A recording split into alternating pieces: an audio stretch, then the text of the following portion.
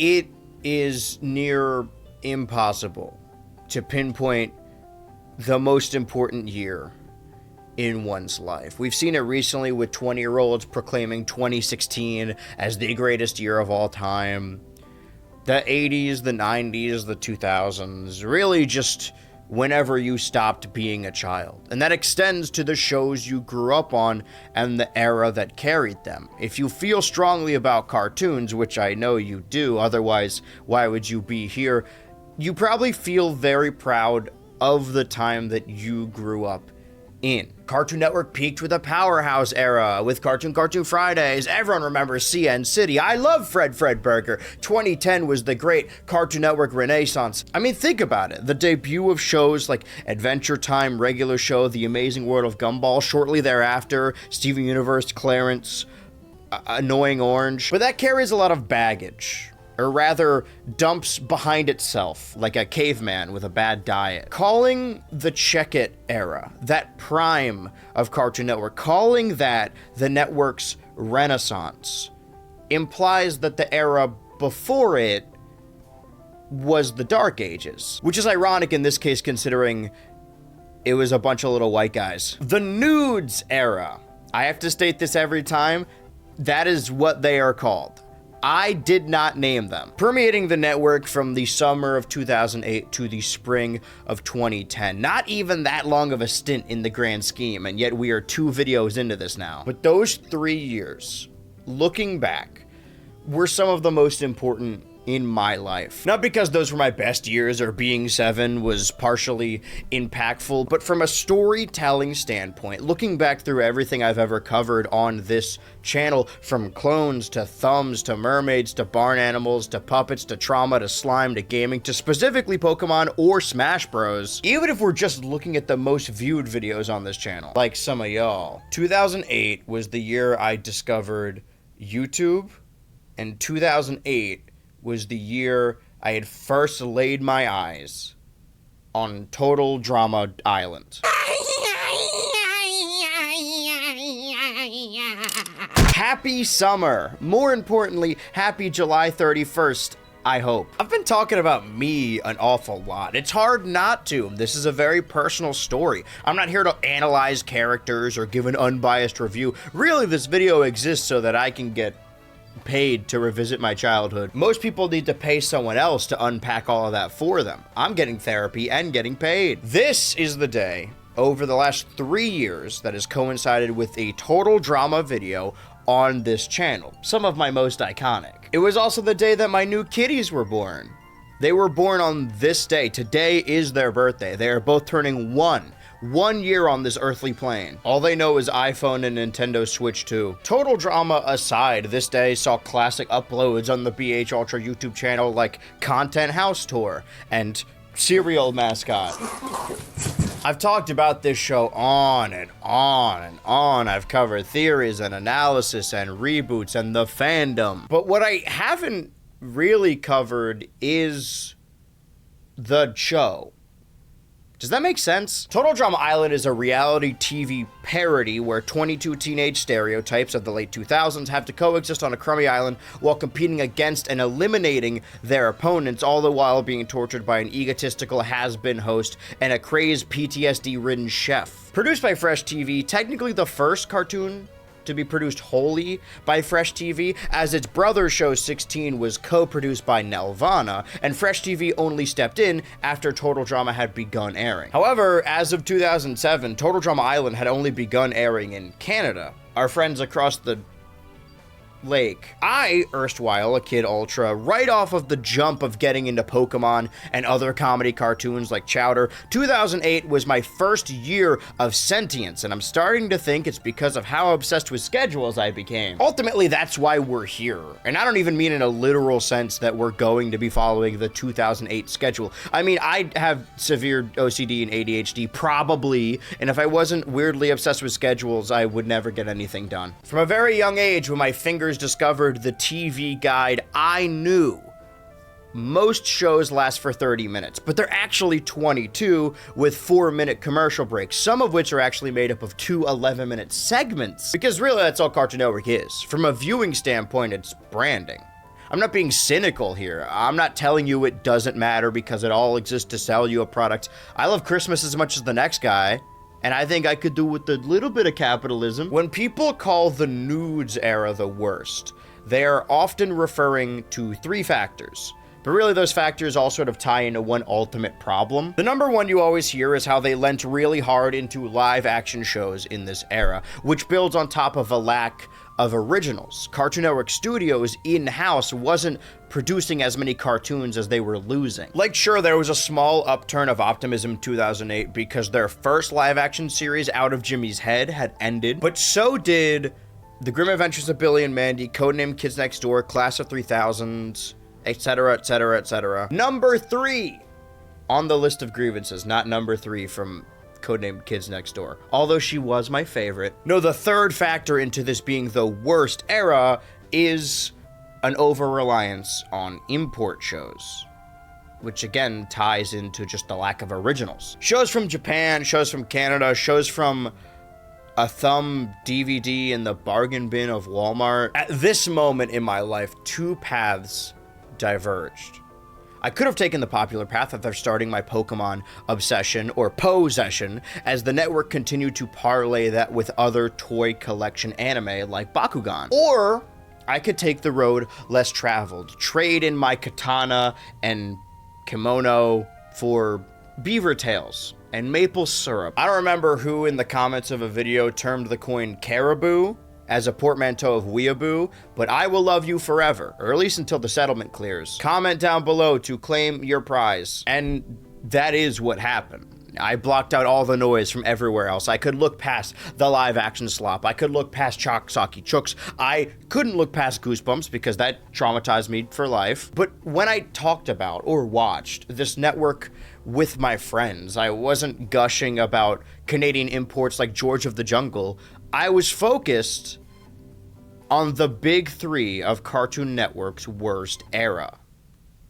That's a good title. Worst era prior to this era we're currently in, where there are no cartoons and the studio shut down and regular show airs at 9 a.m. As of filming this, they announced a decent amount of stuff for Cartoon Network's anniversary. Of course, the anniversary is going to be held on Adult Swim, but it's certainly more than they did the 2 previous anniversaries. If you didn't know, this is actually the first chapter of this series, but there is a prologue covering the time before this big 3, before Thursdays, where Chowder got a head start of the first 12 episodes. But I've always wanted to talk about these 3 shows together, because if you watch them on streaming, there's no association whatsoever. Maybe one offhand reference to the Thursday night block, but at the time, there was a Friday night block known as Fried Dynamite, which was the last scream of a dying era. Technically, where we're starting in June of 2008, we're still about a month out from a major rebrand. We haven't even seen any Noods yet. Can we just, every time I say Noods, have them appear on screen so that people know what I'm talking about? The fall era, with its cool rock and roll aesthetic made up of several live action children. It was really a continuation of that Jimmy vibe. And Jimmy was not long for this world, neither was the era. At the same time, less than a day later, Saturday mornings were dominated by the Dynamite Action Squad, which stuck around a little longer. Probably because Pokemon and Bakugan and Ben 10 Alien Force are far more popular than reruns of Out of Jimmy's Head. Actually, days before this, at the very start of June 2008, the Cartoon Network would debut their new Sunday night movie block, simply known as The Flicks, kicking off with the network premiere of Hook, starring Robin Williams. Fun fact about that movie is I actually own it on Laserdisc. Another fun fact is that I do not own a Laserdisc player. The reason Fried Dynamite was dying, branding aside, was that it was just pointless. If you wanted to watch a movie, you have Sunday Night Flicks. If you wanted to watch action cartoons, you had the Dynamite Action Squad, which was followed in the night by Toonami. If you wanted to watch comedy cartoons, you have the Thursday night block Har Har Tharsdays. This summer, Cartoon Network has Chowder and Flapjack back to back. Adventure! First, it's all new episodes of Chowder. That's me! Then it's our brand new show, The Marvelous Misadventures of Flapjack. That's me! Oh, how'd that get there? That's not right. Rada, rada, rada. Rada, rada. You can't quit. That's adventures. New episodes of Chowder and the brand new series Flapjack. Tonight at 8, only on Cartoon Network. Part of Har Har Tharsdays. This was a tradition in my household. Every Thursday night, I would gather with my two sisters and we would sit down with our faces glued to the screen and watch the weekly block. It wasn't just the shows, it was the colorful branding. It was the peppy music made up of laughs. Even the name kind of makes you want to giggle. And tonight, Thursday, June 5th, it was being shaken up. It's weird how consistently June 5th keeps coming up, especially over the last couple of years. The Prodigal Son, the network's last chance, a lifeboat for all the other canceled shows. Chowder returned after a month-long hiatus without any new episodes at 8 p.m., followed at 8:30 with the premiere of a very odd show. The kind of show that can only exist through the love of the audience and the efforts of the crew, almost like that of a bustling pirate ship. The Marvelous Misadventures of Flapjack, which initially started on this network as short 2-minute shorts, but tonight would see the show in its first time being an actual 30-minute slot, followed at 9 p.m. by the impact of a Canadian classic that had already aired all of season 1 across the lake over on Teletoon. Cartoon Network just picked it up because, frankly, it was cheap. They couldn't have possibly known how big this was going to be for the network. Speaking of imports, the night would also end off with the network premiere of season 3 of Johnny Test. This was already a couple years after the folding of the WB into the CW, thus losing cartoon blocks on the other networks like Kids WB, Cue the Thunder. It's why the Diamond and Pearl anime was the first season to air on Cartoon Network first. Prior to that, it had mostly gotten WB's table scraps. But now the WB is dead, and Cartoon Network gets to pick its corpse dry. Hence, a season of Johnny Test that technically already premiered, but now it's new to the Cartoon Network. Dr. Ultra, I think there might be a mistake here. You just listed off 4 shows, but the framing refers to the block as the Big 3. Are you going to be talking about Johnny Test? Short answer, no. I can't give you the tall answer. I'm like 5'5" on a good day. June 5th, 2008 would mark the premiere of Chowder Episode 13, The Vacation and the Sleep Eater. The crux of the Chowder Prologue set before this was really just me understanding how much effort was put into the show and understanding the people who made the show that I love possible. And The Vacation is a prime example of that. Being written by the show's creator, C.H. Greenblatt, who has obviously written for every episode of the show thus far, but also Kevin A. Kramer, and boarded by Clayton Morrow. But while this is Clayton's 5th episode they've boarded, this is only Kevin's 2nd, having previously written A Taste of Marzipan, which is a very rivalry-centric episode, and also War. I'm not going to go over everything about Chowder. Again, you should probably just watch the prologue. It's quite short. But the episode itself was directed by Eddie Houchins, making this his 9th episode, with art director Dan Kroll, who has fit the same job description for every episode since after the pilot. Once we get into Flapjack, this crediting system I set up will make a little bit more sense. The second segment, The Sleep Eater, was also directed by Dan and Eddie, with writing by the show's creator, but storyboards by Peter Braungart, who you may know as the creator of Uncle Grandpa, but I personally know as the creator of Secret Mountain Fort Awesome. I don't know him personally. It's just that show is personally more important to me. You see what I mean? This is what I was setting up earlier. It really just depends on when you were born.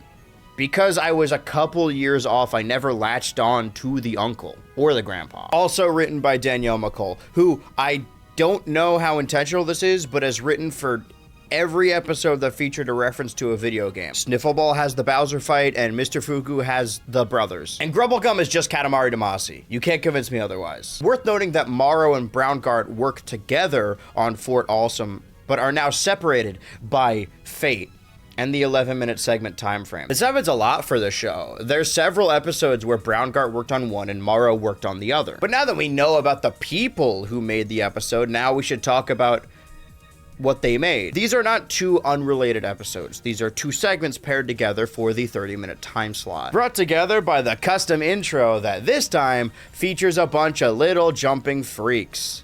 soon enough we will begin to see these visual gags in the theme song start to repeat. Now, these two segments are not in competition with each other, they just simply serve different purposes. Initially, I assumed that Chowder was on hiatus for so long so that the new episode could air alongside the new version of Har Har Tharsdays. But this first bit, the vacation, is referring to a trip to the beach that the boys of Mung Dahl's catering company have to make to cook their donuts correctly. That's not a euphemism, but this is. Beach sun, nature's very own heat lamp, can transform these soft, white, doughy goo balls. Who are you calling a goo ball? The main conflict is the trip being sidelined as Chowder needs to go to the bathroom, but getting trapped, which eventually results in all three boys systematically getting stuck together. You could tell when I wrote this because there's a typo and I wrote the back room instead of the bathroom. And it's like mostly toilet humor. I mean, it does literally predominantly take place in a bathroom. Do not let my high horse deceive you. I found this shit hilarious in 2008 and shit in general. But compared to the second segment, episode 13B, it's kind of no contest. But this episode sets the mood, not only for a returning series, but for a summer vacation. The call to action involves a beach they eventually get to, and because of that, the cast is wearing swimwear the whole episode. Have you ever tried to go to the bathroom while wearing swim trunks? Have you ever tried to pry a net off your hacky sack? If you went into this video expecting me to be analytical, or even unbiased a little bit, then you're on the wrong channel, frankly. The trilogy I'm going for here is more just recounting the summer of 2008. I think I've come to terms with the fact that I might just be a nostalgia guy, at least for this channel. But I'll give you more personal summer anecdotes later. I'm gonna be making a lot of comparisons to SpongeBob, which I only had in my notes for this episode, but decided not to mention it. They do use the same stock bubble sound, though. What I'm getting at is that this episode isn't bad by any stretch of the imagination. It's a good start to the summer. It's just not really what I find particularly funny, at least not at my old age. And you could easily turn that back on me and say, yeah, man, it's a cartoon for children. As far as the United States draft is concerned, you're 35. But that argument has no leg to stand on because I thought The Sleep Eater was hilarious. Because it's more of what I love about Chowder. It's an absurd story with a crazy looking character and visually striking practical effects while also balancing it out with smart dialogue and story-breaking bits. It can ruin your appetite and blah, blah, blah, blah, blah, blah, blah, blah, blah, blah, blah, blah, blah, blah, blah, blah, blah, blah, blah, blah. You are not listening to me, are you? Yes, I am. What did I just say? Blah, blah, blah, blah, blah, blah, blah, blah, blah, blah, blah, blah, blah, blah. And I missed the last part because I was looking at the food. I don't mean to come across like one of those adults who watch Bluey and then post about how the show is actually complex and only for them and super deep, but this show is smart when it wants to be. It was really a toss-up between using that clip and the no. You're not in this episode. I got around the one clip limit by quoting it directly. Now who's writing smartly? Unless smartly isn't a word. Little moments like Mung and Shnitzel guarding Chowder's bedroom with a giant spoon and fork and then constantly swapping them, having to de-chain Chowder so he can pee, accidental allusion to the previous segment. So the sleep eater in question refers to Chowder's new late night habit where his body transforms into a monster to feed him, which he is distraught over because what's the point of eating if you can't remember any of it? The whole thing results in an internal battle of transformation like that of Dr. Jekyll and Mr. Hyde, although it's Chowder, so in this show they'd be called like Dr. Jelly and Mr. High Fructose Corn Syrup. Damn, maybe this Pete Brownguard guy knows what he's doing. As of writing this, I actually haven't ever gone back to watch Secret Mountain Fort Awesome since it aired, and I kind of don't want to, so I can just keep defending it blissfully. Good episode of Chowder, thumbs up. Neither were bad, but I do think that those two segments project the two sides of this series, the two directions it could go. And personally, I much prefer when the show leans into the absurd. We are lacking in more music montages, but this is a different video, so that counter can be reset and I can forget about it anyway. I gotta think of new running gags for this one. I prefer the absurdity, and so do you, strictly off of how many of you have seen that Truffles clip, but not the actual episode. Of all the bits we often see shared around, a lot of them we've seen so far, and this is only episode 13. So it's possible that when people talk about Chowder, they're often talking about season 1. This new episode of Chowder ends with a puppet of Mung Dahl and the titular Durr trying to keep nuts in a can. Again, not a euphemism. Sure, Chowder had returned after a month of silence back to weekly installments for the rest of the season, but Chowder already had the channel put on its shoulders. Now it had the opportunity to reach a hand down and pull up a worthy contender. In the last video, I talked on and on about Chowder, and then also Astro Boy. I think there was a lot of Astro Boy in there. Before we can jump into the world of the marvelous misadventures, we need to understand how we got here. Thurop Van Orman, a man who looks exactly like his name sounds, but somehow sounds nothing like how he looks. He was a real adventurer, whether he was living off the land in a hut, living on a dilapidated island, living in the jungle, or dumpster diving. Those are all real Thurop stories, allegedly. I am by no means questioning Thurop Van Orman's stint as an adventurer. I am saying that it would be really funny as a bit if all of these cartoonists who went to school together made a pact to invent the most insane backstory they could for Thurop. But as the story goes, Thurop Van Orman lived a long life of adventure on the land and at sea and taught himself how to live off of both, making him not only familiar with the exciting aspects of life, but also the gross parts. Because we need to make something clear right now. I am going to be using words like gross or grimy or ugly. I don't know when this happened precisely, but I have my suspicions. When talking about cartoons, ugly has become a shorthand for done incorrectly or uninteresting. When that couldn't be farther from the truth. Ugly is an art style. Ugly is a choice. Ugly takes deliberate artistic effort. You wouldn't describe a show like Invincible as ugly, but it's just like boring as sin now. One of my favorite shows the last couple years that probably is canceled now is Royal Crackers, and it honestly took a little bit for me to get into it because it just looks like a generic FX show that would honestly last one season, so I'm glad it lasted two. The Marvelous Misadventures of Flapjack is an ugly show, but the crew took painstaking effort to perfect the details of that ugliness. And just looking at the intro, which sets up the main conceit, also stop motion animated, you're gonna fit in great alongside Chowder. We see a young and excitable adventurer, the titular Flapjack, voiced by the creator of the show, Thurop Van Orman.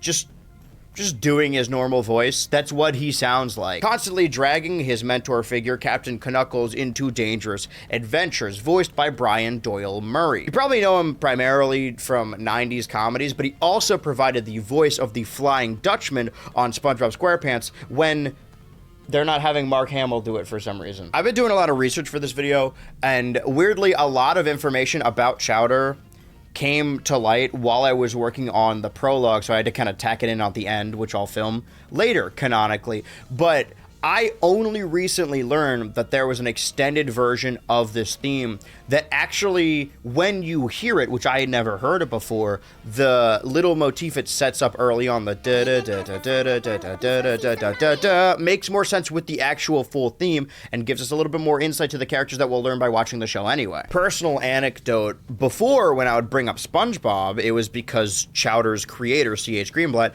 wrote some of my favorite episodes in that show. And I think that some episodes of Chowder could easily read as SpongeBob and Squidward. But Chowder is only similar in dialogue and characters. Flapjack is similar in aesthetics. We see glimpses of Stormalong Harbor in this intro, which is the dock that they park at and is honestly a character unto itself. And when the first episode begins, we see the iconography that makes Flapjack unique and unforgettable. A watercolor painted backdrop and moving cardboard water props in the foreground, making the whole show read like a live theatrical production, whereas the episode concepts themselves are taken more from young adventure novels or stories told around a boat. The summer of 2008, while on vacation, staying at a beach house with several families, when you're a kid and going to kid places that are water adjacent, there's going to be pirate iconography everywhere. So while other boys were molding their brains to want to be astronauts or cowboys or ninjas, shout out Skunk Fu, I was absorbing Flapjack and SpongeBob and then walking on an actual dock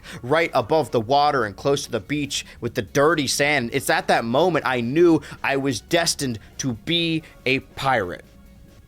Or a YouTuber who talks about pirates. It's a really tough life for someone who doesn't like Johnny Depp or live service games. An important aspect of Thurop's story that I didn't mention was his stint at the CalArts Institute of Art. Someone in the audience just clenched their teeth really hard. It's really funny that, as the story goes, he did a full degree at CalArts and then also went to become a seaman afterwards anyway. It's like how Doctor Doom is the heir to royalty of his own goddamn island, but also decided to go to college in New York. But Cal Arts, circa any year that starts with a 2, really was the breeding ground for a specific era of American cartoons. Because there is no such thing as the Cal Arts art style. You want to look at a frame of Flapjack and tell me it looks the same as Star versus the Voices of Evil, but that fragrant class did make lifelong bonds that would dominate the airways for years to come. The very first full episode was written and storyboarded by both Thurop Van Orman and J.G. Quintel. J.G. Quintel acted as the creative director for both segments of this episode. It took me a while to figure that out because consistently the episodes are all mixed and mashed around on Hulu for some reason. The 2 segments that aired on June 5th, 2008 were Several Leagues Under the Sea and I See You. And like the Chowder episode before it, the 2 segments served different purposes. However, when I talked about Chowder and the people who made it, I would often just slide over the creator of the show because it was not uncommon for him to write for the show. It was his show, and every episode we've covered so far has been written by C.H. Greenblatt. But Flapjack is a little different. Thurop Van Orman didn't write or storyboard for every episode, but every episode was written by the same people who boarded it. Does that make sense? That's really just to say, despite the 2 sibling shows sharing a lot of similarities, the ships are run a little differently.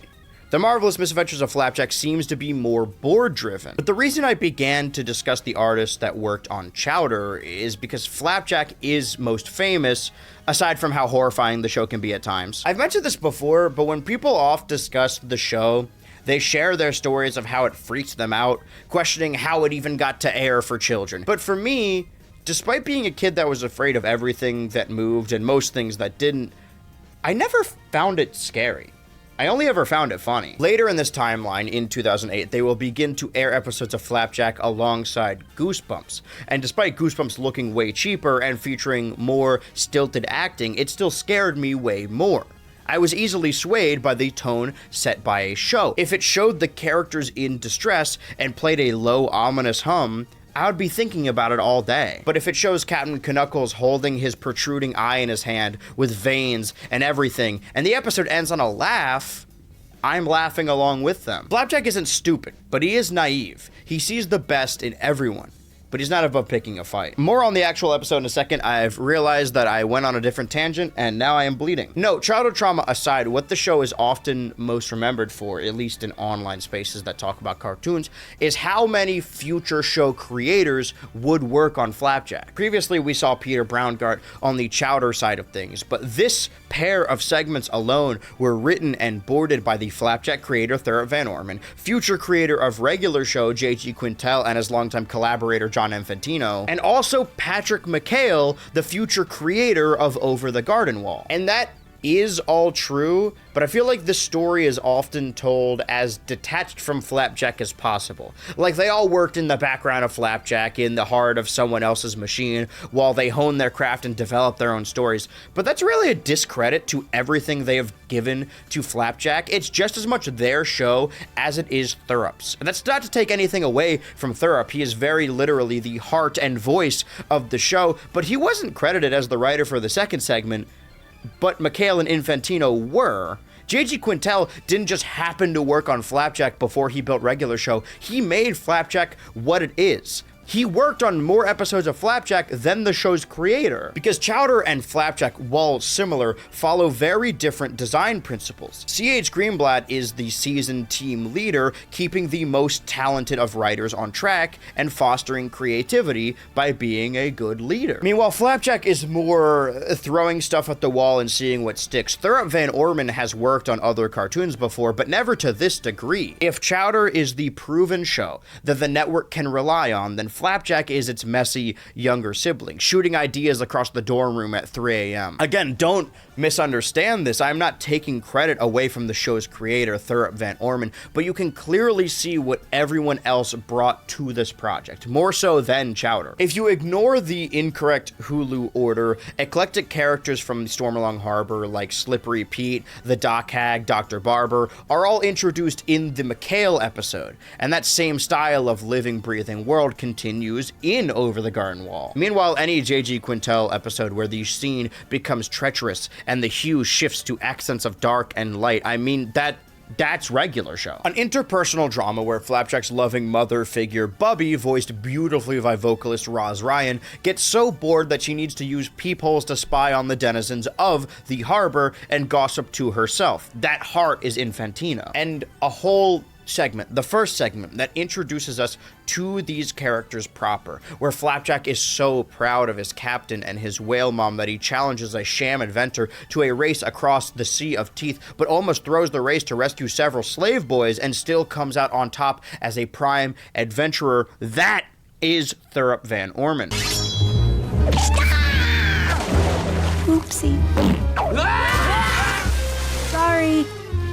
Don't mess with my friends. The conflict is built around this scammer using slave labor but disguising it as groundbreaking technology about a decade and a half before Elon Musk did the exact same thing. They keep trying to reinvent slavery, but that's not what this is about. While we're on topic, the inventor is voiced by Jeff Bennett, who actually showed up in Chowder previously as the Thrice Cream Man and will continue to show up across Flapjack's episodes. The first, but not the last, to cover both sides of this coin.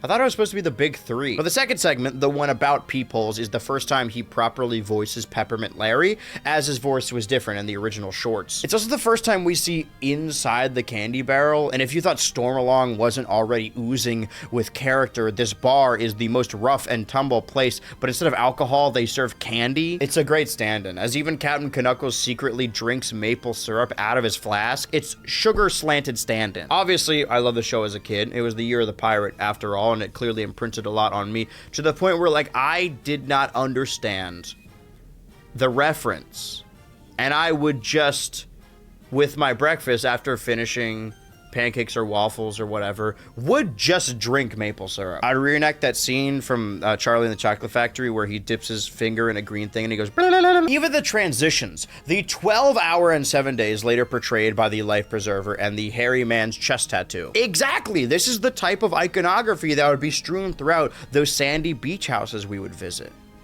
Not the man's chest. I mean, the paintings they hung up were certainly intriguing. It's also the first time we see Peppermint Larry's candy wife, rendered in the claymation doll style, but we don't see her move. Not just her mouth, but any part of her actual body. The joke, of course, being that she may or may not actually be real, and that joke was continued into my teen ages. We had this math teacher who looked and sounded exactly like Peppermint Larry, and he would legitimately go on and on about his wife, like way more than someone who actually had a wife would. So we had this running joke that he actually had a candy wife back home. I did not do well in school. I'm promising to take me on an exciting adventure. It was a long night, Flapjack. I'm sure I said a lot of things. That's in here too. Where did I say we were going? I'm really just hoping I can impart some of my love of these shows, because now that I've begun actually rewatching all of them, I'm constantly bouncing between whether or not Flapjack is my favorite cartoon or if it's still Chowder. But it is the end of July, and I'd hazard to guess you viewers aren't here to hear me talk about Chowder or Flapjack because you only care about one thing, and it's fucking disgusting. That same night, June 5th, 2008, after 2 new episodes, including a proper premiere, the clock rolled over to 9 p.m., and the light began to dim. A show that required both a specific parental advisory and a warning for the viewers to not replicate the stunts pulled on the show. A show that features drama and intrigue and physical challenges and semi-complex characters and adult themes, and would shape my childhood and change my life and explode my YouTube channel and give me a job and a passion and a career and a purpose. And I did not like it at first. I didn't get into Total Drama Island until the Clash of the Islands marathon held in September. By then we were 14 episodes deep, all the way to the 2 teams merging. I think 2 factors are possible. For one, I don't think I understand what it meant to be satirical. Because to do this project, I also received several rips of the era, including commercials and bumpers and branding. That was an integral piece of the timeline. As these videos go on and on and on, I'll start talking about the cartoons less and the actual era more. And the way they talked about Total Drama Island was obviously very tongue-in-cheek. Each episode promo would feature a booming voice going over how dramatic and tense the show is to watch. If you don't know, Total Drama Island is a scripted animated reality show including 22 campers competing on a crummy island at a crummy summer camp on opposing teams for $100,000. This show is a satirical take on the rise of reality programming in the latter half of the 2000s. Nastier surveillance competitions like Survivor. It's why the show, in its art style and its premise, is often compared to Drawn Together, which is also a faux reality show. You may love Total Drama Island because it's fun to watch the challenges and speculate on who's going to get eliminated next, and I think it stood out at the time as a cartoon that you sort of had to watch in order. It followed one serialized plotline. Shows on the Cartoon Network like Kids Next Door and Samurai Jack also had expansive worlds and one concurrent plot, but it was still episodic. You could jump in whenever. Despite how popular the show was on Cartoon Network, this is something they struggled with for a while. The network really fought back whenever a show attempted any sense of serialization. It's the reason Finn just gets his arm back a week after losing it, and Peridot was excommunicated to a barn never to be seen again. But regardless of what you love about Total Drama Island, it is a parody of those reality shows. The joke being that you think it's going to be a teen drama like Dawson's Creek or Degrassi or Euphoria, but then there's just a big guy farting the whole time. It's the same thing with Clone High. So when every commercial kept telling Kid Andrew that it was a serious drama for teenagers, the kid believed them. Why would I want to watch that? That's not funny. I am 7 years old. I do not care if the blonde one kisses the jock one. And that's not really the network's fault. It was very clearly in on the joke. The only person not in on the joke was yours truly. Even if I did give the show a chance, the first episode is rough. Not that it's bad, just that it acts as a 30-minute introduction to the series, which works if you're watching the episodes back-to-back on YouTube or Netflix or a marathon. But the first episode, Not So Happy Campers Part 1, would be followed up with its second part a week later. So in June of 2008, you just meet these 22 campers and their two hosts, get a teaser for the first challenge, and it ends. This doesn't make the episode bad. It actually helps me a lot in this video when introducing the cast and crew. I'm just saying, I understand why Kid Ultra was turned off until September. The show was created by Jennifer Perch and Tom McGillis, a team responsible for sibling series under Fresh TV, 16, Stoked, and the live-action My Babysitter's a Vampire. A list of shows you may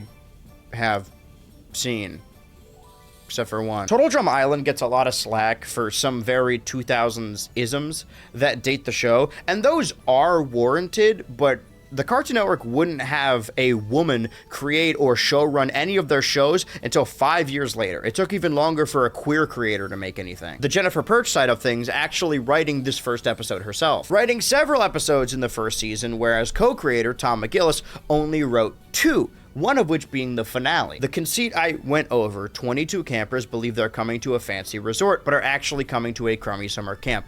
I think that the original incarnation of Total Drama Island has a lot of funk to it. Obviously, at this point, the satirical nature of the comedy took center stage, so if a character needed to be gone, the show would bend to make that happen. It's not really a show you're designed to care about the rules, at least at this point. But I do think that something that's lost in the later seasons is that rug pull moment.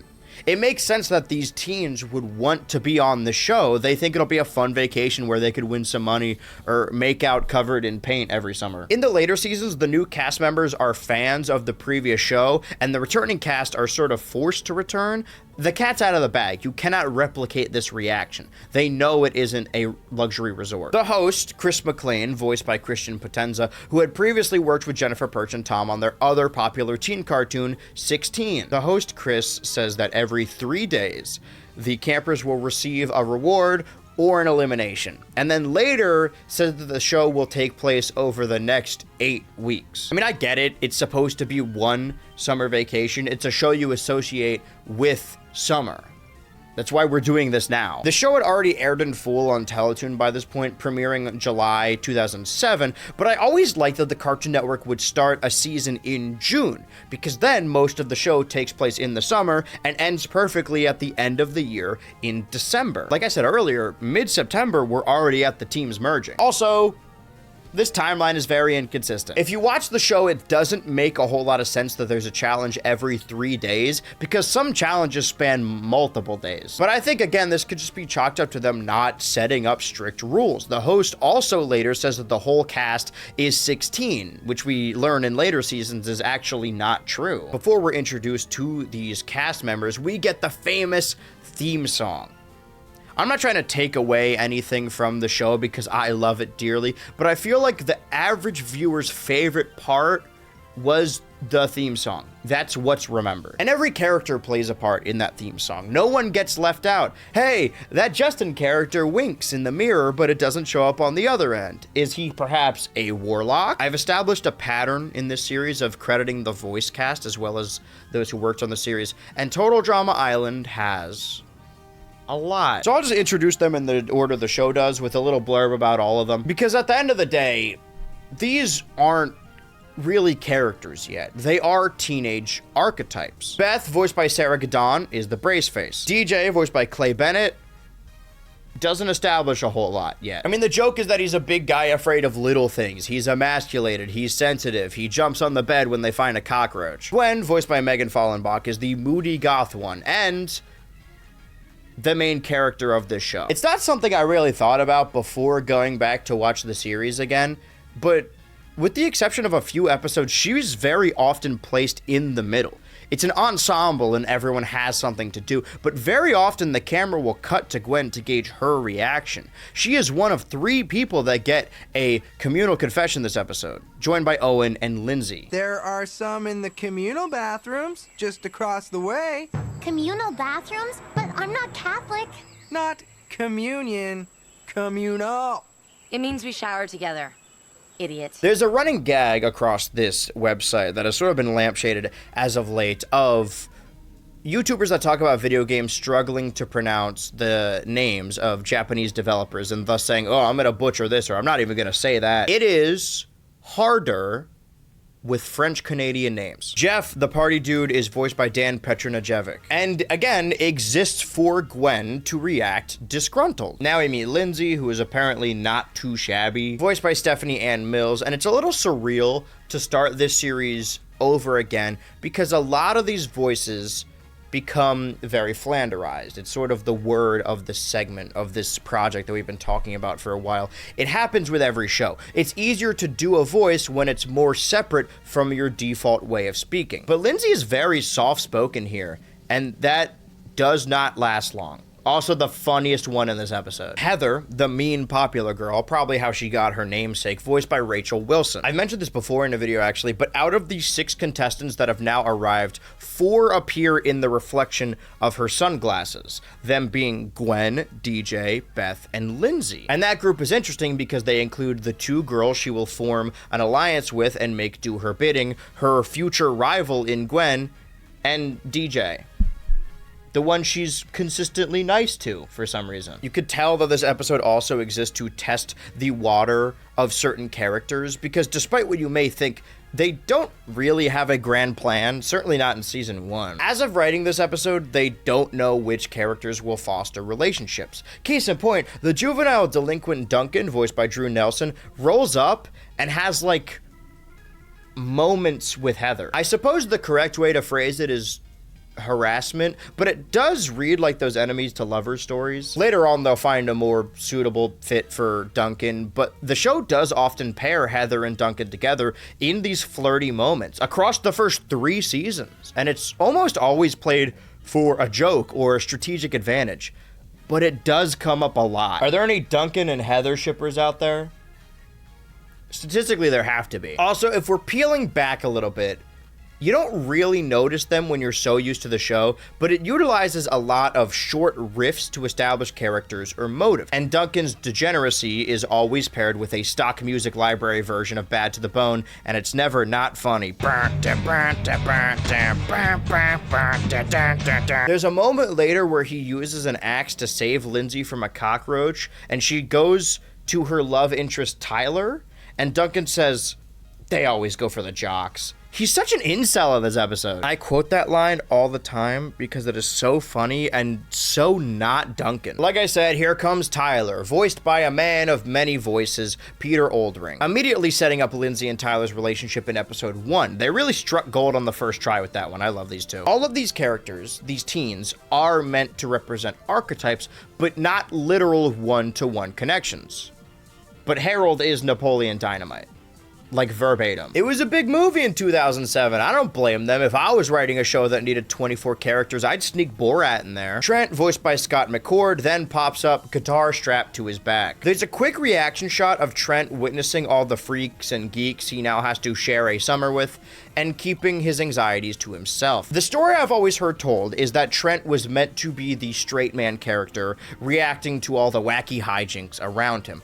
And then comes season 2, they wanted to do something more with his character, so they gave him severe mental illness. But he has a sweet moment with Gwen, again showing that she is not some kind of freak and or geek. These two are meant to be the sense of normalcy for this show. Her being goth doesn't really negate her level-headedness, because they had already pulled this off in their prior show, 16, where Nikki, the alternative chick for that series, is also the grounded one of the group. Gwen just looks like that. It's not like Trent walks up to her and she immediately breaks into a, "I am a creature of the night. Don't fall asleep on me or I'll bite you. I'm wanted for war crimes, even though you might think I'm a cinnamon roll." You know, like how the reboot did. "I am the cooker, I do cook. I am the cooker, I like to cook." Ironically, Trent has aged worse as an archetype. If I show up to an island and my choices are a punk dude and a white guy with a guitar, I'm hanging with the dude with the mohawk. Actually, now it's kind of hard to tell. Not to sideline this total drama analysis with a rant about the co-option of alternative cultures, but now goth girls is just a lobotomized porn category for right-wingers to want to date children.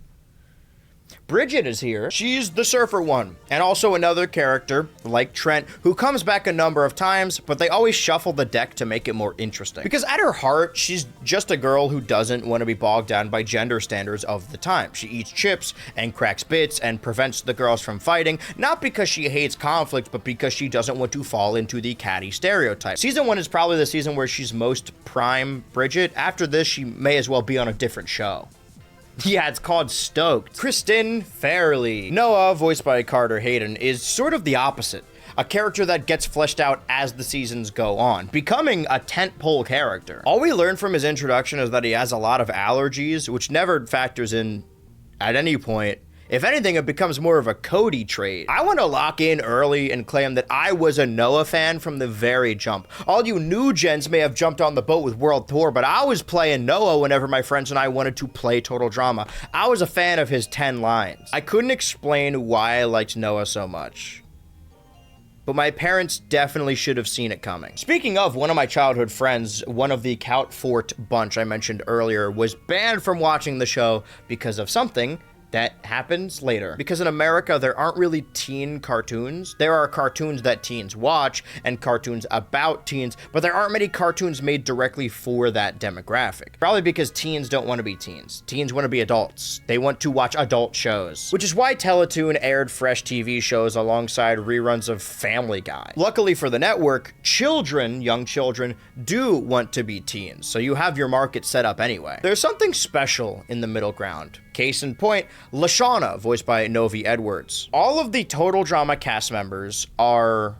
modeled after teen archetypes, or rather, stereotypes. And the show says some pretty nasty stuff to Lashana later, like a character later, and this character has often been accused of being a walking stereotype, and I don't think that those criticisms are unwarranted, but I do think that traditional animation has seen a sort of overcorrection, and I am in no place to be the one saying all this, so I'm going to choose my words very carefully, but because this cartoon caricature was deemed a nasty stereotype, we do not see this type of character anymore. That may be a good thing, but the thing is, there are people like this. There are people that talk like this, who carry themselves with this confidence. I'm not one to dive into nasty stereotypes, but you just don't get this type of character in a kid's cartoon. You can get it in an adult cartoon, but only if they're the punchline or it's a black show. And I know why. It's because marginalized groups are never allowed to be mediocre. They were born into a discriminatory world,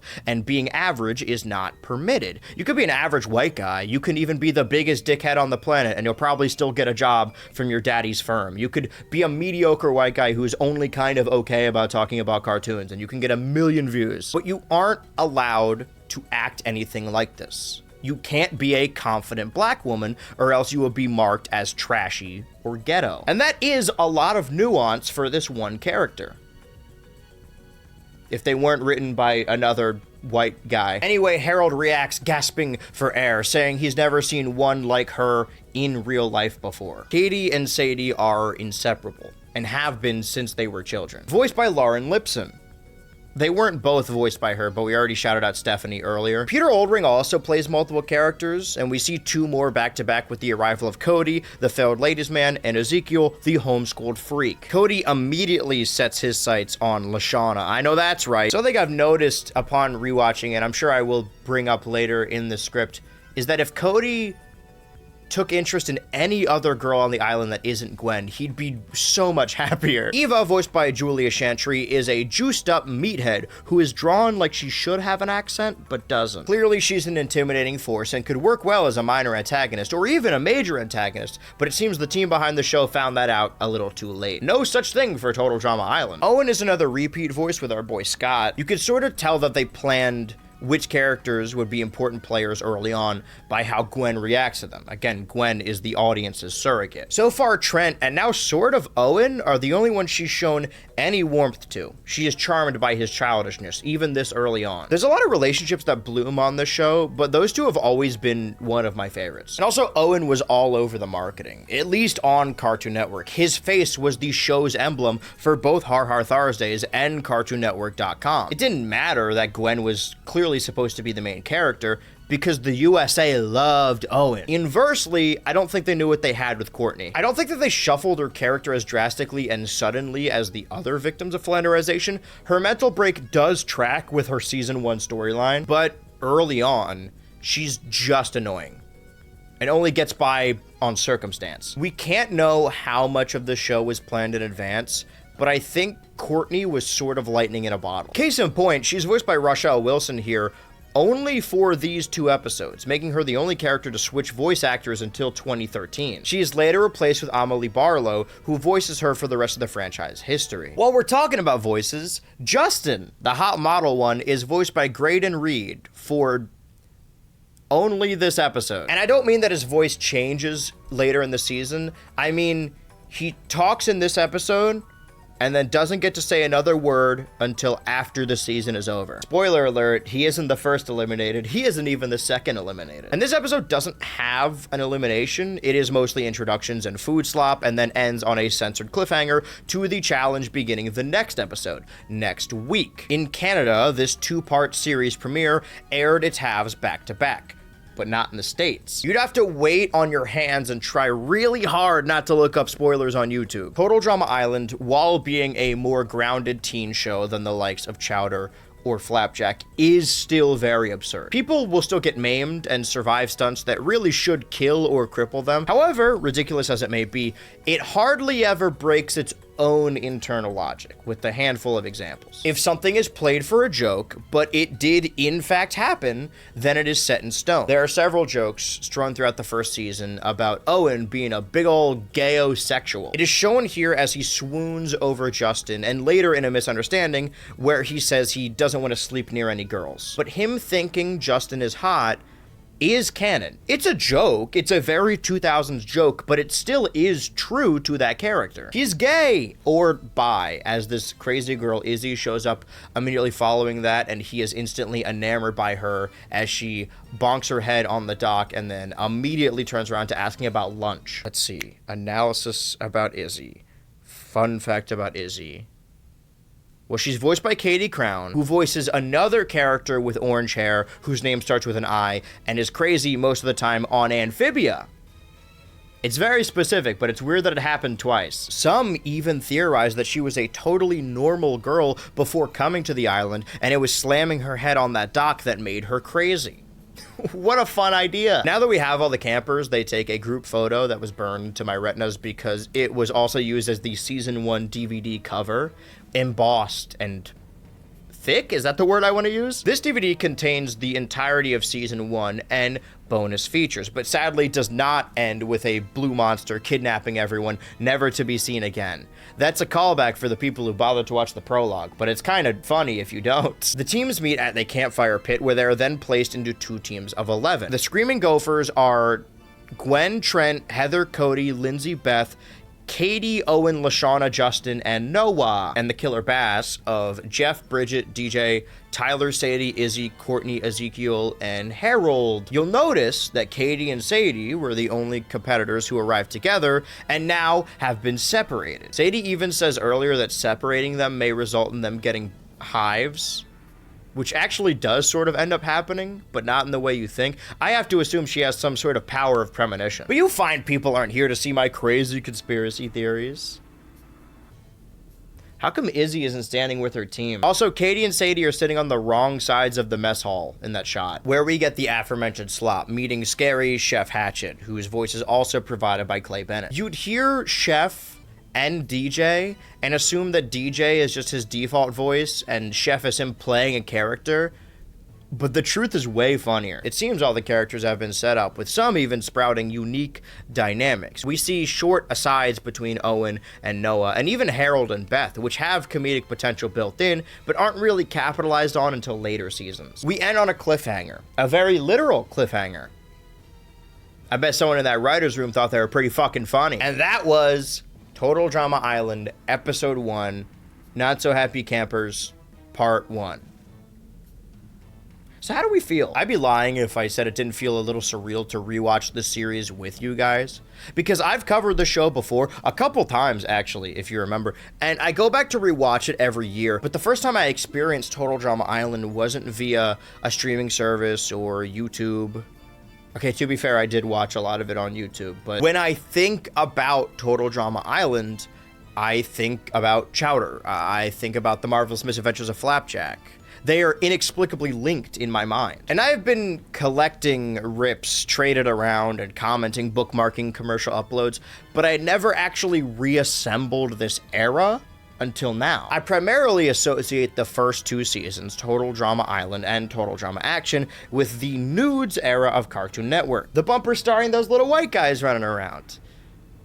I did not name them. Speaking of not being responsible for horrible names, Friday, June 6, 2008, over on the Nickelodeon channel, an hour-long season finale of the Naked Brothers Band aired. While we're at it, I've been mainly trying to focus on our timeline of shows that I have covered throughout other videos. As far as SpongeBob goes, I chose a very specific set of episodes, but on that same Friday, the episode House Fancy hit the airwaves. You know, the one with the toenail scene. Go ahead and just keep showing it on the screen while I'm talking about it. Loop it if you have to, slow it down. A scene so infamous that I almost forgot the episode was called House Fancy. I just assumed that the episode was titled The Toenail or something, and it's just this for 11 minutes. Loop it again, keep looping it. You gotta look at this, man. But if you don't feel the need to watch the prologue, for us to get the full brunt of what Total Drama airing on Cartoon Network was like, we need to see everything. We need to know what happened between episodes. Because what do the good people of the United States hold themselves over with while waiting for those 22 teens to actually jump off a cliff? Kung Fu Panda is in theaters, coinciding with the Happy Meal toys shifting towards Kung Fu Panda as a brand. I don't know if they have a very specific working relationship with DreamWorks, or if DreamWorks was just firing on all cylinders in this era. Because I did enjoy the movie, and I did get the monkey toy, where you push the button on his back to spin his stick around. I remember hanging this toy by its tail in the back seat of my mom's car. Between this being the only panda toy I got and the Winds of Fate resulting in my first Pokemon being Charmander, I was fully engulfed by monkeys. It is still the Year of the Pirate though. And also cryptozoology, just because I had to check something out of the library and those books had the most pictures. Most cryptids are just different types of monkeys. Tall monkey, white tall monkey, Thunderbird. The Thursday we covered, the reason we decided to cut the previous video there and started here was this was the first Thursday night block to be referred to as Har Har Tharsdays. The new episode of Total Drama Island was followed up with a new to Cartoon Network episode of Johnny Test, the one where he farts a lot with a stink button. Is this a wrestling episode?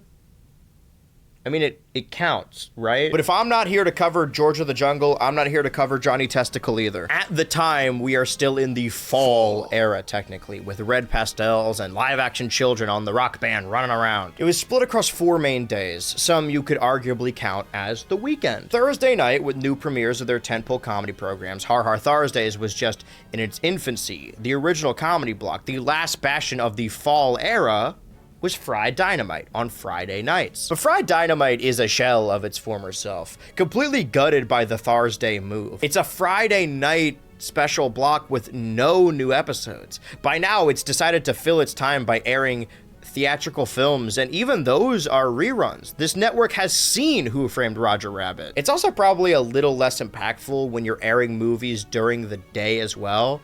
This same Friday saw a Movie Madness screening of Pokemon the first movie, but to be fair, they showed that movie all the time. Some days later, the third Pokemon movie would also air. 2 things off the top of my head.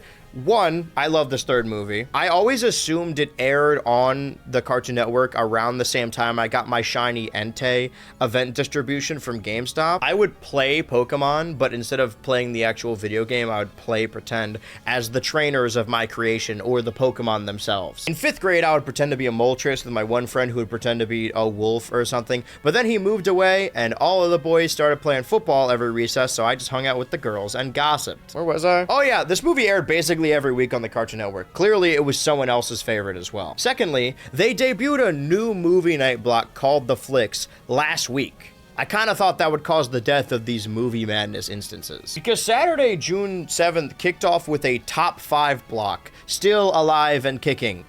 For now. I really didn't think I would have to explain this again. Okay, so the top 5 initially began as a block to air reruns of either the best episodes of the previous week, thus airing on Saturday, or a block of cartoons handpicked by the kids on the computer, but now it's none of those things.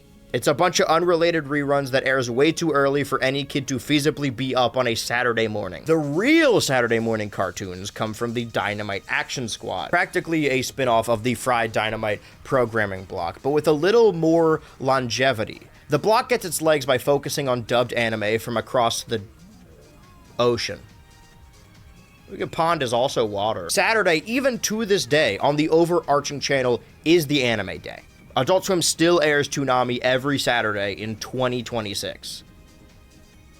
Assuming it's still around when this video comes out. But the schedule for 2008, every Saturday was Japanimation on the Dynamite Action Squad, then a couple hour gap, and then ending off the kids' night with an airing of Toonami, currently still a part of the Cartoon Network, and then transition into Adult Swim, which airs slightly more adult anime the same night. So the day scales from a content rating standpoint. Earlier I said that the Cartoon Network aired a new episode of Johnny Test, but technically that episode had aired a year prior in 2007, but it had aired on the Kids WB block of the WB channel. It was only new to the Cartoon Network. The Kids WB block had folded months prior due to the merger between the WB and UPN. Funny how corporate mergers work out, huh? So all the episodes of Johnny Test would need to be quickly offloaded onto the Cartoon Network, so then they could start airing the new episodes being produced across the lake in Canada. Man, America's across from everywhere. Have you noticed that? A lot of their new shows had come from the Great North. George of the Jungle, and of course, the reason you're probably here, Total Drama Island. But a show like Pokemon is a different story. I mean, none of these anime actually premiered on this date, but their dubs did. When I say new, I mean new to the Cartoon Network. Pokemon used to air new episodes exclusively on the Kids WB, but now that that was long gone, Pokemon could kick off their 4th generation, beginning Diamond and Pearl anime, on the Cartoon Network. But now we're way past that, into airing its 2nd season in that era, Pokemon Diamond and Pearl Battle Dimension. I don't know why it took me so long to learn this. I never picked up on it, but said branding does not exist in Japan. For anime, or Japanimation if you prefer, it's quite common for a show to change its opening title sequence and its end credits multiple times, mostly to mark the start of a new arc. But this is sort of unheard of for us dumb Yanks, so what they did instead was keep the animation for the opening and ending, and instead of risking children learn what a story arc is, they just called it a new show. The block itself is kicked off with the Cartoon Network's newest acquisition, Blue Dragon. I don't remember it even a little, so either it was not long for this earth, or I mentally blocked it out on purpose. If I wanted to watch a Poke clone, I would lock into the new episode of Bakugan Battle Brawlers. Transformers Animated was working overtime, and still, the only pieces of plastic I cared about came from those damn Japanese cartoons. But I was never a Transformers guy. I saw the first live-action movie in theaters on vacation when I was 6, it just never stuck. You may notice that Transformers Animated is not an anime. It's kind of the only show airing new episodes on this block that never even attempted to blend in. Like, Robot Boy is basically a loose adaptation of Astro Boy, and Ben 10 looks like anime now. Saturday morning has the new episode of Ben 10 Alien Force. What are little girls made of? Yeah, Officer is right there. Yeah, he's the one wearing the green jacket. I mean, the Dynamite Action Squad was the most stacked block of 6 new episodes. 6 different shows. All Toonami had a show for itself were new episodes of Naruto. And don't get me wrong, Naruto was big in 2008, but not big enough to carry Toonami on its back. Evidently. Toonami doesn't just have to compete with video stores and tape traders, now they have to compete with YouTube. The entire internet is built around infrastructure that allows you to watch any anime split into 3 parts, and also some edits set to Linkin Park or Skillet if you want. Even Adult Swim is outdoing Toonami. Toonami did it first, bringing action cartoons and Japanimation to the Yanks in the 90s. Adult Swim would then follow suit by dedicating their Saturdays, every Saturday, to more adult anime, which, as we know, eventually coincided with the composition of the two. But for now, Adult Swim aired new episodes of Bleach, Death Note, Shin-Chan, and the fun part about writing these scripts all at once but filming them months apart is I can implement additional knowledge I learned. Turns out it's not pronounced Code Geass. Who would have thought? Again, new to the Cartoon Network family. That word's doing a lot of heavy lifting. That is a lot of anime, but what if I told you that this Saturday also saw the premiere of the Back at the Barnyard episode where they create a secret club that gets destroyed by a volcano, and the episode where they live-action roleplay? Would you say that's better or worse than Naruto? For those of you who don't know, the term LARP, L-A-R-P, used to stand for live-action roleplay, and now it stands for nothing. Sunday, June 8th, 2008 was the domain of Adult Swim, airing new episodes every Sunday night, a tradition that's carried on today with most Sunday nights. I could also talk about their second ever movie night block, The Flicks, as it aired the 1998 film Antz, starting its Antz Revisit, where every week they watch a different movie involving ants. I made that up, but you just wait until next week when the punchline hits. Unfortunately, I do not own Antz on Laserdisc. Over on the Nickelodeon side of things, they saw a double episode premiere of H2O, Just Add Water, with the one where Emma dyes her hair red and the one where she and Cleo find out Ricky is getting involved with Zane. Man, what a great show. We should be watching that. My secret goal is, I don't know, 10 years time, maybe even sooner, that I'll make enough videos where I cover a specific stint of time, and then I can edit all of them to put BHultra in timeline order, which will be 60 hours. The night of Adult Swim was adorned with new episodes of American Dad. My fingers are hurting from doing quotation marks. The marks come from the fact that this episode technically aired on Fox first, weeks prior, but I had consumed all these Fox shows exclusively through Adult Swim. Futurama had just parted ways with the late night block. To me, it may as well be canceled again. But they also had new episodes of in-house series sprinkled in, like The Venture Bros, Metalocalypse, Squidbillies, and Assy McGee. I've seen one of these shows, perhaps another day. Because Monday 9th, 2008 was uneventful for theaters, but also both Cartoon Network and Nickelodeon. Normally I would use the line hit store shelves when talking about a new game, but My Pokemon Ranch was actually a digital game released exclusively for the WiiWare service. I didn't have the game as a child, but I did manage to buy it and download it right before eShop for Wii games closed in 2019. I mean, I got it in 2017. But but it closed in 2019. That counts as right before. I had been transferring up all of my Pokemon to every new game. But by my mid-teens, I had began trying to complete a full living dex, which is where you obtain one of every Pokemon, including one of every Mon in every evolutionary line. And I'd learned that you could get a Mew if you deposited 999 Pokemon into this game.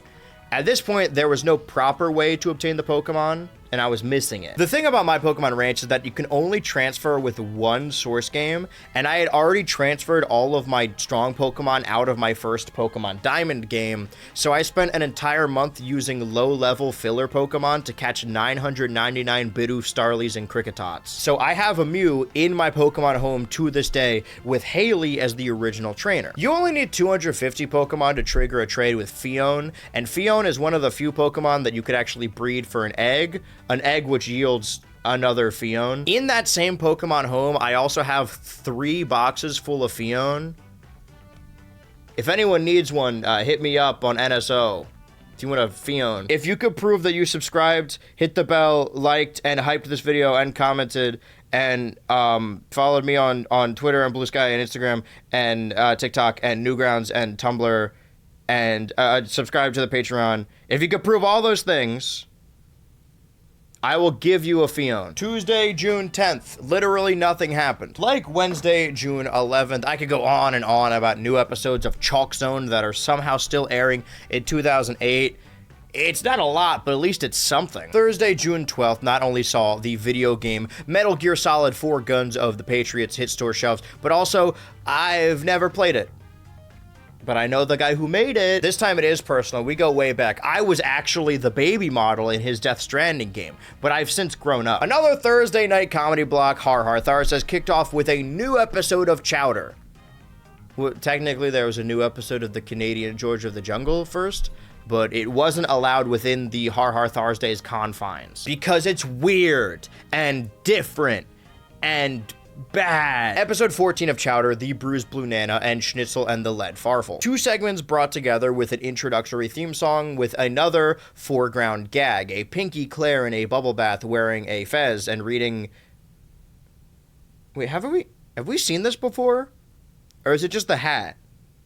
Like, half of them have been bath time. 2 episodes, like every episode of the series thus far, co-written by the show's creator, C.H. Greenblatt, with Bruised Bluenana being co-written and boarded by William Rice. They've collaborated on prior episodes such as Chowder's Girlfriend, Burple Nurples, The Cinnamony Monster, The Flibber Flabber Diet, The Elemelons, and At Your Service. If you're a Chowder whiz, or at least I've watched the prologue, that list was bookended on each side by an episode primarily involving Panini. The Bluenana follows suit as another Panini episode. Both segments of this airing revolved around side characters in the world of Chowder, but I'd like to focus on Bluenana for a second because it's something that I've been dancing around. In 2026, we have a much different interpretation of characters who are relentlessly pursuing a romantic interest. I'm not here to create a deep analysis of a show made for children that I also watched as a children, nor am I saying that this should be put on a big list of banned episodes in the Warner Brothers library, if that even still exists. But earlier, I was not making excuses, but just giving my perspective on the Panini of it all. Because I watched the show religiously as a child, and ever since then, I knew I wanted to be a person who talks about cartoons on YouTube. So I've never gone back for a full series rewatch. And maybe there's a small part of me that didn't want to go back off of the chance that maybe the show wouldn't hold up as I remember. But upon going back to the first dozen episodes, there were a couple weird standouts. Nothing dipped too far into like the Canker Sisters territory. But the thing about the Canker Sisters is like that's widely accepted to be really fucked up, but people still have nothing but good things to say about Ed, Edd, and Eddy. I viewed all of the Chowder and Panini episodes where Panini is hopelessly obsessed with Chowder, who wants nothing to do with her, as charming, childish, viewing it through the guise of lonely kids with no friends. It's a little cute, but I had seen the show before, just years and years ago. I knew what eventually happens. Like any show, the characters become more flanderized to fit more comedic situations. Again, that's not an insult, that's just a fact for most TV shows. What I'm trying to do with this project is hopefully change the way people view Flanderization, because I feel like it isn't necessarily a bad thing. But the two shows that Chowder takes after most, arguably, are SpongeBob SquarePants and The Grim Adventures of Billy and Mandy.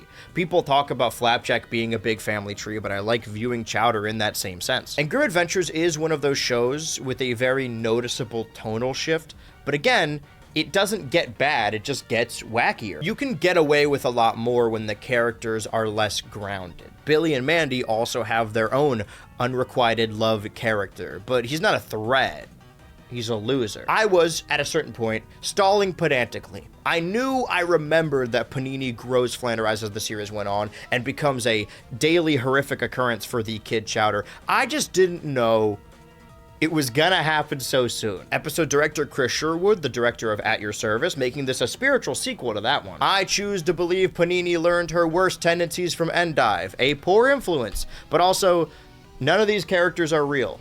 None of this actually happened, and the show is funny. Now that we got that out of the way, shout out art director Dan Kroll. Art directed every segment, excluding the pilot. Okay, so we begin on Panini talking to herself while spying on Chowder through a heart-shaped telescope. Well, this is the first time we've had a Panini-centric story in a couple of episodes. I hazard to say it's focused on her. If anything, she's the primary antagonist. Chowder stands blissfully unaware of how his day is about to be ruined, talking to his own bad influence, Gazpacho, until he is pulled away by a fishing line as Gazpacho hides in a pickled jar of terror. Before, it was cute and a little cringe, and I'm using that term correctly, like literal cringe, not in the way that people use it to just bully ugly people on the internet. This is the first time Panini is creepy. Chowder accidentally bruises one of Gazpacho's new order of Bluenanas, from the title of the segment, as Panini believes they need to nurse it back to health, devolving farther and farther until it becomes a literal embodiment of a living, breathing child. We do learn at the end of the episode that it is sort of real, because the Bluenana did have a mother, but Chowder smashed the Bluenana with a mallet. You're getting your son back in a shoebox. Good people don't end up in Marzipan City. My Google Doc autocorrected good people to say food people. That's actually a pretty astute observation. Before that, Gazpacho also tried to take the baby in a Bluenana costume, but trips up when he calls the baby him, as Panini corrects Gazpacho that their baby uses it/its. The woke predator. It's another piece of Panini characterization that is seldom talked about because it's often used for a gag. Panini calls Chowder her baby daddy, and then does this head move. Where did you learn that? Who taught you these words? I feel a kinship with these kids, not just because I was their age when I started watching, but also I was surrounded by bad influences at an early age. It's just that all of my influences came from YouTube. They were online, and at least one of them did blackface. Like a lot. Panini is helicoptering over him at work, which gets everyone else involved as we gotta hear whatever bullshit they're gonna add. There's a visual gag about how women are emotionally draining. My sisters love watching the show with me. Maybe they just ignore these parts. Last time I said it would be easier to count the amount of episodes that didn't have montages as opposed to ones that did, and that reigns true with both sides of this episode, both segments. There are also both montages not rooted in song. It's not like the montages are silent, they just also contain dialogue. A montage of Chowder absolutely killing that Bluenana, bludgeoned to death. And I could do a lot of mental gymnastics for this show. I could say it's sweet that Chowder is still attempting to spare Panini's feelings even if he is afraid of her, and that deep down she only thinks she wants Chowder, but when in actuality she just wants a family that loves her. But I don't even think that the writers put that much attention into the interpersonal relationships. There's a running gag about the characters turning invisible in this episode. It just isn't that type of show. I mean, this is sort of why I worried about covering a cartoon that I really like episode by episode. At this point in the framework of this channel and cartoons, I make two types of videos.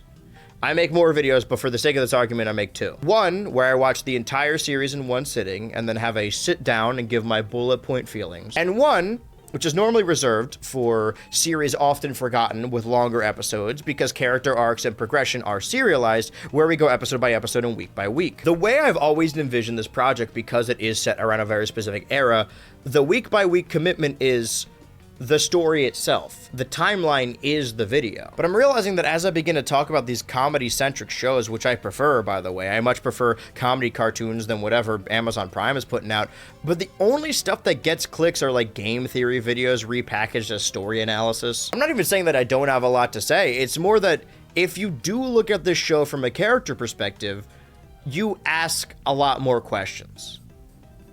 I think we should wrap this up. Did you ever notice the baby has your eyes? Oh, they're beautiful. Just like you. Touch! Chowder, stop! You're making the baby cry.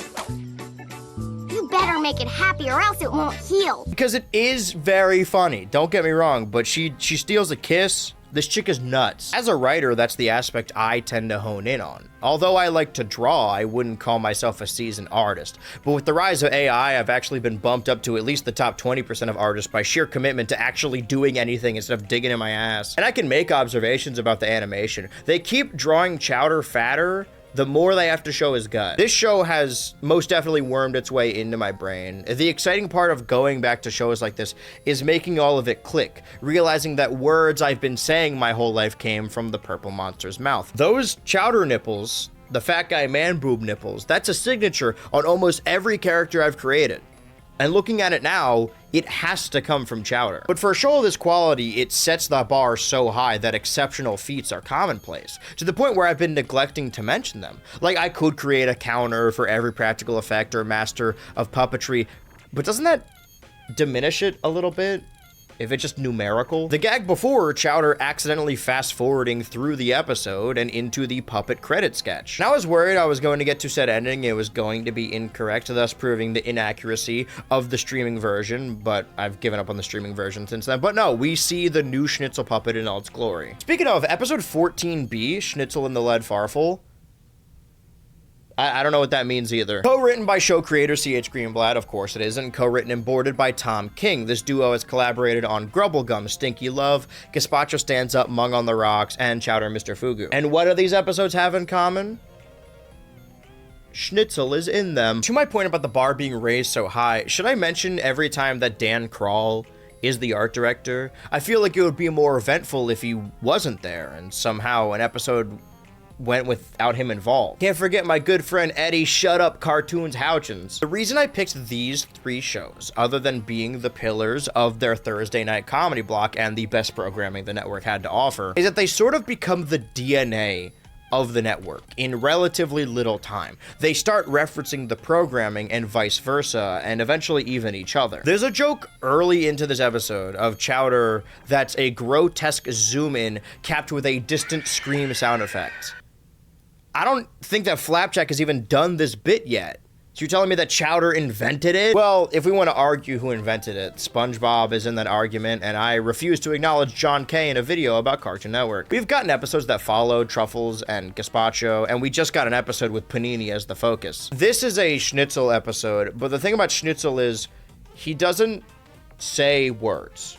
He says rada. So any conflict, external or internal, would need to be conveyed visually or narrated by the other members of the cast. Schnitzel's ego is bruised when he can't lift the giant iron buns and has grown flabby and soft. He can't even open a pickle jar now. In his defense, he has no thumbs. It's not really a strength thing as much as it is in the grip. Mungdog calls him no help in the kitchen anymore, as if he isn't a world-class chef. So actually most of this episode is another non-music centric montage with a Yoda reference in for good measure. Yeah, I bet 2008 Kid Ultra got a real kick out of that. I love that little freak. He reminds me of Boogers. But Adult Me gets his figurative rocks off, which they blend into a smoothie, off on pointing out voices I remember. The lead farfel from the title refers to a giant cube in the middle of town that Schnitzel has a very rocky past with.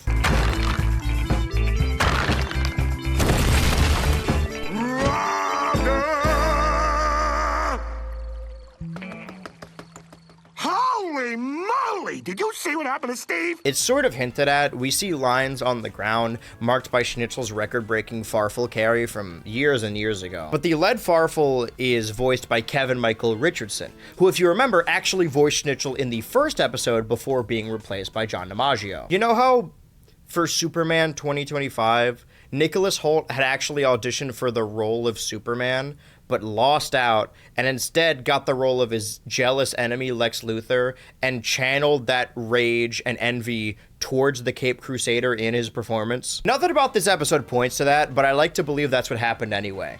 It really builds on their rivalry. Also, a lot of this project is about the jogging of memories. There's some episodes I could quote like the back of my hand after having watched them as a child, and there's some like the Bluenana that we just saw, that I basically have no recollection of. And I remember, not vividly, but not hazily either, an episode where Shnitzel gets replaced in the kitchen with a giant cube.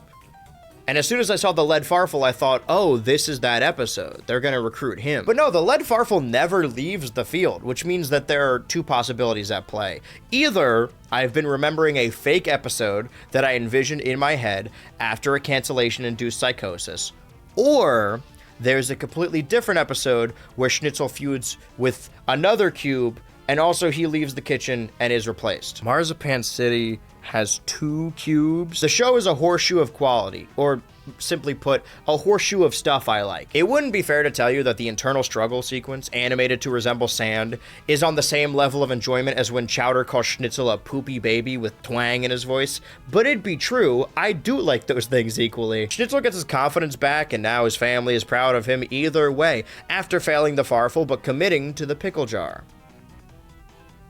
I talked about the Bluenana way more for an episode I didn't even really like. Chowder aired a new 2-segment episode across a 30-minute block, kicking off Har Har Tharsdays as it often does. 30 minutes into the block, it transitioned to a new episode of The Marvelous Misadventures of Flapjack, Kid Nichols, and The Sweet Life. I get it. We get to start fresh with a new show and a new crew of names, all establishing their own unique styles within 11-minute increments. Kid Nichols was written and storyboarded by the team of Mike Roth and Pendleton Ward. As you may know, Pendleton Ward would go on to create an animated program that would change the way most networks look at their cartoons in Bravest Warriors. Also, he made Adventure Time. And so far, all of these episodes have J.G. Quintel as their creative director. I'm letting you know right now, I wouldn't be filming this if I didn't finish the script. I cut it off again, and now there's a third one in the trilogy.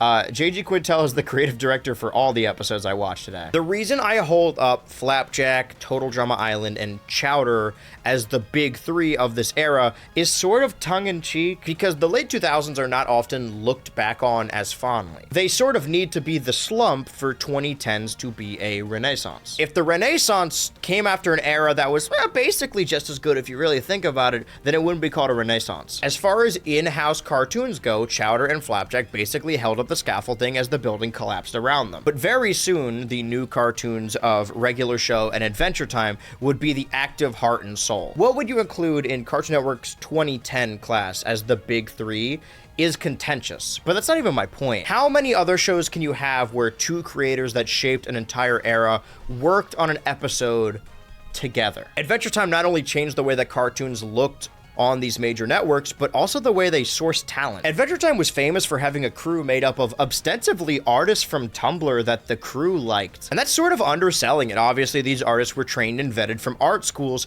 but it started a trend. Gravity Falls followed suit with their artists and even sourcing internet creators to make them music for the show. But that's a cartoon we'll get to later in the Flapjack verse. Even a modern show like Smiling Friends, where it seems the crew is hiring people based on fan art and fan projects, viral cartoons on YouTube and Newgrounds, and Adventure Time popularized it. However, Pendleton was another example, classically trained but popular at the time for his webcomic character Bueno the Bear. I tried looking into this just to be sure I wasn't paraphrasing, and I stumbled across a blog post from the official Bueno site where Pendleton wrote about his first episode of Flapjack. On June 10th, 2008, Penn wrote, "My first episode of The Marvelous Misadventures of Flapjack is going to air this Thursday on Cartoon Network. I co-wrote and storyboarded the episode Kid Nichols with Mike Roth. Kent Osborne wrote the outline." We've tried placing all the crew of Chowder with specific traits, as if every creative comes with their own distinct calling card. It's sort of an oversimplification. While there was an episode of Chowder that was heavily imbued with Maxwell Adams, and Flapjack does contain a lot of Regular Show's proto-DNA. I believe they call that sperm. There's not a whole lot in Kid Nichols that's just clearly Adventure Time. However, the central conflict comes when Knuckles wagers Flapjack in a game of poker at the Candy Barrel against some gruff ruffians. Do that thing you do every day, all the time.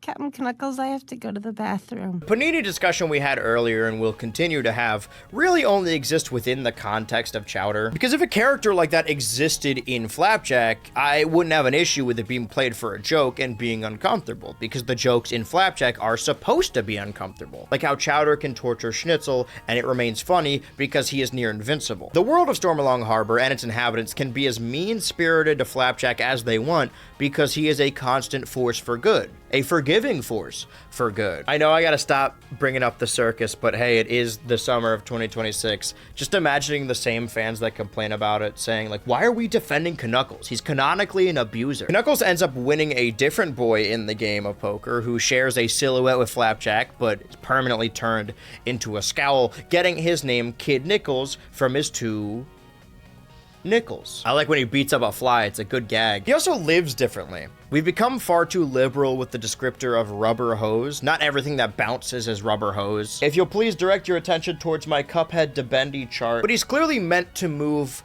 like Popeye. Obviously, a lot of the show takes after Popeye. So Flapjack is distraught that his captain gambled his life in a game of poker, and Knuckles is too busy adventuring with his new boy to even notice. This is where the whale mother figure Bubby pushes him in the direction of finding a new adventurer to model his life after. And this is a short glimpse of what will eventually become Adventure Time. The businessman, nor the adventurer. And by that I mean the businessman disguised as an adventurer, not the adventurer disguised as a businessman. I clocked that businessman's face a mile away. I've been trying to step over my own feet here in a story that will span multiple years, both in research and in real life, but surely I'll forget I even said this by the time we get to 2010, right? The first actual glimpse we got of Adventure Time proper actually aired on Har Har Tharsdays on that block. It was a sneak peek premiere of the show with the episode Business Time. It wasn't the actual first episode, either segment of it. It was the businessmen who arrived on ice. And I never forgot it.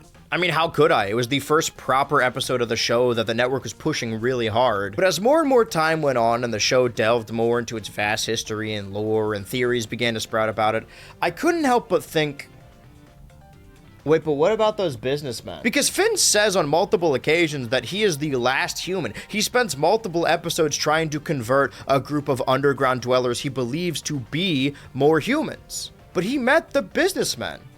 Does he not think that businessmen are human? Are they not in this universe? Out of every theory that popped out of Adventure Time in the early ages, from comas to Cold Wars, my favorite, although not one that I actually believe to be true, is that Adventure Time actually took place in the same world after Flapjack. But to talk more about that, we'll have to get into the final year of Flapjack, and we are years away. Where was I? Knuckles and Kid Nickles roll up to a bank that Flapjack now works at with his businessman mentor, depositing candy into their candy account. Flapjack, despite trying to move on, stays up at night crying to Bubby. Meanwhile, Knuckles only walks back on his actions when he gets annoyed with Kid Nickles. I love this show. Flapjack attempts to keep up a brave face but folds to the non-apology almost immediately, where the businessman steps in to challenge Knuckles to a wrestling match for custody of the boy. Does this count as a wrestling episode? Because it only lasts a couple of minutes. Also, when they wrote this, do you think they knew that there was an actual wrestling match for the custody of a child, or is it just circular thinking? We all know how J.G. Quintel feels about professional wrestling. The main characters always stand out in contrast to Stormalong Harbor and its denizens. Everyone there is generic skin pigmentation with rough sandpaper-like texturing to them and humanoid features. Like, they obviously look more like cartoons than actual people, but their grotesque features are exaggerated, like that of a human. But Bubby is a whale, and Flapjack has a near permanent smile across his peppermint shirt. They're more colorful by contrast. And Knuckles is blue. I never questioned why he was blue. He just was. It was a cartoon, and he was a cartoon character. But then you realize that whenever he takes off his shirt, the blue fades into a more flesh-colored body, which is cut off by his lack of legs. So Knuckles is a human, he's just blue. Like the Adventure Time businessman. In the end, Kid Nickles is caught trying to rob the bank, and the businessmen decide to take him under his wing for a chance at a better life. This, of course, after he absolutely dog-walks Knuckles, while the crowd, who have absolutely no doubt had to deal with his misdeeds, cheer over his screams for help. I think that's really why this show can get away with Knuckles being so mean to Flapjack, because the same show also breaks the singular joke and his nose in two places. The glorious end. The B-side, The Sweet Life, was written and storyboarded by the team of John Infantino and Patrick McHale, who worked together on ICU segment from last week. The first team to return for another go, albeit 2 episodes into this cartoon proper. Also, the episode was creative directed by J.G. Quintel. I feel like that goes without saying now, but every time I say something goes without saying, I always forget to say it. In only a matter of 1 episode last week, we've met almost all of the big players. And I say that with my whole chest because I forgot about Lady Nickelbottom. For one,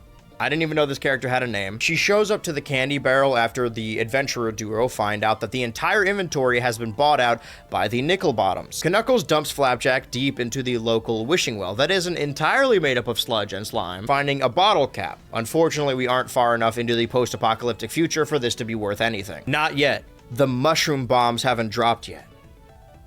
Or have they? The voice of Lady Nickelbottom is provided by Jeff Bennett, the same voice as Peppermint Larry, who ushers in her arrival. A lot of the time, the 2 segments paired together for an episode have almost nothing to do with each other. We have seen it time and time again. And I'm glad that I've become dedicated to hunting down the premieres of these episodes as opposed to how they exist on streaming.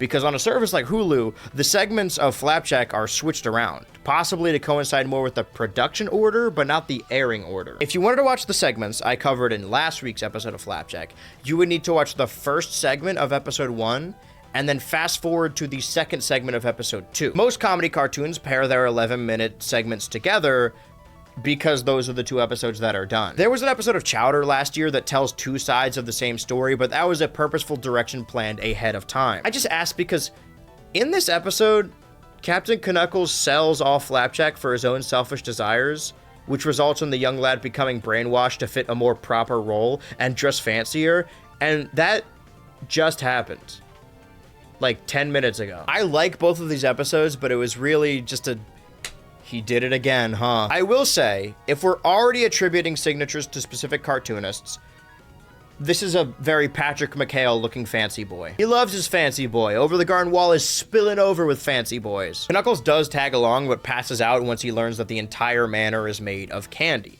All the furniture, all the wallpaper, all of the mansion. Lady Nickelbottom tries to cover like she wasn't watching him sleep for several days while they indoctrinate the fancy boy. This will continue as a running gag and even conflict in later episodes. And not to put 2 bad bitches against each other, but the comparisons to Chowder are evident. Like, yeah, it is unsettling to see someone relentlessly pursuing someone. Break that glass ceiling, girl. It genuinely is nuts how almost exact these 2 segments are. Again, a third-party patriot comes and challenges Knuckles to a duel. A show like Chowder is more likely to consistently feature guest voices as one-off characters, a lot of which only appear to be eaten and then go away forever. My theory is they're recycling the souls because they live in hell. But Stormalong Harbor is a stationary, solitary dock, unlike Marzipan City, despite that world being flat. If there's a character on the docks that didn't arrive via ship, then they're likely meant to be living in the background of every story. So most of Flapjack's side characters are voiced by these same handful of voices. You have to forgive me if I don't mention all of them like I do for Chowder, but I did want to note that Scott Bullock played spots in both segments, as both Kid Nickles and Sir Nickelbottom. He only plays characters with Nickel in their names. It's part of his contract. So we have a duel. What will you defend it with? Ooh, candy! Huh? The captain has chosen the candy cane.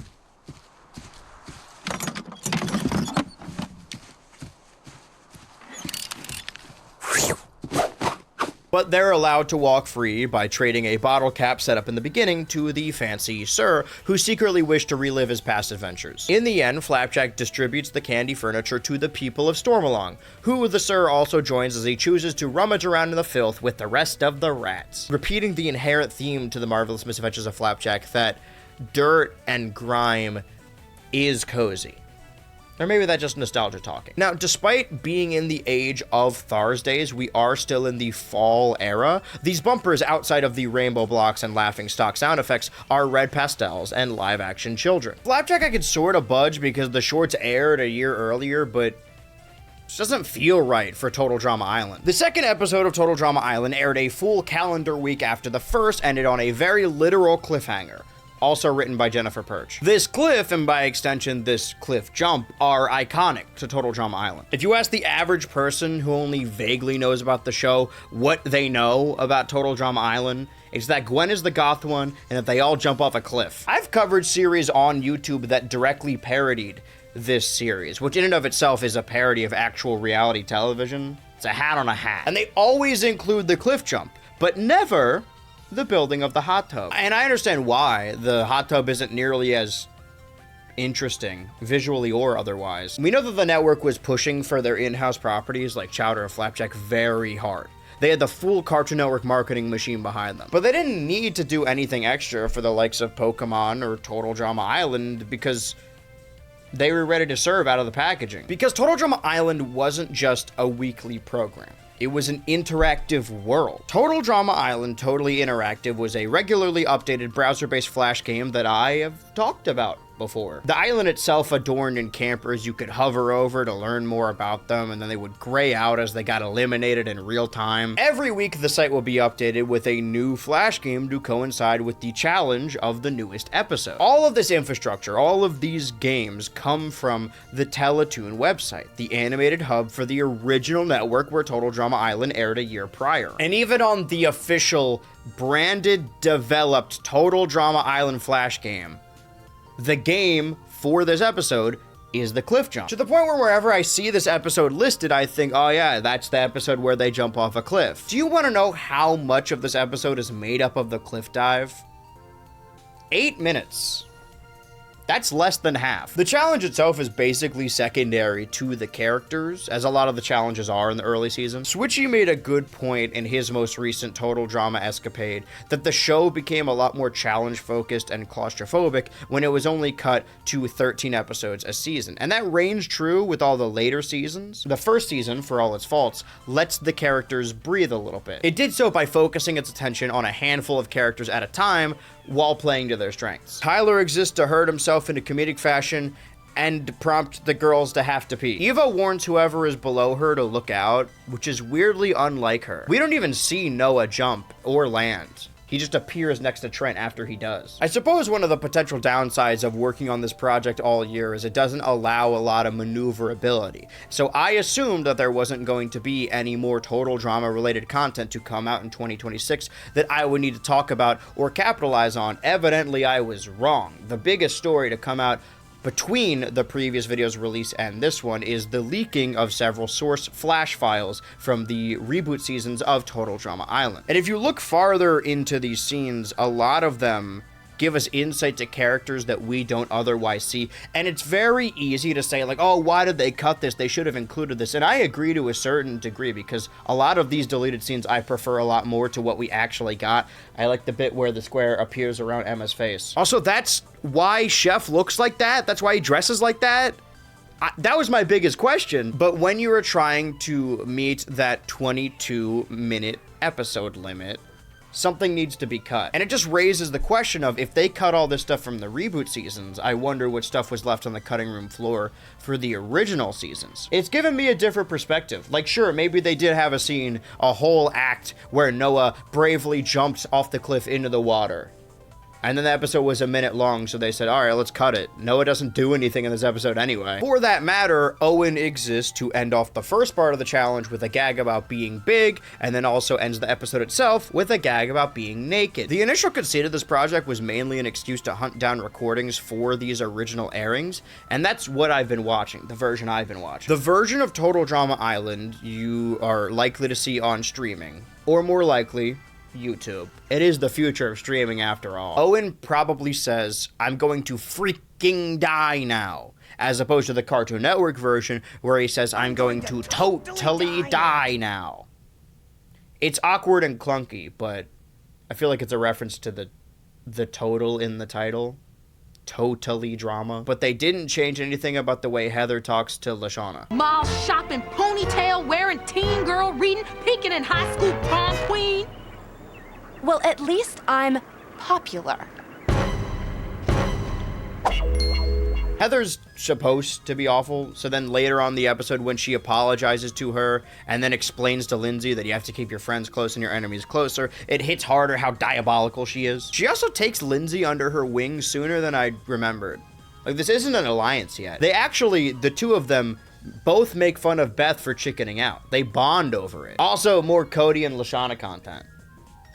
This is my new favorite ship. Might as well. I've seen this series a dozen times. Let's mix it up. I'm a Heather and Duncan truther now. Harold picks his nose and also gets hit in the face with the board by Bridget, who just giggles at Jeff's visual gags. Duncan has like a line in this whole thing, and it's making fun of Courtney for being a Cyclops, which he then stands up to him and gets in his face. The first time that likely anyone has stood him in the face without fear.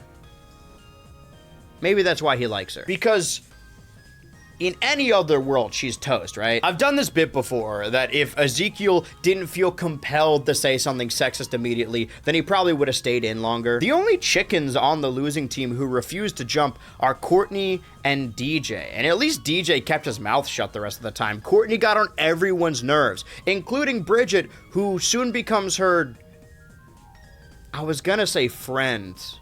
I don't know how true that is. Killer Bass's Slim Pickens. Speaking of, Katie and Sadie squat in Poison Ivy because they have to pee. I was gonna make a crack about how there's probably outhouses all over the island and they should have used one of those, but I actually think it's implied later in the series that the confessional is the only bathroom outside of like the shower area. People have to line up outside it. Katie and Sadie are brought back together as Izzy innocuously decides to switch teams with her.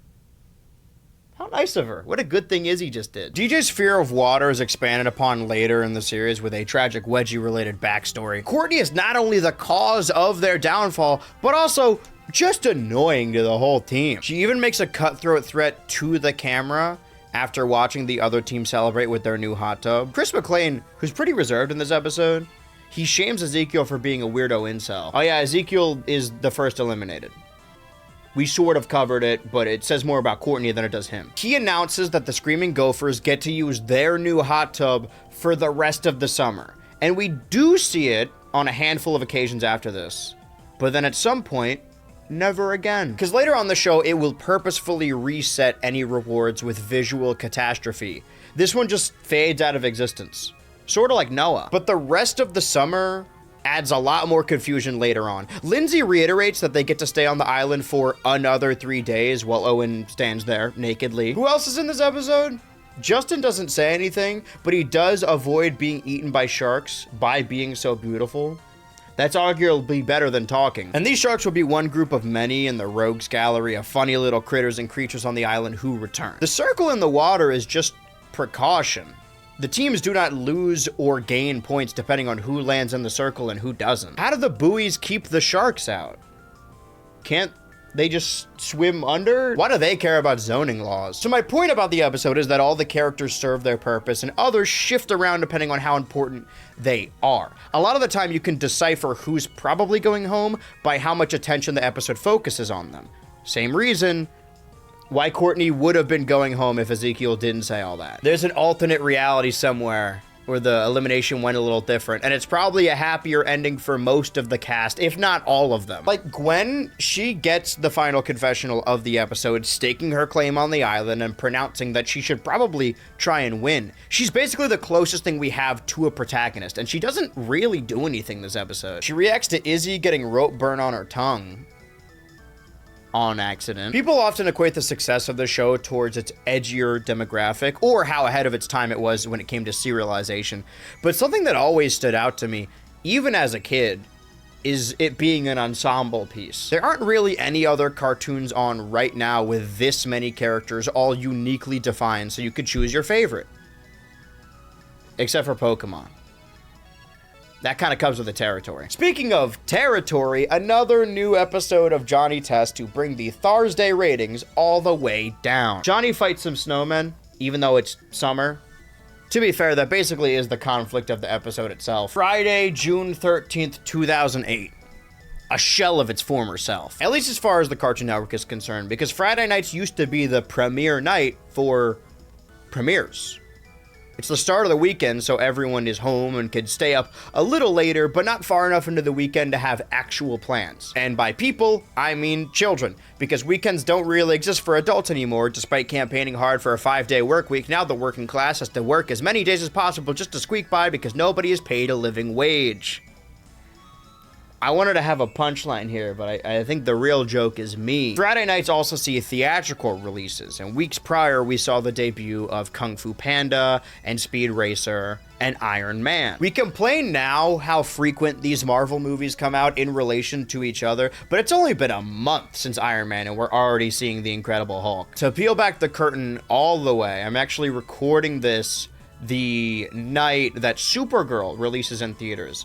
And before I've even seen it, I've heard people compare seeing Supergirl after seeing Superman is tantamount to people seeing The Incredible Hulk after seeing Iron Man, which is the meanest thing you could say. Sure, The Incredible Hulk is a movie I've never seen, but I did see the Captain America movie that was completely made up of storylines set up in this Incredible Hulk movie. With the advent of Disney Plus, Marvel Studios is far too comfortable with making us do homework.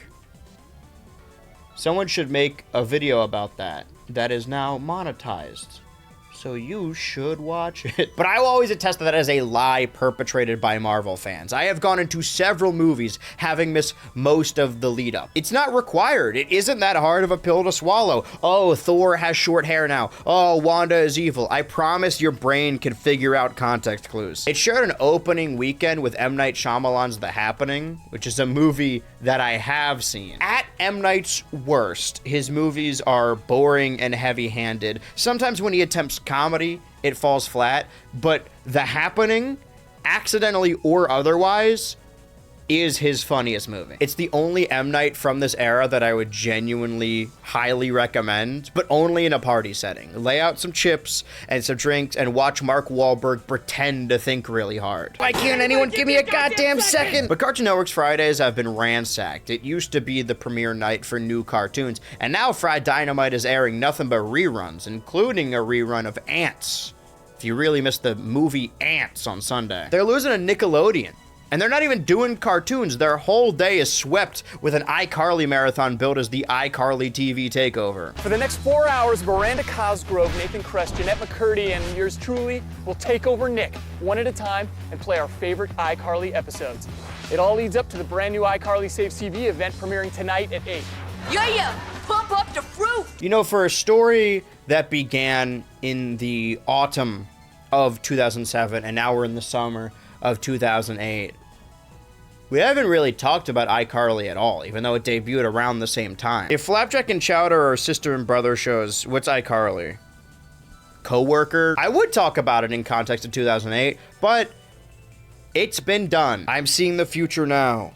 There is a bit in the next video that comes out in August, hopefully, where I bring up iCarly again because I forgot that we already covered it. While we're talking about blocks past their prime, Funny for Your Face returns on Friday and Monday and Tuesday and Wednesday with nothing of note, to the point where I wavered on even mentioning them. It's that unimportant, that much of a footnote. Saturday, June 14th, 2008 picks up the slack with an entire day of premieres, kicking off with anime for children on the Dynamite Action Squad, anime for slightly older children on Toonami, and anime for self-proclaimed adults on Adult Swim. With the exception of Transformers Animated and Robot Boy, and technically Ben 10 Alien Force, although it is trying to look the part. And I know it's its own thing, but Robot Boy reads to me like in the 90s when they were trying to create Americanized version of popular anime. So they like couldn't get the rights to Astro Boy. Mainly for the Action Squad, it's still Blue Dragon, Pokemon Battle Dimension, and Bakugan. You have all of this anime ready to air on the Cartoon Network first. Meanwhile, Toonami is being held up solely by Naruto. Because we're close to the iconic block's downfall, and the story has been retold to fit shows like Naruto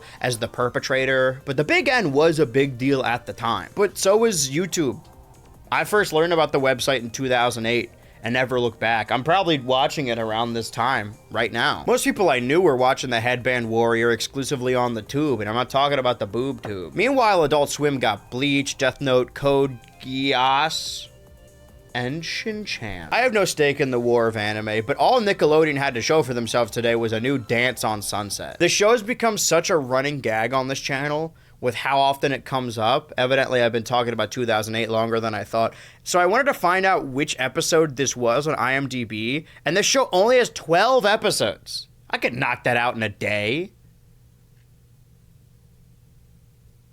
But I won't. Sunday, June 15th. I remembered the Flicks program being a really big deal. It was the one night of the week where the network would air full-length movies intercut with commercials, but the branding framed it as a family movie night event. Back when my parents were still pretending that everything was fine, they had this idea of holding weekly movie nights to keep the family together. So every Friday we would all go to the local Blockbuster, and one member of the family would get to pick whatever movie we watched that week. I don't know why we started with me. Maybe it was alphabetical. And being a child, I instantly chose my fixation at the time, Star Wars. I had no concept of sequels or prequels, but I knew numbers, so I thought that we should start with episode 1.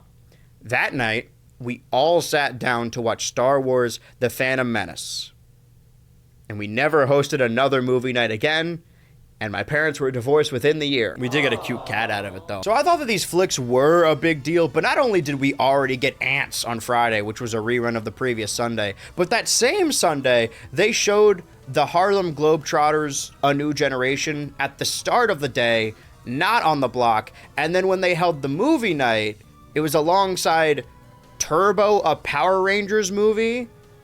That's awful, man. I'd rather just watch Antz. Luckily, Sunday nights were more synonymous with Adult Swim, and because I was a young kid with a TV in my room, I was pretty tapped in. Keeping the lineup the same, but dropping Squidbillies. Drop the squid, it's cleaner. On the same Sunday, Nickelodeon would strike back with new episodes of H2O Just Add Water. 1, where they find a locket, and 2, where they use an evil love potion to give themselves awful rashes. What a fun show. The next 4 days, Monday to Thursday, the 16th, 17th, 18th, and the 19th, that's a dead zone for Cartoon Network, just biding time until the eventual Thursday. But those 4 days, their rivals aired new episodes of El Tigre, The Adventures of Manny Rivera, every day. The other thing about not editing the scripts, but rather editing what I'm saying in real time, is that I actually had a lot of very kind and fun things to say about El Tigre until between videos their creator came out as pro AI. So now I have nothing nice to say about El Tigre. On paper, it sounds like the winning channel flexing on their opponent with one of their best shows, but in practice, it's more likely they've soured on the show and now they're trying to get rid of it as fast as possible. It's not iCarly. Because in the 2010s, for a very specific semi-serialized show, I really liked the bomb format. I think releasing an episode a day is fun, but it never does cartoons any favor. Ask anyone who worked on said show and they will tell you that they would have preferred it to come out weekly. Only a fool with no vision would air multiple episodes across one day. Invincible! The other thing about writing all of this year's scripts all at once is that the only through line this year is that I complain about Invincible a lot. On the other side, Thursday, June 19th, 2008, we got Har Har Tharsdays. How many times can I do the fake out where I pretend that anyone wanted to see George of the Jungle? I mean, you guys get it, right? It's an episode about an elephant or something. There aren't even lemons in this one. I feel like the network agrees with me. I mean, if not, they probably would have included George in this big party. Because the Thursday night block began proper with a new episode of Chowder, episode 15, The 1,000-Pound Cake, and The Rat Sandwich. I know that the episode titles are often incredibly literal or pun-filled contemporaries. I really don't know what to expect here. It's a little exciting. Not often do you get to discover new episodes of a series you love. Fandom is played up a lot, specifically how much of said property you have seen. It's like a badge of honor. And again, as I'm filming this, there is a discussion happening online on whether or not you are a fan of a series if you haven't played all of the games. In the modern age of the internet, sure, people are, in general, beginning to become less tech-savvy, but it's never been easier to find and access every episode of a show you want to watch. I would always retrieve hand-me-downs from the eldest of our family friends' kids because we had similar body types. That's to say, no meat on them bones. And I was given a Nirvana shirt that I was petrified of ever wearing outside on the off chance that anyone ever asked me to name 5 of their songs. This easily could have been avoided had I just listened to 5 of their songs, but I didn't want to. You guys understand how hard it is to do anything at all? Without this YouTube channel, I'd never leave my bed. My point being that upon watching the pair of segments, I had vague memories of locations, but not nearly as much as the prior episodes. And I had no desire to ever go back to it. I wanted to leave the pedestal alone, keep Chowder as perfect as I remember it. The upside of returning to a show for the first time is having a vague memory of how it ends, but not how it got there. Chowder does not have a grand narrative, but if there is any cohesive point we can glean from the revisit, like any show, it changes a lot. We've spoken about flanderization of characters, most of which just start out as one absurd joke that the staff finds funny, that they continue to run with said joke until that is just the baseline for the world. This episode, these pair of segments, aren't the first time it's alluded to Mung Dahl's catering company making bad food, but it's the first to accept it as fact across both segments. Like prior to this, the story with the catering company was that it was unorthodox and eccentric, but the food they make is good. Jumping ahead to this episode, where in the first segment, a new rule is implemented to drive up business, where if the food isn't delivered by sundown, then the order is free. Chowder mistakes this with their other company motto, which is, it's better than eating out of a dumpster. Then, in the second rat sandwich bit, Truffles attempts to dissuade a customer from eating there at all. Granted, technically both of these lines derive from Truffles first. The second segment finally nails down Truffles' role in their dynamic. Before, she was just the scary one, but I think her sassy undercutting works a lot more. She's funnier when she's needling. In an absurd world, you kind of need to have someone point out how ridiculous it is. A crucial step in their scheme for Rat Sandwich is Mung Dahl dressing up as Truffles as Shnitzel controls the flying. Then she just shows up and asks why she couldn't be Truffles. It's not stuff that sounds funny on paper, but it is in the context. I'm jumping around too much. This episode begins with another angry green mass in a bathtub in the foreground.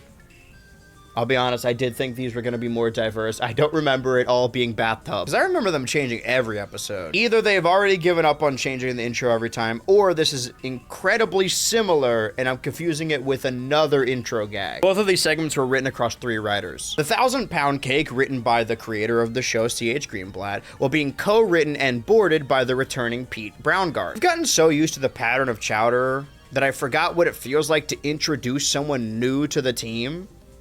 Introducing Phil Rinda. His only 2 writing credits are both episodes of Chowder. In the animation industry, he's actually more well known as a character designer, designing characters for Teenage Robot, Billy and Mandy, Star Vs, and Adventure Time. He's credited as a character designer for episodes of Uncle Grandpa, and then I saw that he was credited on an episode of Steven Universe, so I dug a little deeper to find which episode he worked on.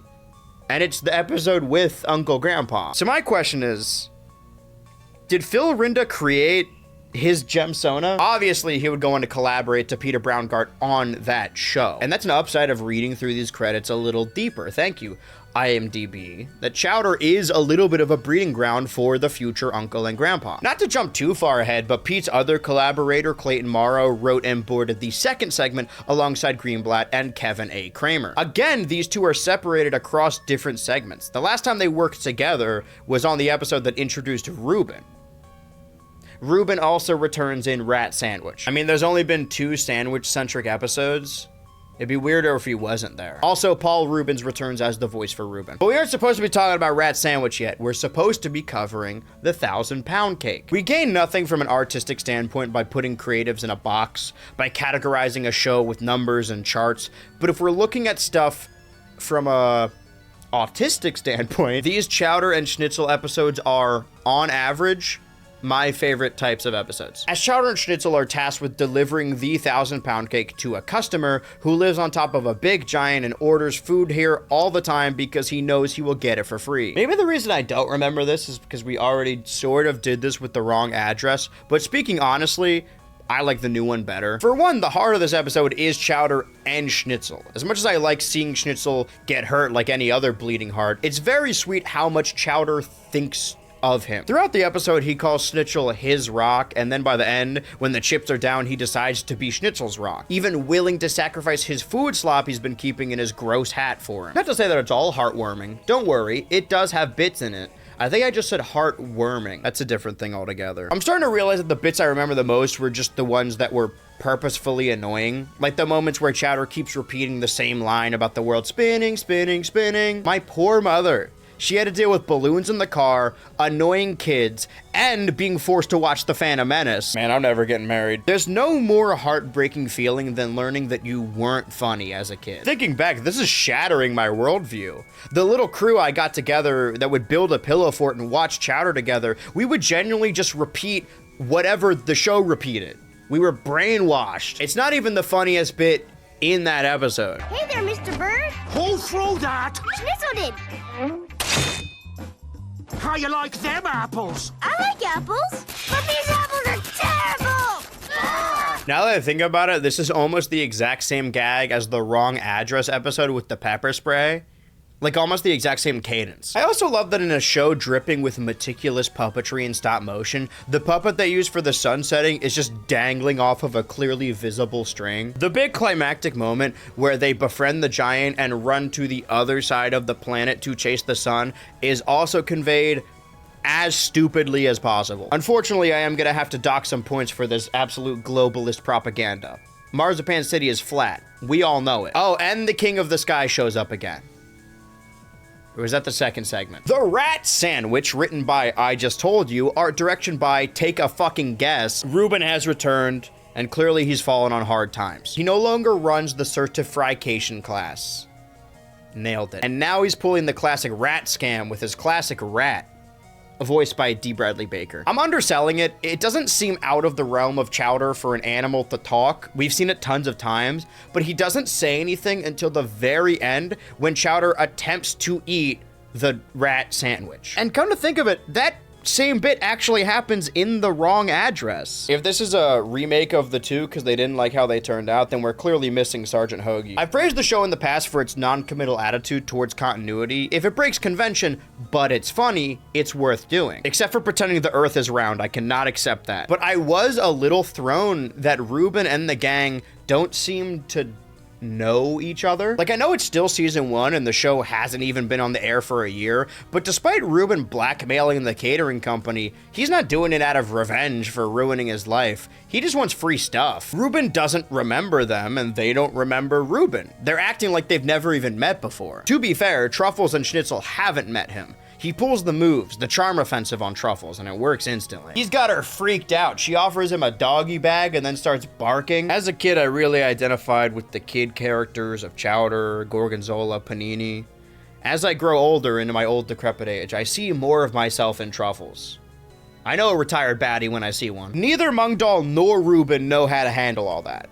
Me, on the other hand, I take back what I said last time. Maybe someone on the crew does have it bad for Truffles. I don't blame them. The only tenderness the married couple get up to is a boxing match. Not only do I love the watercolor splatter backgrounds, I just also love how Truffles is drawn here. Not that the other episodes are restrictive in any way, because again, the philosophy there was do whatever is funniest. But specifically in this episode, we get some really great expressions, especially when Chowder's belly gets personified. And it's just instantly accepted. He'll pull up his shirt to reveal the face and you'll laugh again because you forgot it was even there. So, Ruben pulls the classic rat in the food scam. Just this giant dead rat! Giant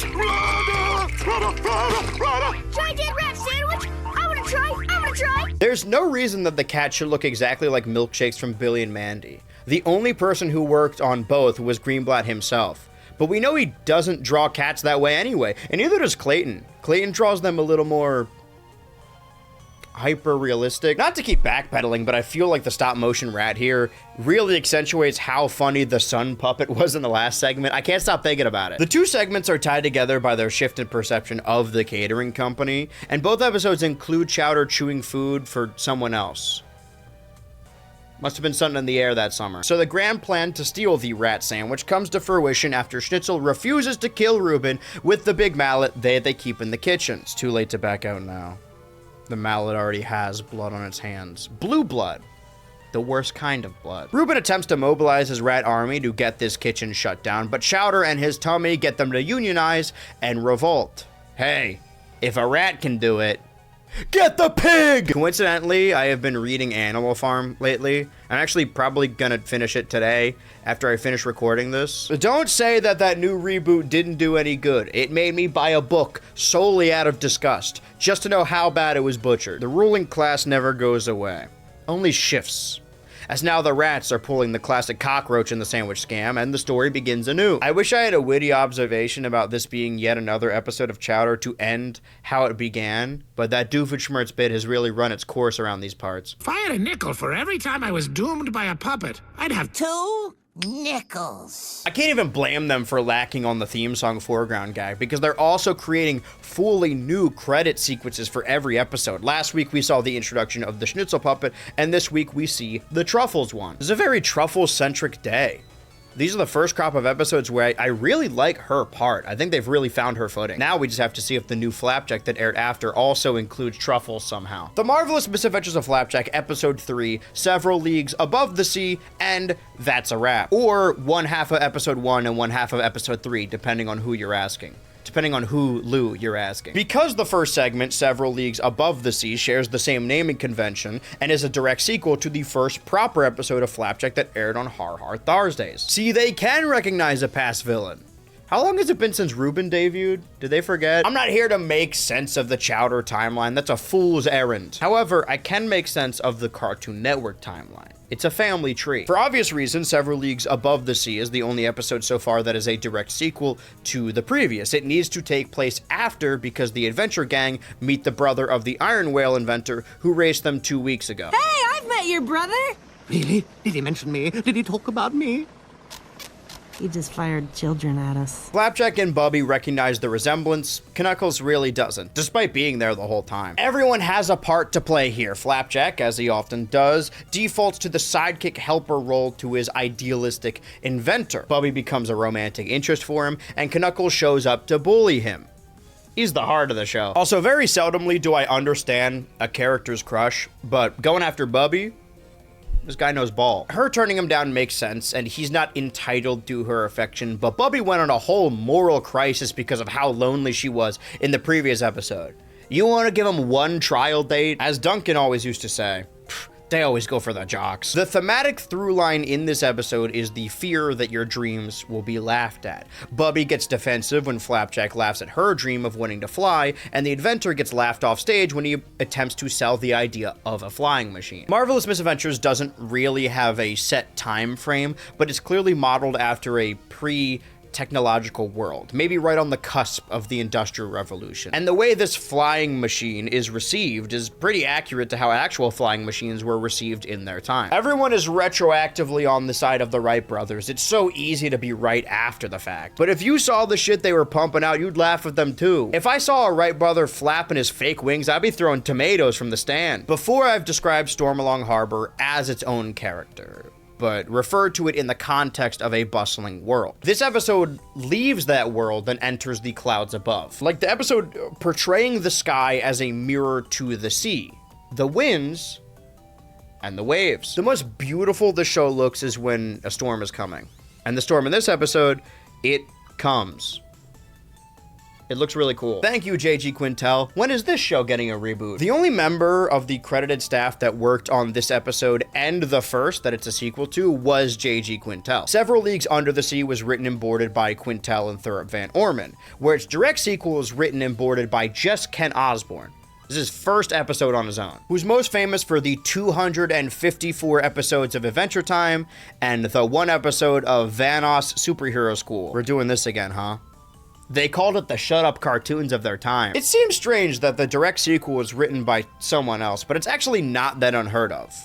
It is strange that this is episode 3. Like, the villain of the first episode comes back at the end of this and makes up with his brother. Don't let me tell you how to run your show, because what the fuck do I know? You gotta save this for at least halfway through. That's actually not a knock against the series, it's a knock against my memory. I remember sleeping on the top bunk of my best friend's bunk bed, looking down at this episode playing on his box TV with a DVD player and a tape tray. Way to rub it in. This thing's got nothing. That was months after, so it had to be a rerun. I remember this being a big surprise. but maybe 2 weeks feels like 100 for a small child obsessed with schedules. Instead of focusing on schoolwork, I would pass the time by trying to remember the TV guide I read that morning. There's another segment to this episode. That's a Wrap, written and storyboarded by J.G. Quintel and creative directed by J.G. Quintel. You see what I mean, right? Like, he's written more episodes than the creator of the show, but he hasn't voice acted in as many episodes. We've juggled with the idea of each creative cartoonist fitting neatly into a box. Not just my own brain wanting to categorize things a specific way. And there isn't much in this episode of Flapjack that you could just as easily tie to regular show. Knuckles does say, yeah, this episode, and it does sound familiar. But sure, we could fit that narrative if we work backwards, if we confirm our bias, but any vague explanation, you can tie them together. This episode also stars two slackers trying to game the system. Peppermint Larry throws the two broke adventurers a bone by letting them get free pieces of candy if they can dig around in the trash and bring them used candy wrappers. It's later revealed that he's actually collecting all these wrappers to assemble a map to Candied Island, and sets the two out to find the special X marked wrapper, which is the one piece that he still needs. 100 pieces of candy? 100 pieces of candy, Flapjack. I know, that's like 1,000,000 pieces of candy. I know that this isn't that kind of video, you know, where I sort of asked questions that the episode didn't account for, but the reason Larry upped the ante on the wrappers is because the duo start flipping the wrappers he gives them with their free pieces immediately, an infinite candy glitch. But if the map is written on the wrappers and the candy he already owns, why doesn't he just unwrap them all? For one, in the simplest terms, that shit doesn't matter because the episode's funny. And two, you could argue that the only piece he actually needed was the X, and he started this hunt so he could eventually send them after it. Knuckles uses Flapjack's good nature to hoard all the candy, and the show works because, like a manipulative partner, he apologizes but never changes. I can't relate to this at all. For one, Peppermint Larry is actually sent to Pickle Island, and he's disgusted. What a dickhead. I would be in heaven. I'd be Candy Wife in this scenario. I'd be romancing the Pickle King. Or maybe I'm the Pickle King in this scenario. I haven't decided yet. I'd be buying those single bag pickles they sell at gas stations, and then I go 3 days without peeing. I think the goal behind trying to categorize these cartoons is less about putting them in strict boxes and more that it's fun to understand how their interpretation shaped the show. I mean, with Chowder, these characters change as they find gags they find the funniest for each of them. And they really are sister shows. The Pickle stop motion bit feels so much like a segment from Chowder. Despite its shortcomings, Cartoon Network did sort of have its own distinct identity, more so than the other networks. Not to say that they own the copyright on stop motion, but they probably made the patent on stop motion food, because the individual's seemingly innocuous decisions can literally change the show. If you remember Flapjack, but haven't watched it recently, it's possible you remember Candy Wife being a bit of a horrifying figure. Either because she is completely unconscious, is a literal object, and Peppermint Larry moves her around pretending she is living, or the scarier thought that she actually is sentient even when her finger falls off, and she can move on her own, but only when no one is looking. In the 2 previous episodes, it is the former. Peppermint Larry is an insane person, as is, by extension, my former math teacher. But That's a Wrap is the first segment where she's a lot more freeform. She moves in a way unknown to Peppermint Larry, and it's possible that wouldn't have been established if someone else wrote the script or boarded the episode. That is J.G. Quintel's touch. I didn't think that this video was going to be easy to do. Honestly, the whole time I'm writing this, I'm doubting myself. I know every YouTuber does that, but here I am certain that this cannot be entertaining to anyone. And we're 2 videos deep. But I did assume that it would be an easier transition. That instead of watching every episode of one show, I would write every episode of 3 shows exactly the same way. However, not only do these shows have different lengths and formats, but even structure their credits differently. The creative director may be more important to an episode of Flapjack, whereas an art director is more important to Chowder. Every episode of Chowder was written by its show creator so far, whereas only one Flapjack episode has been written by its creator. It's much more worthy of note, and Total Drama Island is really just held up by the main writer. Episode 3 of Total Drama Island, The Big Sleep, written by Nicole Demers. This being the only episode of Island that she wrote. But you wouldn't even notice. It's pretty baseline total drama stuff. But now that we're out of the two-parter meant to introduce everyone, we can actually get this thing going. As a grown adult at the ripe age of 45, I feel very strongly about fan-made watch guides and watch orders. Your time is not so valuable that you have to skip multiple episodes of a 22-minute show. But I will admit, in my past, across the 18 years I have been rewatching Total Drama Island over and over again, I have, regrettably, in the past, chose to start a little ways in. For a period of time, I would honestly jump into the series post-team merge. I was young and wild, I thought I was invincible and my time was valuable, my attention was shot all over the place. But now where we live in a world where over half of the traditional Total Drama seasons are only 13 episodes anyway, I can do with a little filler. No, the actual filler we face in the modern era of streaming shows is the episodes themselves. When did we, as a society, accept 8 one-hour episodes over like 26 half hours? I wasn't present at the meeting, but I would like to say something. Why am I watching the second season of a Fallout show I remember watching and checking my phone most of the time? Not even scrolling, just looking at the time to see how much longer the episode is. My point being that if you're already familiar with these characters, I wouldn't hold it against you if you jumped in with the Awake-a-thon. The 21 remaining campers are woken up at the crack of dawn and made to run around the whole island and then fed fatty foods, all in preparation for a challenge where they have to stay up the longest. That's something you're also afforded with longer seasons. Like I said, your characters can breathe. Sure, everyone remembers the cliff jump because it's an incredibly death-defying challenge right off the bat, the kind that you could only really pull off via animation. In comparison, staying up a couple nights sounds boring, but it also allows the characters to play to their strengths and interact with each other. The episode's almost entirely interactions. You know, as long as you're on the Screaming Gophers. Because other than Courtney, and I guess Duncan, who stays up the second longest, everyone else is relegated to bit parts. Not to say that Owen isn't also a walking bit, but his team has a little bit more meat this time around. I said in the last episode that if you're paying attention, it is abundantly clear who is going to get eliminated depending on who gets an unwarranted amount of attention. That's just the nature of the show. There's no quality work around it. The alternative is voting off someone with no character whatsoever, which is boring. I'm not complaining. The episode starts with Eva being irritable. Courtney has a confessional where she complains about her attitude, and then when Heather steals her MP3 player and Eva trashes her own team's cabin looking for it, of course she's going home. Although I wouldn't say that there's like a fake out per se. Harold getting down to the final marshmallow tracks considering he started hyperventilating after the marathon. What took you so long? We just lost the challenge. I think I'm having heart palpitations. It's kind of hard to parse who you're eliminating in a challenge like this. You could easily just go with whoever fell asleep first. Noah also passes out, technically twice in this episode, but only once does he wake up with Cody. This meant a lot to me at the time. I genuinely didn't put it together that my favorites when I was a kid were Cody and Noah.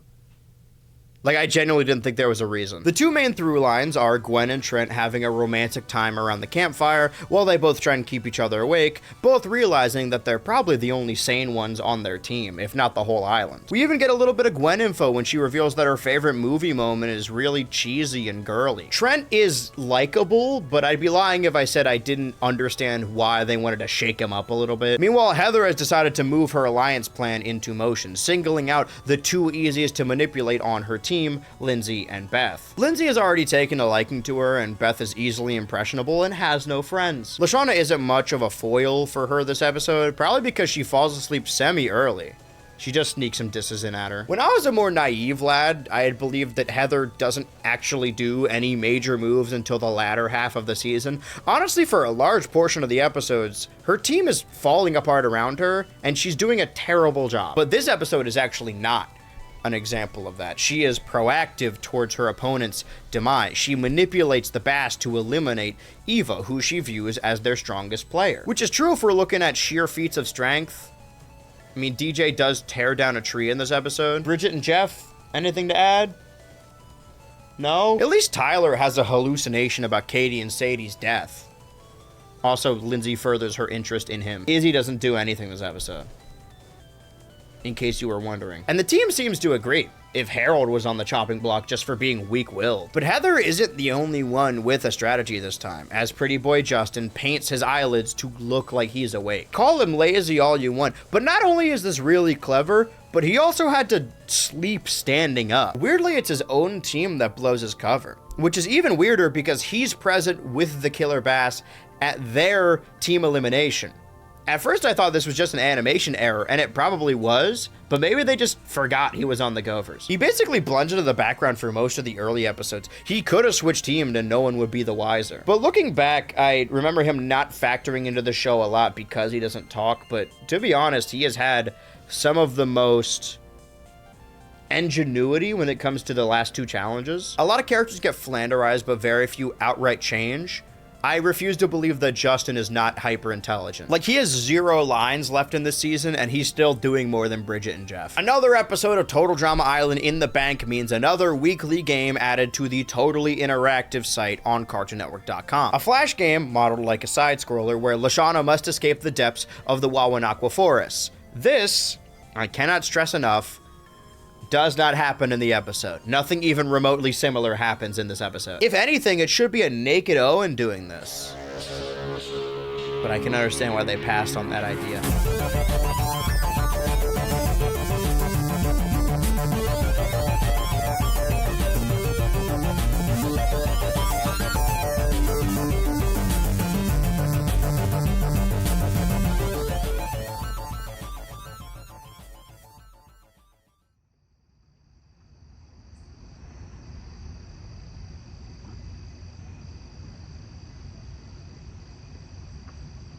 If I were you, I wouldn't believe anything that liar has to say.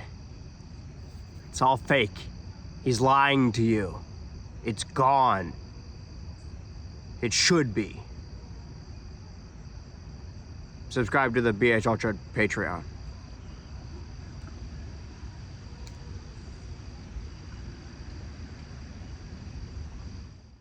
Which means another Thursday night comedy block ends with a new episode of Johnny Test I do not care about. But I do care about Super Mario Sluggers, a game I've never owned, but as a kid who was obsessed with the depths of the Mario wiki, I liked it when I played it at my Gummy Bear brother's house because it had Piantas or something. But I didn't even own a Wii yet. Jumping ahead a little bit, there are several actual recorded rips of this Noods era where almost every commercial break contains that one ad where the kids are communicating through baseball-centric sign language only to be intercepted by their teacher who does the same. Whoa, our teacher likes Mario? What do you know about Mario baseball, old man? Where are those Japanese businessmen? Well, they don't like baseball? They don't want to get their fancy suits dirty? One time as a child, my mom begged me not to get my clothes dirty, and then I rolled around in the dugout and turned my entirely white outfit into a beige piece. I didn't even do it on purpose. I was just genuinely curious as to what would happen had I rolled around in the dugout for 15 minutes. I blame Chowder. Moving on. Friday, June 20th, 2008 was another half-baked fried dynamite. Another rerun for another ant-related movie. There's more than you would think. Across this timeline, we have seen precise moments in time that sort of shift the collective timeline, convergent shifts where we are sent down the path that we're on. We saw it with a movie like Iron Man beating Speed Racer in the box office, shaping the taste and repositioning entire filmmaking industry. Something similar happened on June 20th, 2008.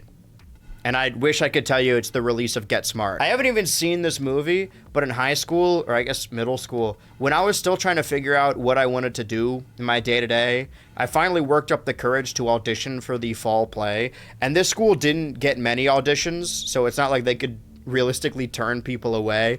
The first proper theater show I was ever in, where I sort of developed my love for the stage, was when I played the role of man number 2 in Get Smart. Did I say Get Smart earlier, or did I say Get Out? I had 2 lines, and I flubbed up half of them. And I was given the role of Bob Cratchit for next year when we did the Christmas Carol. Maybe if they made Get Smart with the Muppets, I would have remembered it more fondly. No, but the actual moment in time was the opening weekend of The Love Guru. And normally I play up these bombastic moments, and then it's a movie nobody remembers, but I actually do mean it. This is the moment where everyone collectively decided we're done with this whole Mike Myers thing. There used to be an entire industry built around getting Mike Myers to play a goofy character with a funny accent. There is a famous movie franchise where almost all of the characters are just played by him. But the Love Guru was received so poorly that he was relegated to just being the Shrek guy for the rest of our recorded history. A lot of people often say that classic comedies wouldn't work today, but I feel like we need Austin Powers now more than ever. Everyone's so sex negative. As I'm writing this, there is an active argument online about whether or not watching porn counts as cheating. I blame the VeggieTales, but nobody wants to hear me on this. Meanwhile, Nickelodeon aired 2 episodes of the season finale of H2O, Just Add Water. One which I'm pretty certain I straight up forgot to talk about in my video. The girls give up their powers but then get them back after 24 hours. It was all a big ploy. Meanwhile, they continue airing new LT Grey every day, quickly running out of the first season, and now there's only 5 episodes left in the whole series. The next day, Saturday, June 21st, 2008, received the Dance on Sunset series finale, a show that is only remembered by me because of its proximity to H2O Just Add Water. I tried to find trivia and fun facts, or just the episodes themselves. It's only notable because it ended, as did the season of H2O. Nickelodeon seems to have exhausted them in preparation for the summer, but more on that soon. On the Cartoon Network side of things, the near 24-hour stint of new episodes has gone relatively unchanged, only dropping Ben 10 Alien Force down to rerun status, bumping Saturday up from 30% no anime down to 20% no anime, or I guess 22.2 repeating percent. I'm sorry if these stats are boring to the layman, but I couldn't begin to explain to you what a Naruto is. Sunday, June 22nd normally is a day reserved for Adult Swim to take the spotlight, and it still had its premieres of American Dad, Venture Bros, Metalocalypse, and Assy McGee, but Cartoon Network proper held another hyper-specific Sunday marathon. Thus is tradition now. The more and more we get through these schedules, they do begin to blend together, but that's because now we are developing the pattern. Even when you think they could throw you for a loop, they've done these Sunday marathons before. Sometimes they're Silly Billies, and sometimes they're You Big Baby Marathon. A 6-hour marathon of Cartoon Network classics marked with baby-themed episodes. That's what the description says. It says baby-themed. Which episode this means is mostly lost to time, although there is record of the Dexter's Lab episode, Don't Be a Baby, airing as part of this marathon. That makes sense. The You Big Baby Marathon also included several instances of the Cartoon Network Wedgies. I'm sure I brought this up before, but Wedgies were animated shorts that aired between commercials and shows, most of which barely broke a minute, but all of which received multiple installments. I really only remember Nacho Bear, probably because it followed the same philosophy as most food brands. This easily could have been a commercial for Doritos or something. Animal mascot is fighting for their life to eat their high fructose corn syrup or drink their Red 40. The most successful Wedgie is also the only Wedgie that broke into its own series, being The Marvelous Misadventures of Flapjack. Cartoon Network did this a lot. The network's originals were built on animated shorts from compilation series. It's just that the Wedgies never really had its own time slot, but the Wedgie short Big Baby did get its very own marathon. This marathon. Other reports cite that the marathon was hosted by a talking baby. It is unclear if the baby is the eponymous Big Baby, or whose baby the baby is. Really, it's just a matter of perspective. Do we mean the baby is big by adult standards, or big for a baby? What percentile is big classified as? Guitar Hero on tour. Have you ever wanted to play Guitar Hero while looking like a jackass? Well, plug these colors into the bottom of your DS and pretend you're playing Guitar Hero, which is a game where you pretend to play guitar. The call is coming from inside the house because I had maybe 3 Xbox games by this point in the timeline, but probably a good couple dozen DS games just because they were so cheap. You could find one on the sidewalk, and if you returned it to the rightful owner, they'd punch you in the teeth. Oh, and the animated film The Ant Bully aired on the new Flix movie night block. You see what I mean? Surely there can't be any more ant-based films. Oh, how naive you are. Where are we? Monday, June 23rd? I don't know why I posted that like a question. I have all this written down and I just put it up there. Nickelodeon begins Maximum Higginbottom Week, a 5-day block across 1 week that aired new episodes of their newest animated series, The Mighty Bee, back to back, 24 hours apart, of course. I was gonna make a crack about how they've already given up on the show 10 episodes in, but I think this is just what Nickelodeon did. I had a running gag last year that Back at the Barnyard actually created the bomb format years before Steven Universe, but now that we've seen 3 examples in under 1 year, that's just how Nickelodeon premiered cartoons. A format that all the fans love and all the people who worked on these shows hate. I'd love to talk about the Mighty Beast someday. I left it out of my Nickelodeon video for a reason, but I feel as I develop my taste and style that there are certain cartoon shows that don't necessarily warrant every episode. And I am by no means implying that I had anything to do with it, nor did I create the format. I definitely didn't. But now it seems like everyone is talking about every episode of a show. And this Noods project is talking about a lot of them. Take it in while you can. This may be my last grasp of relevance. But considering this is the second video and I haven't even touched the Noods era yet, this is going to be a multi-year thing. June 24th, 2008, Tuesday, is another uneventful day. We know we'd be getting a new Mighty B today, but nothing else new. However, licensed games have come and gone. It seems like every motion picture in the 2000s got an accompanying game. As a child who was only really familiar with the likes of Mario or Pokemon, licensed games really stand out to you, almost jumping off of the store shelves. Most of my early Xbox library was made up of SpongeBob or Looney Tunes or Cars or Shrek. They made a lot of Shrek games for the Xbox. As a kid, I assumed that they had to be exclusives, because Shrek is green, and this was the green console. Within the next generation, the Xbox 360, my taste changed a little bit. Despite how fondly they're remembered, WWE and Lego games were still very much licensed games. My taste changed when I was still a kid still obsessed with plastic figurines, but I traded my games about physical building blocks for games about digital building blocks. So that era, when you think you're growing up, that pre-teendom before becoming a teenager, you haven't gained enough distance from your childhood to be nostalgic for it yet. Living a miserable life will make you real nostalgic real quick. I mean, look at me. Look at my life. I've said before that 2013 and 2014 are sort of dead zones for me. Years that were still a large part of my childhood, but also the first years of middle school. I couldn't be into kids' cartoons or pro wrestling or Nintendo games.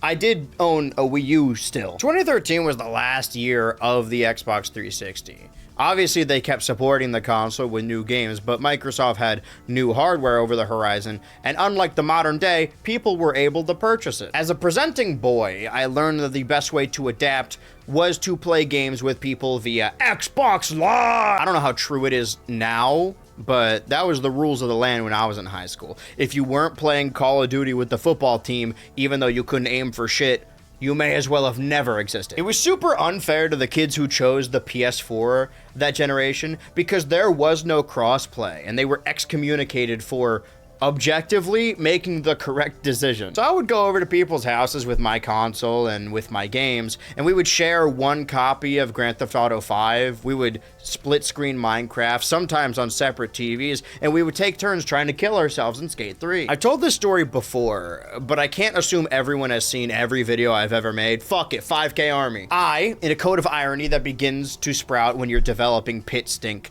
grabbed a licensed game from my pile to take down the block. It was then that I made the hilarious proclamation, guys, what if we played this fucking Wall-E game instead? A Wall-E game I purchased in 2008 after falling in love with the movie and then never really getting past the first act. Everyone obliged, ironically, of course, because this 2008 licensed Wall-E game had a 4-player split-screen versus mode. So we loaded it up, and then loaded it up again.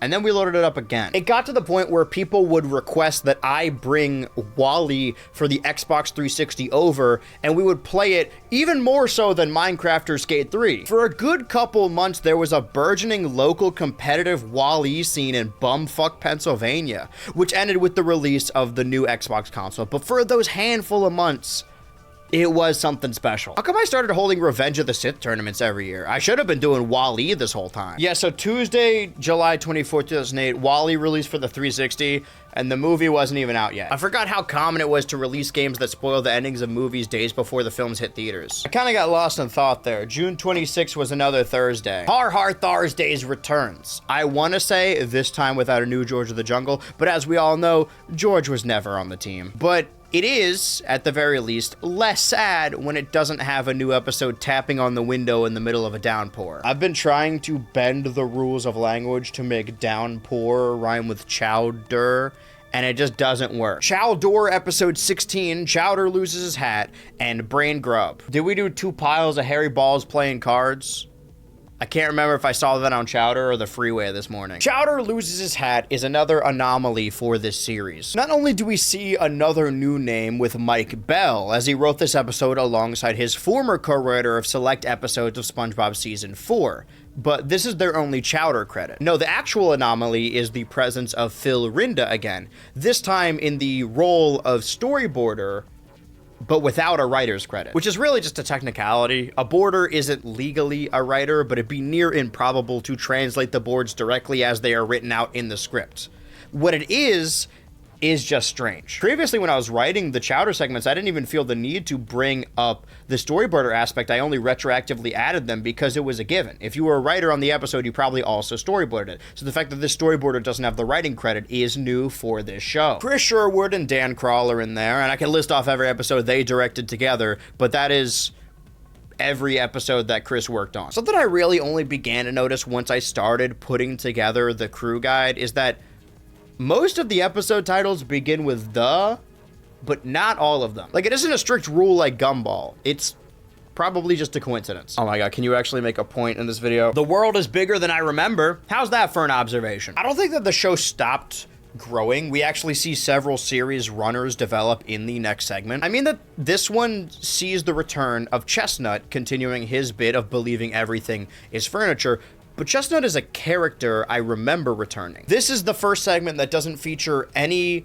of the other catering crew until the reveal at the end. This is strictly a Chowder and Kimchi adventure, which historically haven't been my favorite episodes, but it's okay because Kimchi is only really here to incite the incident that is, quote, Chowder losing his hat. We hear from new one-offs like the Smelly Man, played by Tom Kenny. There are characters I know to be important, and then there are some that I file under a hyper-specific gag. What I'm getting around to is that the dog guy with the strange ring neck accessory from the deposit episode returns, and I was so happy to see him. It's like digging in your pocket to find some extra change, or digging in your mustache to find some extra food. This really doesn't change much, but I didn't even know he came back. Schnitzel Makes a Deposit is one of my favorite episodes. And now that he has multiple appearances and a name, it's Ancho, by the way, he is arguably as important to the story as Chestnut. Now that he's a regular, I can tell you he's voiced by iconic voice actor Phil Lamar. Some voices you have to give the rundown of their previous work, and some sort of just speak for themselves. You'll notice I didn't give a dissertation on who Tom Kenny is because I respect your intelligence. He's from Mr. Show or something. We've seen festivals and bustling cityscapes, but this segment really makes the world seem more densely packed as a flat world can be. I'm also pretty sure that the pig lady that Ancho shows romantic interest in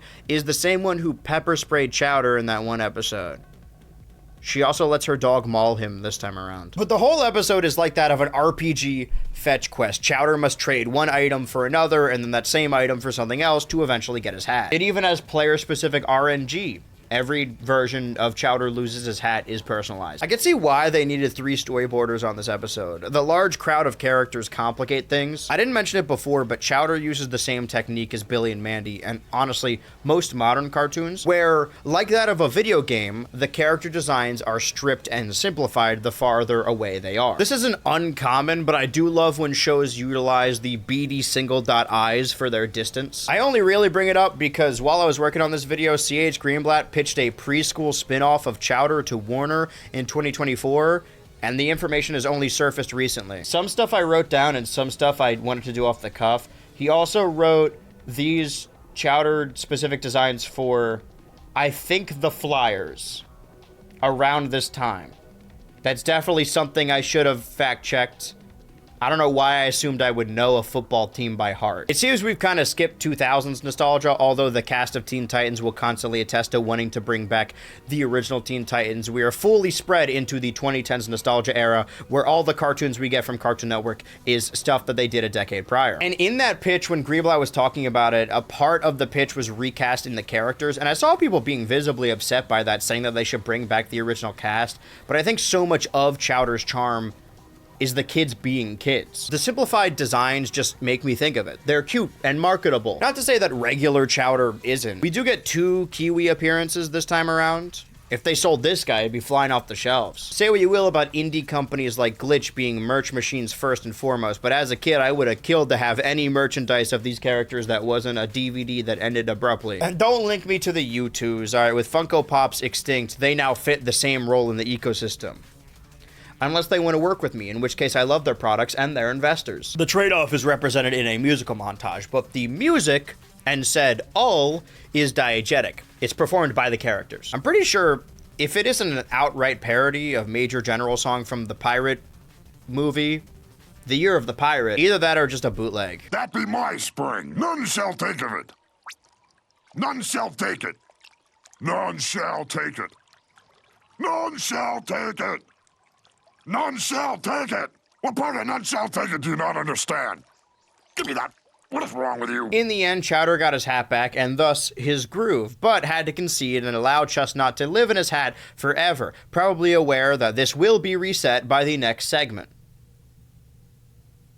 Well, the second segment, Brand Grub, written by a team made up of the show's creator, as well as quintuple Chowder collaborator Danielle McCall, and boarded by Alex Elmagar. Alex and Danielle, surprisingly with 9 episodes between them, but none of them overlap. This is the first time they've worked together on Chowder, with McCall's filmography the first time they've ever worked together. Eddie Houchins returns to direct, and Dan Kroll is inevitable. Chowder becomes self-aware in this one. His brain gets so big that he cracks their eternal torment and learns that they all live in a wacky cartoon from which they cannot escape. That doesn't stop him, however, from attempting to meld the cartoon to his more intelligent desires, which makes everyone have to get boring jobs.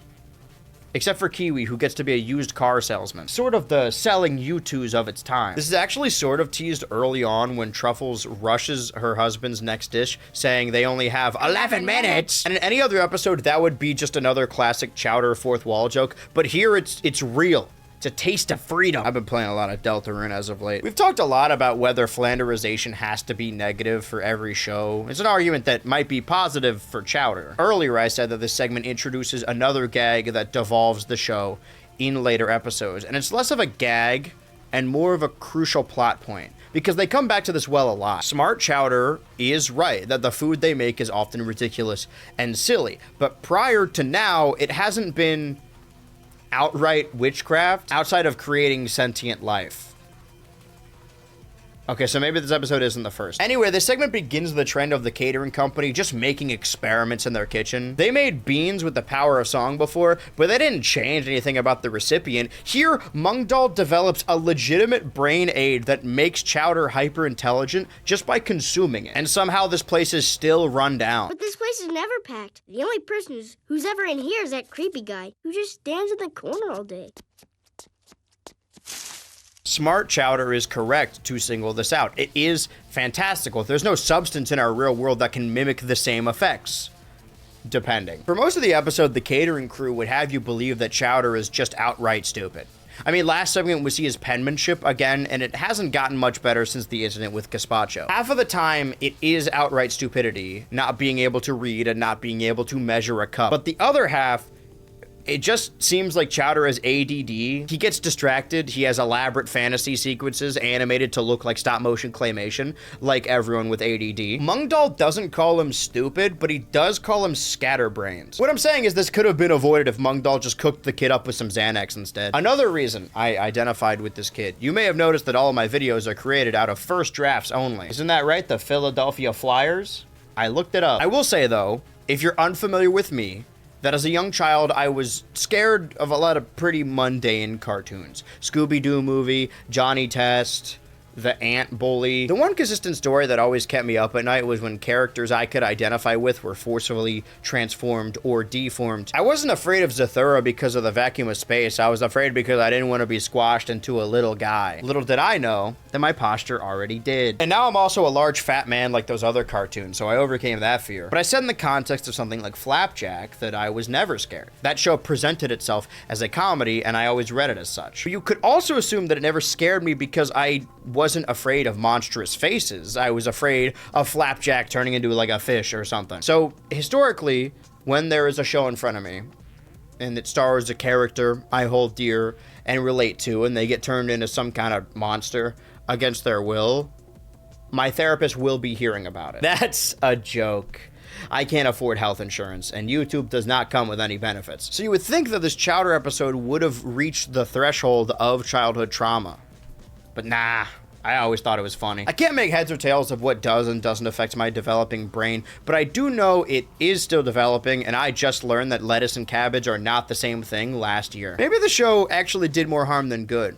I barely know how to make a slice of bread, let alone slow Mado. But instead, Chowder Algernon's himself so he could be happy and content with being simple.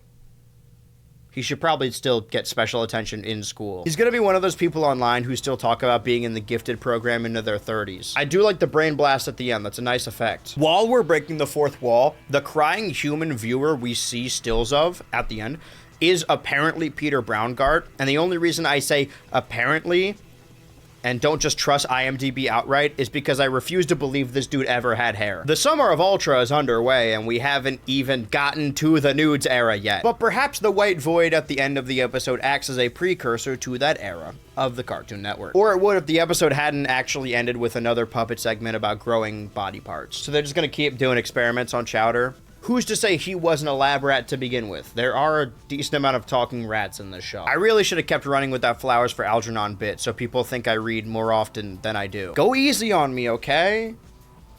I was a gifted kid in high school. Gifted at slamming down liters of Mountain Dew every day. Ugh. Speaking of drinking disgusting sewage, The Marvelous Misadventures of Flapjack. Episode 4, shave and a haircut, 2 friends. That's just one of the segments. That's long name. And Cammie Island. Across the 3 prior episodes, we've already introduced 7 unique crew members, many who would go on to create their own larger projects after Flapjack ended. Mostly because every episode we watched was written and boarded by a unique team. Relatively uncommon to see repeat names, with 2 exceptions. The team of John Infantino and Patrick McHale both co-penned the segments I See You and The Sweet Life from episodes prior. As far as their work on Flapjack goes, they're joined at the hip, which makes it even more heartbreaking to break the bad news of infidelity. John Infantino collabed with Kent Osborne? How dare you? What does Osborne have that McHale doesn't? Writer's credits on Vanoss Superhero School? It sort of goes without saying that J.G. Quinto is the creative director again. Or it would if I didn't keep bringing it up. Because the same is true for Cammie Island, but that was written and boarded by a team of Infantino, this time working with Patrick McHale. Scandalous. I mean, these 3 are a winning team. Comparison is the thief of joy. I keep contrasting Chowder and Flapjack more so than I do the 3rd show in this heavily manufactured Big 3 because they're circumstantially similar. They are both 11-minute cartoons created in-house at Cartoon Network, and the second segment of this Flapjack episode introduces a big ogre played by Kevin Michael Richardson, the original Schnitzel and the lead Farfel. But not only are these shows different in the way that they are ran from philosophy level, we just watched an episode of Chowder with an additional storyboarder not credited as a writer. More often than not, episodes are boarded by one of the many writers, whereas for Flapjack, the boarding is the writing. The writers are always the same as the boarders and vice versa. But we've covered how they differ behind the scenes. What we haven't done is extend that to the episodes themselves, because episodes of Chowder feel like episodes of a TV show. In the last one, the titular character literally realized they live in a TV show. Whereas the Flapjack stories feel like just that. Stories. They're legends. They're tall tale sailors tell each other to pass the time. This is gonna sound like a cop-out, in more modern terms, a cope, but I'm not saying this as a defense. I'm saying this as an observable pattern. I don't think The Marvelous Misadventures of Flapjack is as concerned with making jokes as telling a quality story. It's sort of the opposite of Chowder. Not to say that those stories don't follow a structure, but they adhere more to laws of comedy than laws of storytelling. Chowder will always follow what is funnier in the moment, whereas Flapjack sort of builds up to it. Like the first segment acts as a proper introduction to Dr. Barber, both a doctor and a barber played by Steve Little. Maybe it just feels like they aren't telling as many jokes because I am so immersed in this world. Because peeling back, putting my mind in the head of a viewer who's never seen this show, the gag with a Dr. Barber is a good one. Flapjack believes he has fallen blind, so they go to the only doctor in Stormalong. When it's revealed that Flapjack isn't blind, his hair is just in his face, the doctor sends them next door to find the same guy, now acting as a barber. Flapjack is a lot more reserved. The bits that get the biggest laughs from me are pretty soft. Because we found a map to Candied Island. See? It's not a map to Candied Island. It's a map to, a Poison Island. Poison Island. No, thank you. I don't like poison. But the story itself oozes with atmosphere. Captain Knuckles needs Flapjack to get his eyesight back so he can read a map he found when he woke up that he believes will lead to Candied Island. And Knuckles cannot read, like Flapjack can. So where did Flapjack learn? It doesn't matter. That's not important. We'll delve into this character next segment. I remember bits and pieces of Flapjack, so I know that the Dr. Barber becomes another local character. He's the creepy guy that Flapjack wholeheartedly trusts. And to spoil the ending of this episode, his group of barbershop quartet steal the map and brandish a sharp weapon towards the captain's crew, only to reveal they only wish to cut Flapjack's hair and also cannot read. Like, the episode isn't filled with jokes, but the whole thing builds up to a joke. Technically, too, as it's revealed that the treasure map was actually a sweet note written by Flap to his captain that he loves. But the joke hits when it does because of the buildup. The story is what keeps you going. Because for most of the episode, Dr. Barber and the quartet are portrayed as a genuine threat. After Flapjack develops supernatural hearing abilities to offset his blindness, their arrival is heralded by an ominous droning song. I can understand why this was ostensibly Courage the Cowardly Dog for kids born a couple years later. That doesn't change the fact that the horrific close-ups are used for comedy more often in Flapjack than its contemporaries, other than SpongeBob. But that's the difference, right? SpongeBob feels like a show, and Flapjack feels like a trip. Not a fancy vacation. A vacation to a historical landmark, like you're living in a haunted house for a couple days. But it's not Halloween props, it's the walls that hold the stories. I'm big upping this one a lot, but I just love the sea-based adventures of the show, and I sort of just teased it that there are other reasons the show stood out to me. This is probably why the second segment, Cammie Island, writes Bubby out of the story, leaving Flapjack and Knuckles to have to fend for themselves. They disguise themselves as sardines to sneak onto an actual pirate ship, hitching a ride to what they believe to be Candied Island, where the rug is pulled out from under them and it's revealed to be Cammie Island. And I do want to acknowledge a bit of a discrepancy here. The joke really only works when you know it's Candide Island. A lot of the fans and even characters on the show will sometimes refer to it as Candy Island, but it's meant to be Candide Island with an IED. I made this mistake most of my childhood, probably because 2008 was also the first time I stepped foot on YouTube, being shown my first ever YouTube video, Charlie the Unicorn, where the cartoon characters venture to Candy Mountain. Film Cow, at the time known on YouTube as Secret Agent Bob, was just as big a part of my 2008 as anything else.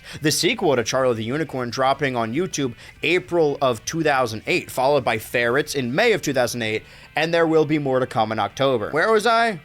Cammie Island's gross. Flapjack will do a lot of gore that pushes the boundaries of a kid's cartoon, but it's not bloody. Your eye can pop out of your head and you can break your nose bone, but most of these are just Captain Knuckles. And later on, there are horrific close-ups and blood-sucking bugs, but in comparison to its contemporaries, it never relishes in gross out. And that may be shocking to hear, but it's true.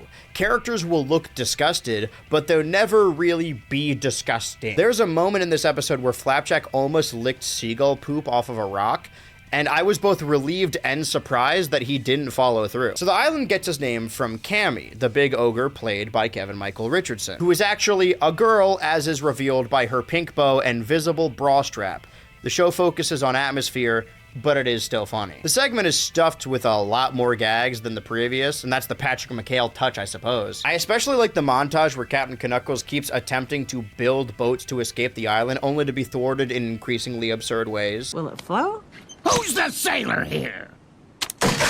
Well, now it won't float. Unlike the previous segment where the story sort of resolves itself, it is Flapjack's pure heart that gets them off the island as he grows a friendship with the eponymous Cammie. But the thing that I found interesting, that I don't even know if they really intended, was one line from Flapjack where Cammie offers him mud, and he reacts by saying that they don't really have mud on Stormalong. So yes, Cammie Island is gross and abandoned, but it's also nature. Stormalong Harbor is just as gross, but that rot is artificial. It's all man-made structures. I've described the show as comfortingly disgusting before, and that even reigns true here. Like, Flapjack is doing backstrokes in a mud puddle, and the whole time I'm just thinking, wow, this kid has probably never seen grass, ever. The show somehow makes dirt and grime a luxury, except for sardines. The show realizes that sardines are also gross, which is correct, objectively. Normally, I try not to make sweeping generalizations about walks of life I've never tried,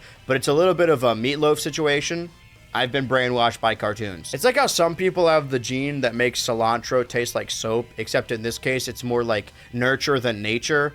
This is also Johnny Test's fault. In the end, after their return, Knuckles attempts to set them up to the exact same scheme, but this time with lobsters, which is a far better seafood, but a little too rich for my blood. Why are lobsters treated as a luxury item, but crabs are all over the place? Surely they can't be harder to come by. Also, I get the gag, but there's no way they end up on Cammie Island again. Cammie's whole reason for Rampage was that she hated sardines, and that's all the pirate crew kept sending to the island. You came for an episode recap in this multi-hour-long summer extravaganza, and I walked away with a character deep dive. How's that for long slog? Okay, speaking of Total Drama Island Episode 4, Dodgebrawl. The first episode to be written by Alex Nussbaum about... Take a guess. I will say, while the forest part of the island, known as Wawanakwa, is vague and vast, it manages to feel cohesive with iconic landmarks. I can understand why they'd want to make it into an interactable world online. Of all the challenges in the early stages of the show, Dodgebrawl gotta be one of the easiest to translate to a Flash game. Man, it's so good that they did it twice. But the large cliff mass and the mess hall and the campgrounds and the beach and the stage come back several times throughout the season. Even the secondary island we're later introduced to. But this dodgeball court set up and nailed down in the middle of the campgrounds, I don't think we ever see it again, which is uncommon because we've seen that cliff dive in 2 separate challenges now. The world is cohesive. It's not like they airlifted this thing in. That kind of absurd stuff doesn't start happening until after season 3 or 4. For now, the series is grounded in reality. Both Duncan and Gwen are still exhausted from the previous challenge. Duncan more so due to Harold's abhorrent snoring. So the conflict for the Killer Bats comes from almost losing yet again until Courtney takes charge and orders them all to wake up the sleeping delinquent. When he does wake up, everyone is afraid he's going to kill them, but Courtney stands up to him and orders him to compete, and he concedes. See, again, I don't think that their later relationship comes as much out of nowhere as many think. He clearly respects a woman who could take charge. She even sort of mirrors Heather on the other team. The Queen of Mean puts her foot down about the strict rules of the Alliance, which has nothing to do with Beth. She doesn't do a whole lot this episode. But Lindsay continues her cross-team romance with the meathead Tyler. He makes another reference to food on the table. I don't know if this is a reference to something in pop culture that I'm not aware of. Like when Harold has the drawn-on mustache and says, "Gosh," I know what that's referencing. Tyler's just a really big Ryback fan. I think it's kind of cute that Lindsay and Tyler ultimately fulfill the same role for each of their teams. There are 2 running gags in this episode, and they both revolve around the 2 being the butts of jokes, some more violently than others. But when Courtney threatens Tyler to stay away from Lindsay, this mirrors the way Heather talks to Lindsay. She's just Heather, but on a losing and inefficient team. I mean, Cody does more plotting this episode. He's like an engineer or something. Because we've seen this mathematic display from Cody before, and later on we learn that his greatest fear is defusing a bomb under pressure. See, there is an advantage to watching this show more frequently and more recently than the others. Izzy doesn't do a lot either, but she is mysteriously missing from breakfast. Honestly, something I didn't even notice when I made my first video. But if you haven't seen it, the Izzy isn't crazy conspiracy. You don't need to. Enough people have seen it already. But the only thing I remember about this episode from that video isn't even involving Izzy. Total Drama Island was a Canadian production, specifically a Fresh TV Canadian production, as Sister Show Like 16 has the luxury of being initially produced by Nelvana, at least for the first couple of seasons. Fresh TV, I love them to death, and they have amounted to some of the most viewed videos on my channel. And stoked. What a disappointment you turned out to be. But their shows are cheap. They're cheaply made. And it's not the fault of the writers, but it is really noticeable in certain scenes, like scenes where everyone is celebrating and their models whip back and forth, or the reuse of familiar sound effects. Most of the time, these familiarities are, at best, not noticeable, and worst, an iconic part of the viewing experience. At the very, very worst, using the same voice line several times across one episode. Lindsay's "woohoo, yeah!" appears several times across this series, but it is so noticeable in this episode specifically. That is because they used it, and I counted 12 different times. The full version of this line is audible when she gets the final marshmallow, resulting in Noah's elimination. So, I'm gonna do my best to not let bias and nostalgia cloud my judgment, because with barely a handful of episodes, Noah was, even when there was only one season. Gee, I wonder why. And I understand why they eliminated him. He made sassy remarks at the end and pissed everyone else off by not putting forth the effort. He pulled an Ezekiel. He probably would have been fine if he didn't say that last bit, because I mean, he's right. He doesn't step into the game because he isn't athletic. He knows he won't be a big help. Know your worth, King. Blame it on Owen's blind rage, or Justin. He didn't say anything today. I do like that despite being the big guy who farts and loves food, Owen is very much a jock. Like, even in later seasons like World Tour, he loves competition. He wants to be a big, strong guy. And in later episodes, we'll see, and I'll expound on it, that while he's remembered as like a lovable, jolly oaf who's friends with everyone, he is kind of like a frat guy, but in the end he loses because Harold secretly has mad skills. It really only works the one time. It starts wearing off the more they do it. Strangely, Harold's rivalry isn't really with Duncan this episode. It's with Jeff. Jeff is the one to point out the drawn-on mustache. Duncan is far too tired to be doing bits. It's implied that it's Jeff that did it. And then in the end, it's Jeff who unironically gives his respect to Harold. I mean, for now. Because they do arcs in later seasons of what if Jeff was corrupted and evil, but for most of season 1, he is very much a bully to Harold. He just sort of gets forgotten by the time he's in handcuffs. The same applies to DJ, but he's too busy standing next to Katie this episode.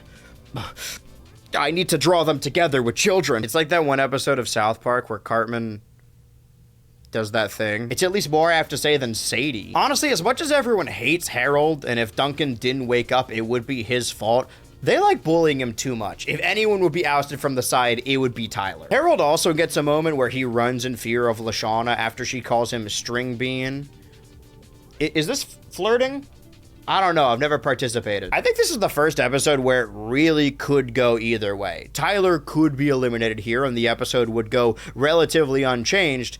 He gets just as much focus. The show is beginning to shape itself a little bit more. It's finding its rhythm. Cody sacrifices his groin for Gwen, which does nothing. Oh, when Jeff is smacked in the face with a dodgeball, the host Chris McLean throws it to the slow motion replay, and I swear he only ever does this for Jeff. Later in the same Fear episode, he takes immense glee in raining hail on Jeff.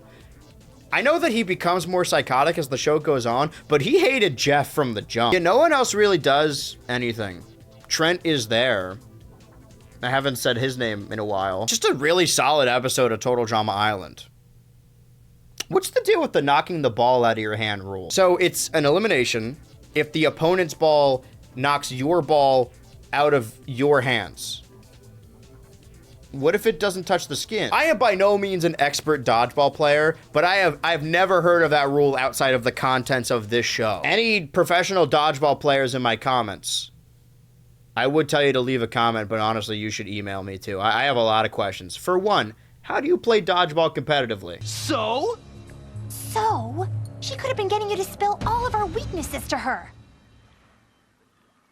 Okay, this is it. I would go to this kids gym. It was one of many places that parents could drop off their kids if they didn't want to watch them. And I would play dodgeball with the Gummy Bear brothers, who watched the show just as much as I did. And I wish I could tell you that these experiences overlapped, but I would also spend half my time there playing the SpongeBob computer game that they had built in. I don't remember why they had a computer there. These 3 premieres of the big 3 shows holding the Cartoon Network's load-bearing nighttime block together was of course followed by a premiere episode of Johnny Test. I'm still calling it the big 3, you can't change my mind. And I'm being outwardly antagonistic so I don't have to look inward. Normally I wouldn't bother mentioning the episodes themselves, but this night ended with the Cartoon Network premiere of the episode Johnny Mon. which is just Pokemon. And I think that's the precise episode that really nails the Johnny thesis, my testis, if you will. Johnny is a funhouse mirror. He exists for boys 6 to 12 to project all of their feelings and aspirations and marketing onto. You know that video that popped up and everyone's recommended a while back that asked why so many people with autism are drawn to Sonic the Hedgehog? And the implied answer is that Sonic the Hedgehog was litigiously market tested to be the perfect amalgamation of what little boys in the 80s would think is cool.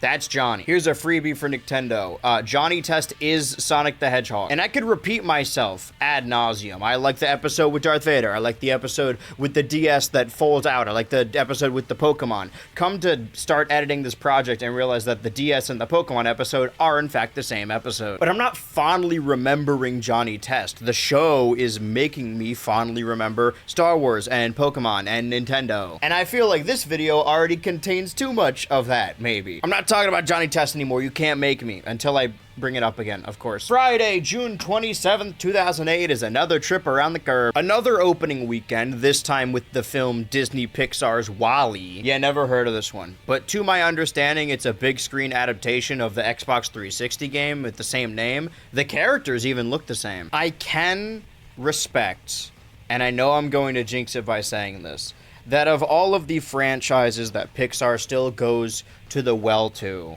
specifically Toy Story, Inside Out, Incredibles, the big ones, I am eternally grateful that that hasn't happened with WALL-E. Because I did a bit about the video game, but it is one of my favorite films of all time. Saturday, June 28th, 2008.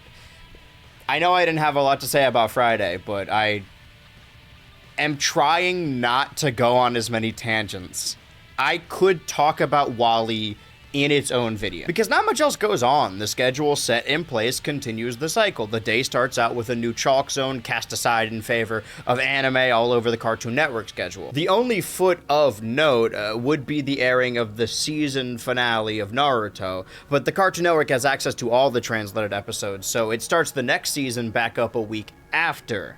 Slow your roll. We're not even in July yet. For a matter of fact, we are at Sunday, June 29th, 2008. This one is a little bit more noteworthy. And not because of the flicks airing the sequel to Ace Ventura that isn't as good. Not because Fat Guy Stuck in the Internet returns to Adult Swim in the late night slate of new episodes. Throughout this year, within this project, we have seen several normally unimportant Sundays host hyper-specific marathons with original branding. Sometimes it's a Foster's Marathon for Thanksgiving, sometimes it's a baby marathon hosted by a baby, allegedly. But on average, most of the marathons we've gotten from November 2007 to June of 2008 have been sort of somber. A musically centered marathon to lead to the final episode of Class 3000, a special secret marathon to close out codenamed Kids Next Door, an unnamed Ben 10 marathon to open the door to the next generation. So yeah, most of these marathons have been harbingers for the endings of shows, and today is no different. Today is sort of different. The Lost Eds Marathon, which got its name by being comprised of the best Ed, Edd and Eddy had to offer, but also the Lost in the title refers to the build-up around the Lost episode of Ed, Edd and Eddy, which is just the final episode to air on the Cartoon Network, but it's not like they forgot to air this one. These two segments were intended to be the final episodes of the series, but not the send-off of the series. A lot like Billy and Mandy, I've been tentative to say that they've ended because they both have new TV movies in their near future. In Ed's case, it acts as a proper send-off to the series. It bookends it with a proper ending point. Kids Next Door did sort of that, but also sort of ended on a future cliffhanger that's never been resolved. I'm starting to begin to understand the collective shuddering of this era of television as a whole. Sure, Chowder and Flapjack and Total Drama are some of my favorite cartoons, and it being a soft reboot did allow for a very easy entry point as I'm growing into adolescence. It's the era I actually started remembering the channel number and almost the schedule by heart. But from an elder's perspective, the generation that came before me, the group of 30-somethings that also make YouTube videos that I want nothing more than to earn their respect, basically every show that debuted within the summer had fallen apart. And all of the original cartoons had come to a close. Ed, Edd n Eddy debuted in 1999, and now we're almost at the end of the 2000s. Again, still with a TV movie on the horizon. To a certain degree, I get it. In the nicest way possible, this is the perfect jumping off point. My jumping off point was when they stopped airing new shows altogether. When I first began to piece together this project, like most projects, I shot way too high and assumed I could encompass the entire era in one video. And then I thought, all right, let's peel it back. Let's just have 2008 be a video, and then we could do a trilogy. And here we stand in part 2 of a summer trilogy that only covered the beginning of the Noods era, and the Noods haven't even shown up yet. All that to say, I'm in this for the long haul, even if people hate it. But there is a very real possibility that once I reach the end of the Noods era in these videos, that the Cartoon Network will cease to exist. Why did they choose the sequel to Ace Ventura? I'd love to tell you about Monday, June 30th. What's ironic is that I started this project with the block reading the same date, and now we're here, where nothing ever happens. But now we're in Tuesday, July 1st, 2008. We are in July, and now we could celebrate. Celebrate with 2 new episodes of Skunk Fu with 4 segments between them.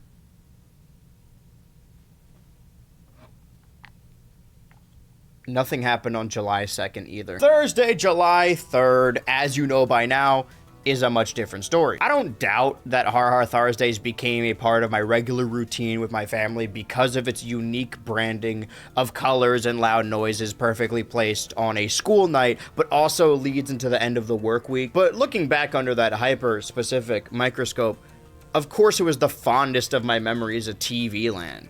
It was the only night with anything of value. No smoke to Skunk Fu, or maybe yes smoke. I don't know. Everyone told me that chicken show was racist and I just believed them. That could easily be the case with Skunk Fu. That week we just covered, Nickelodeon, nothing. Disney Channel, basically nothing other than new episodes of that one sitcom where the brother and sister have weird romantic tension, and new episodes of that one sitcom where the brother and sister are constantly told they'd be cute together. What was going on with that network? Thursday nights had new episodes of Chowder, new episodes of The Marvelous Misadventures of Flapjack, new episodes of Total Drama Island. Johnny Test creates a new holiday, presumably a new religion. Chowder episode 17, Shnitzel Quits. You'll notice I only listed one title. That is because a decent ways into season 1, about 8 months into its tenure, this is the first Chowder 2-parter, which for a show that normally has 11-minute segments is really just a 22-minute episode. It's not as special when Total Drama does the same thing every week. But this is a big deal, and thus a big episode. I mean, they get a commercial break this time. Ironically enough, the theme song gag does not match this magnitude, although it is memorable. So memorable, I remembered the last time they did it. Who am I insulting here? Because I'm the one who said it happened every episode.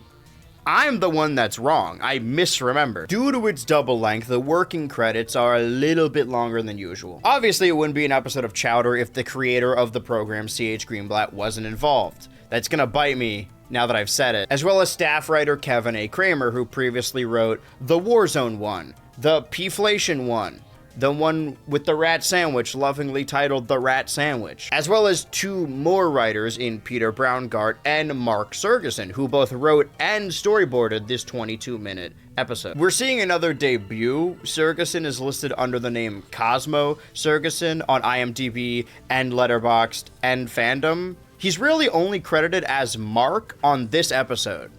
The only episode of Chowder he wrote. Well, he's listed as Mark Cosmo Sergeson in Nick and Tristan Go Mega Dega. This project would not be finished without IMDb. I love that it's a resource of movies that only exist at the bottom of a Walmart basket. Mega Dega was also written by John Davis Infantino, whose name we've heard across several episodes of Flapjack. The whole time I've been saying how strange it is that these 2 crews never collaborated.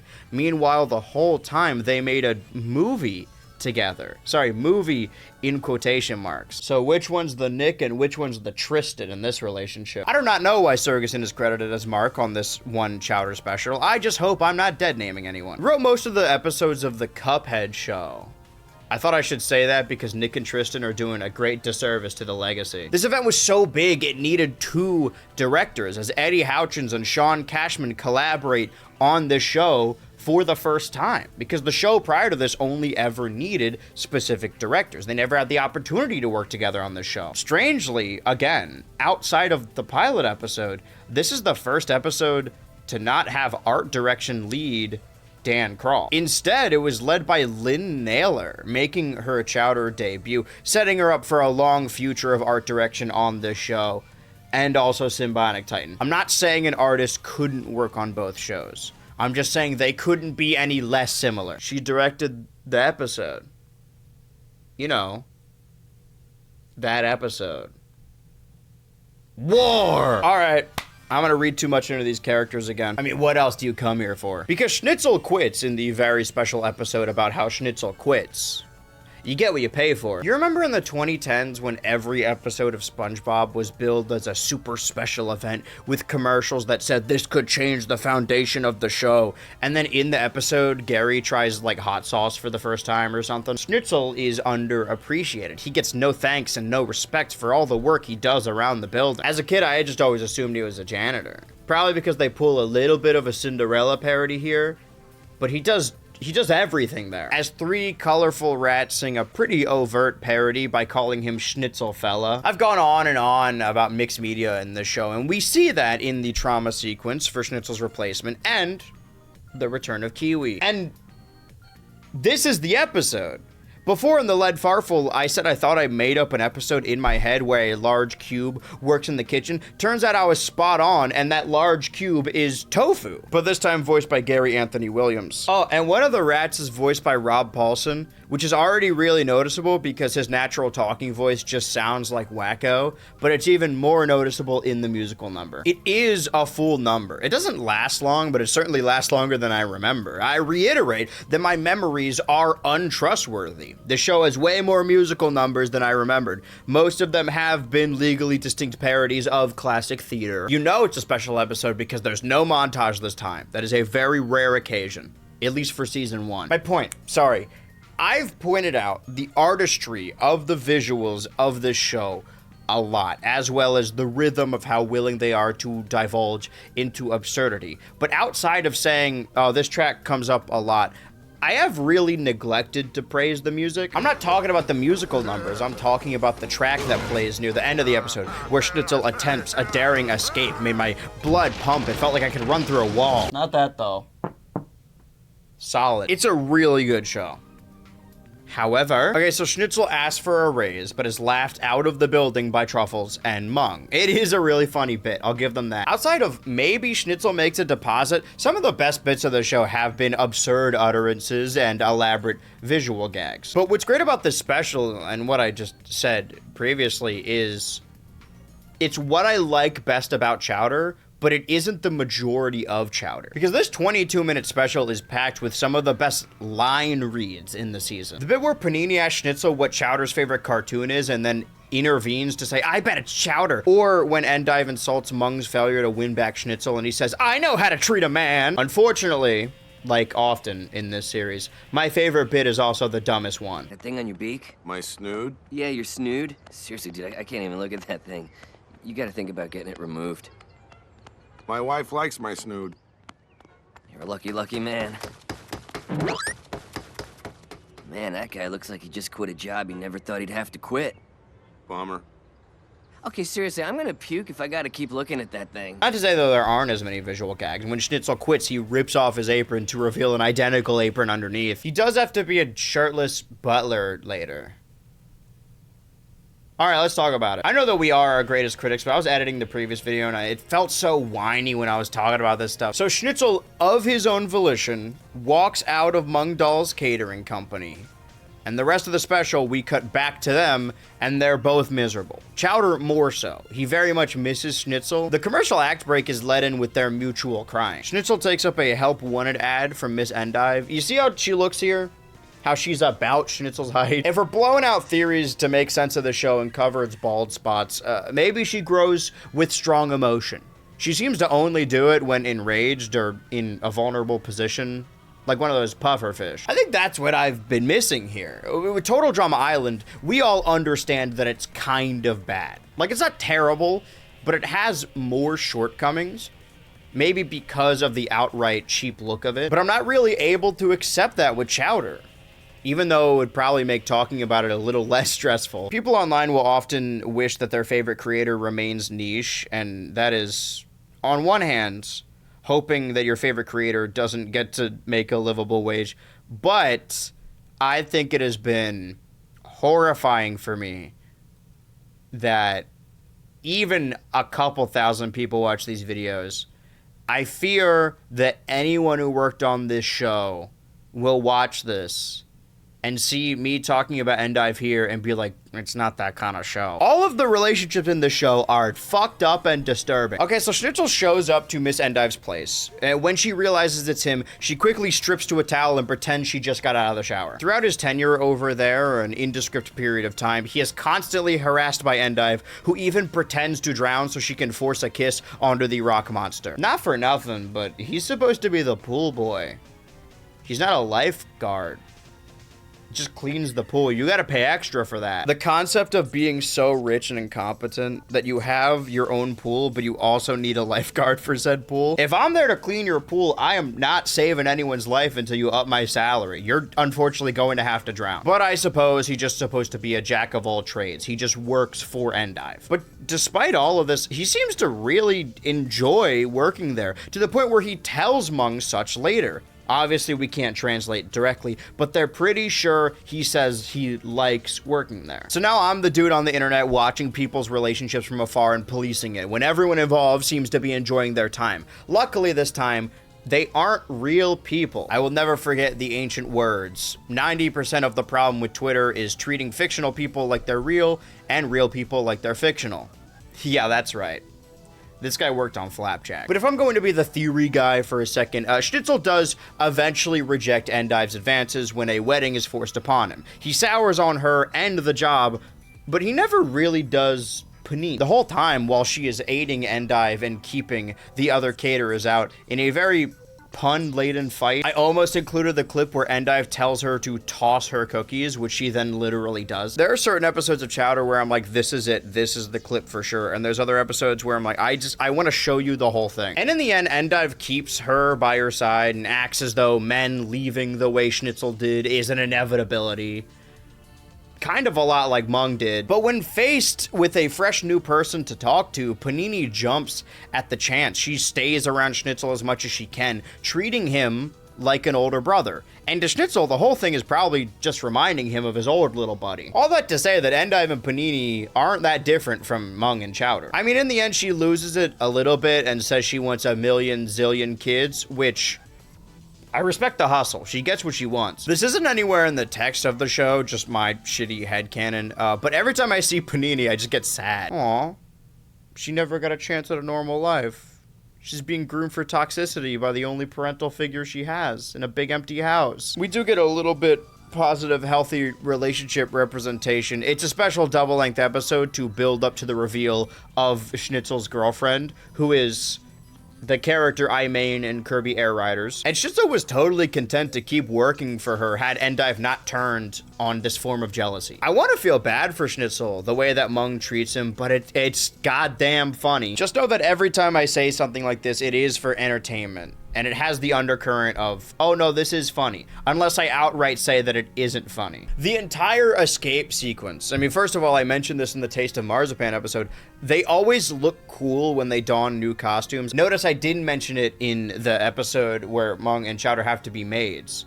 Although, the same texture crosses over to those new costumes. I just didn't want to talk about it. All of their regular moving colors are swapped out for navy blue, as Chowder's blue hat is pulled over his eyes that pop out through. It's a cool visual. At the behest of just listing off jokes I liked, these ones are mostly visual, so I can show you while I'm talking. There's the distraction love letter that just revealed to say blah blah blah over and over. How Chowder is flattened when faced with a cookie pan. The reveal that the sack they took Schnitzel in was a garbage bag from home.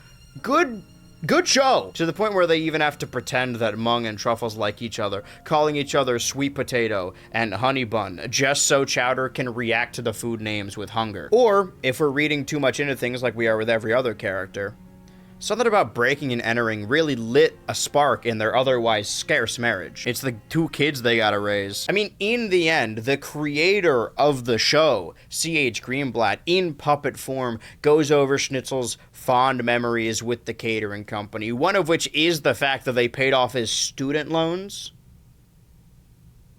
Okay, so from a viewer perspective, this is a really funny gag. But jokes aside, is what makes this special feel special. But from Schnitzel's perspective, holy shit, we are in hell. Your creator reveals himself to you and then drops a stick of butter on your former friends, prompting you to have to go save them, forcing your hand back to your old abusive household. I mean, in the end, they do offer Schnitzel a little bit more to stay. They even retcon Chowder's first dish to be a rotten pudding cup they made together. Maybe Chowder's exaggerating when he says they made it together. This is ultimately what gets Schnitzel to stay. So is he also getting the raise that you promised, or is that off the table now? I really like the detail that Schnitzel passes by the King of the Sky when jumping off of the creator's cloud, showing that he is literally above the Sky King. It's good world building.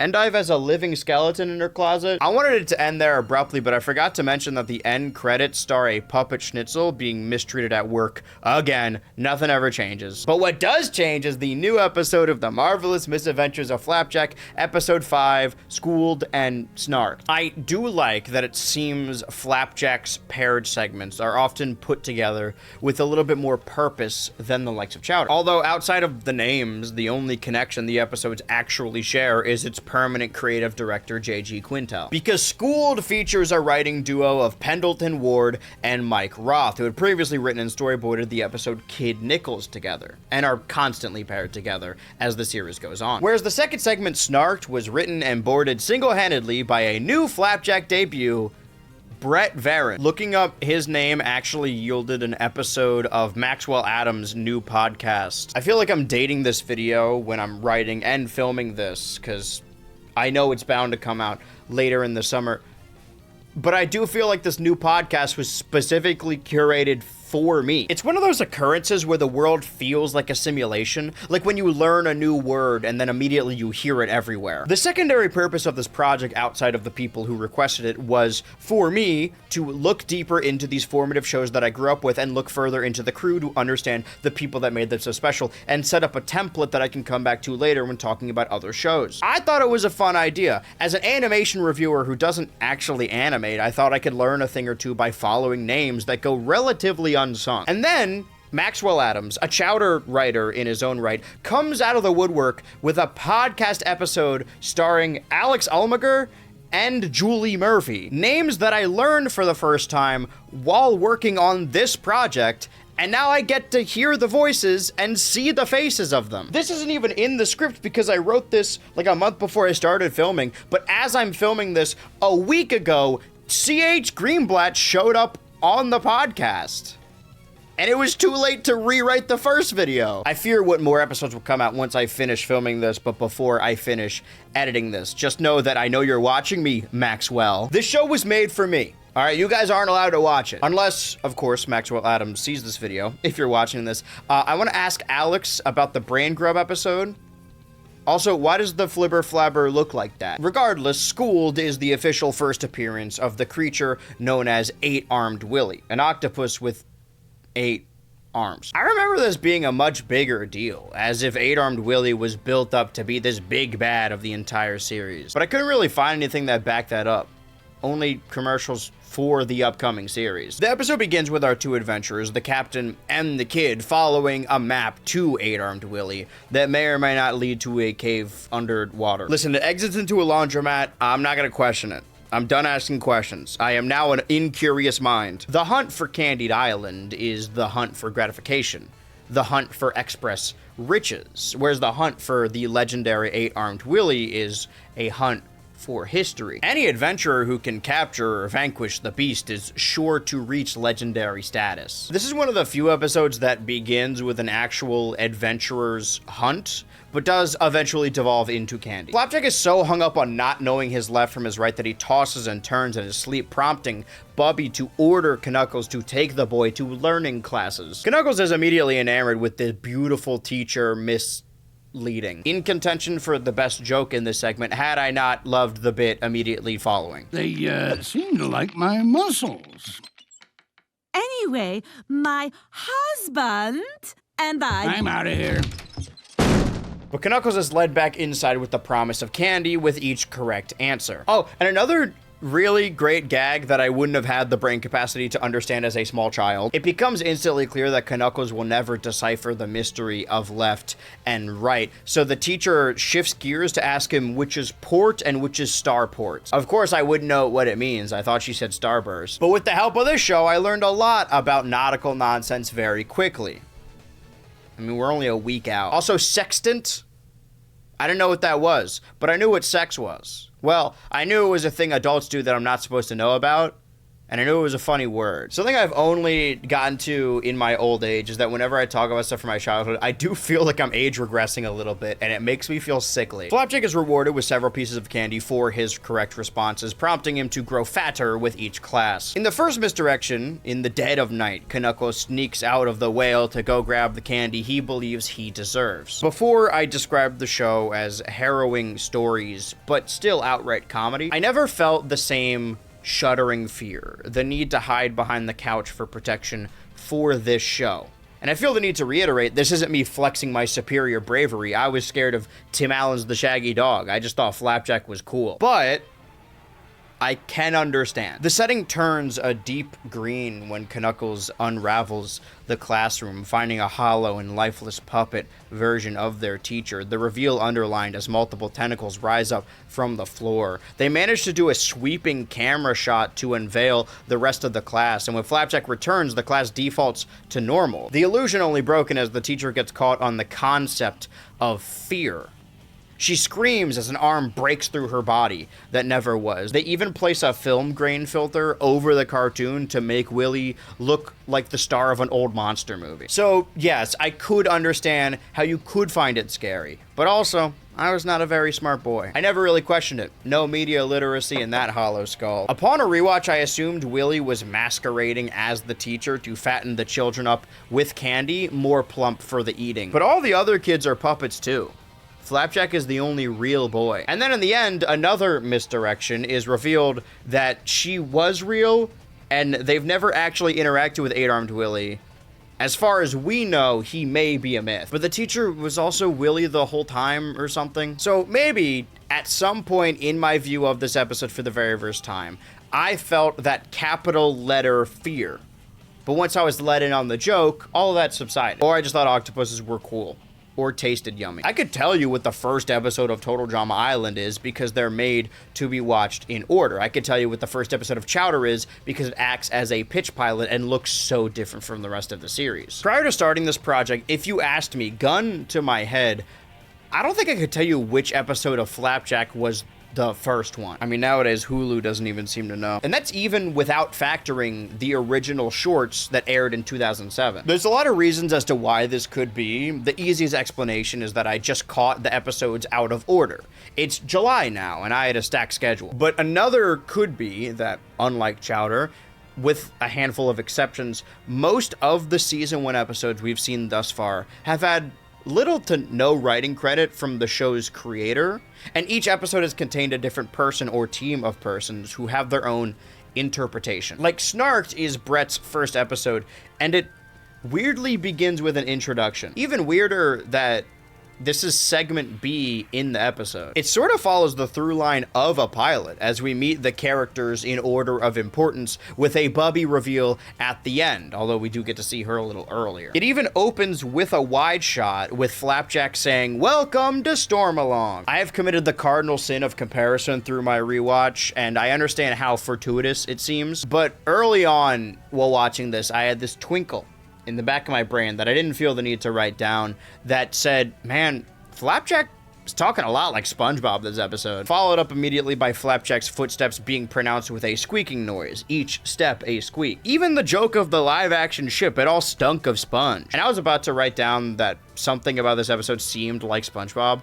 until we are met with the official, very first, gross-out, close-up scream. The one that goes, "Ah!" That's really bad. Does anyone know who provided that sound? Maxwell Adams, I have a question for your next podcast. That's what I had to convene with the fact that, was this close-up joke that is a staple of Flapjack an initial reference to the sponge? I mean, surely not, right? I think more realistically that 2008 was the year I gained sentience, and also, ironically, the year of the pirate, and I spent most of said year consuming large amount of nautical shows, all the while doing my own independent research. I feel like what I'm building up to is not going to be worth it. But if for some reason you don't know anything about Flapjack, you're one of those total drama kids that only watches one show and then changes your profile picture to be whatever your favorite character is. Flapjack is famous, or rather infamous, for having very artistic and realistic looking close-up painting shots that are struck with that same sound effect. It happens a lot throughout the series.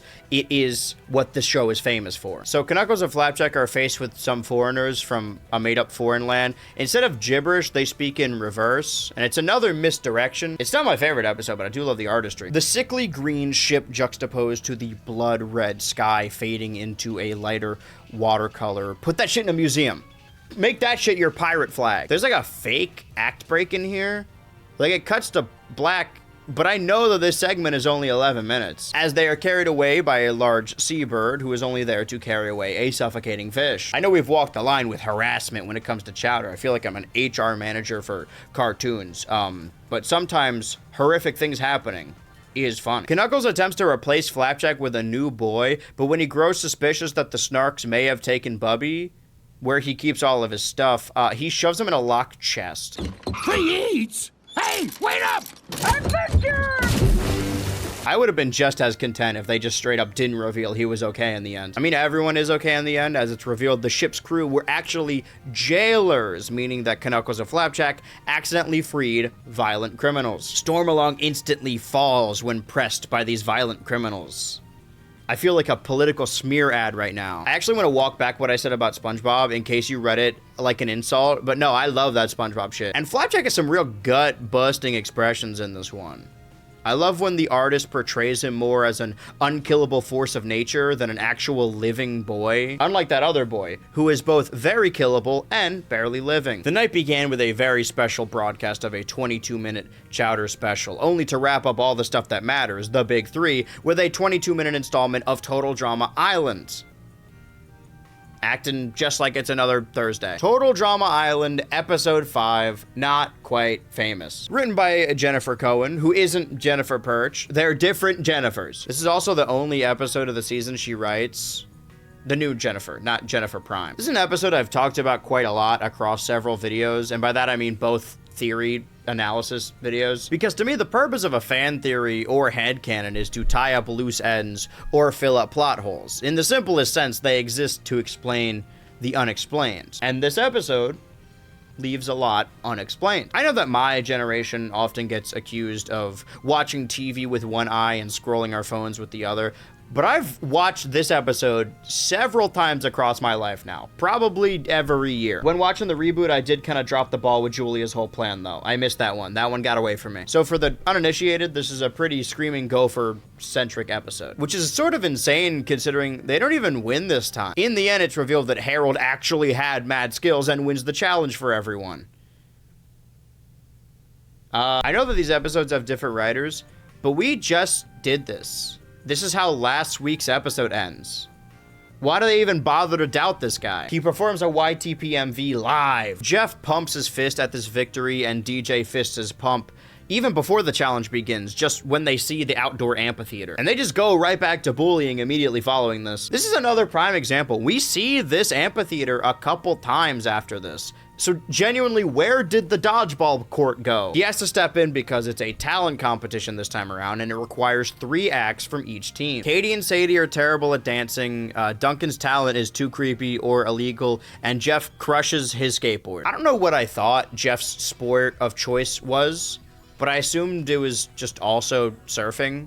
just because of his proximity to Bridget and the stoked of it all. Later on in a confessional, a side note, I don't know why the backdrop of the outhouse is darker in this episode. They normally only do this when the episodes are set at night. Bridget, when she believes she is going home this week, she finds sad solace in the fact that she can still get work at the surf shack. I have an active theory working right now that Stoked as a series solely exists so that they could write more season 1 Bridget. So when she dies, so too will the cast of Stoked. They exist inside her heart and brain. Speaking of active theories, Izzy is just sitting in Heather's alliance now. Again, no real explanation. She even allegedly votes with her. Also, maybe she uses the dance of the rattlesnake to mesmerize and brainwash Owen. But here's my thing. My reasoning for creating that theory that Izzy was a secret mastermind were episodes like this. Heather reads Gwen's diary on live TV, pissing off everyone that isn't in her inner circle, which is a traditional mean girl bully thing to do, but it's also just really bad strategy. Like episodes ago, she was pretending to be friends with Lashana in order to stay under the radar. Why did she do this? Do you have anything to add to this episode, Lashana? Anything at all? Would you like to pitch one of your many talents? Would you like to say anything about being puked on? This is the first episode of the series to feature an elongated puke sequence. Very much not the last, but it is a little magical that this is a very special Thursday, which not only features the first double-length Chowder special, but also the first Flapjack episode to feature the close-up, gross-up, and the first Total Drama episode to feature also gross up. And that is somehow not nearly as cringeworthy as Trent's corny ass song. I used to think I built up my tolerance for secondhand embarrassment by watching cringe compilations every day in high school in the back of the school bus. But sometimes I seriously cannot stomach this guy. Even the live diary reading is easier to watch. Probably because it sounds nothing like Gwen. Like, I know that they're her private thoughts that she never imagined would be read out loud, but her ass would not write the line McHottie. Okay, so Justin proves his hotness by putting out a fire caused by Beth doing the thing from the opening theme song, and then has a very hot, more water-related performance that Owen coos over. Happy late Pride. Can we move it to July? I had stuff going on in June. So in the end, Heather puts a crazy target on her back for no reason, but then manipulates her teammates to eliminate Justin instead. And I had always theorized that Izzy is working with her and helped to hypnotize Owen, but that still doesn't add up. I don't know why anyone else on this team wouldn't vote for Heather. Like, maybe Cody would try to get rid of Trent to move in on Gwen. But honestly, later on in the series, we'll see that Cody doesn't really view Trent as a threat. There's a moment earlier when Owen and Cody cannonball in the ocean right in front of Trent and Gwen and ruin their nice moment. And it makes sense that Cody did it on purpose, but Owen just genuinely is that dense. Because from the next crop of episodes, basically from Noah's elimination to the merge, Owen basically has no friends. Like, Trent is supportive of his talent preservation, but he's supportive of everyone, even the stupid talents. But Owen clearly doesn't have the same chemistry with Cody as he did with Noah. And also, Cody doesn't have the same chemistry as he did with Noah. And now even Justin is gone. Care to add anything to that, Justin? Anything at all? Talk about your unspoken Riz. Neither him nor Lashana speak in this episode, but we have heard from her since the first episode. Only like once. Twice? Katie and Sadie get to squeak by with crowd sounds and puke noises. I swear to God, there is a cheer early on that gets scarily close to another woohoo, yeah! And it activated me like a sleeper agent. Did I mention Owen's talent? I kind of talked about it. I'm really just using this episode as an excuse to respond to comments from nearly 5 years ago. DJ fails his ribbon ballet because he cracks under the pressure. We know this. And I said in that same video that I never realized in Owen's burping of the alphabet that he says Z instead of Z because it's a Canadian show. And so many fake fans came out of the woodwork to tell me that I was wrong and that it's different for each version. But now I have rips of the episodes as they aired on Cartoon Network. He always said Z. He never says Z. You don't know more about this shit than me, brother. Hit the bricks. Bridget saying, oh no, instead of, oh crap. That is a change. That line is different from the original. Owen is not. Okay, so Bridget accidentally drops a light on Courtney's violin, which results in her getting a bandage wrapped around her head because she's a diva. Because Bridget attempts to pitch her talent of standing on her hands for 20 minutes. I can stand on my hands for 20 minutes. Watch.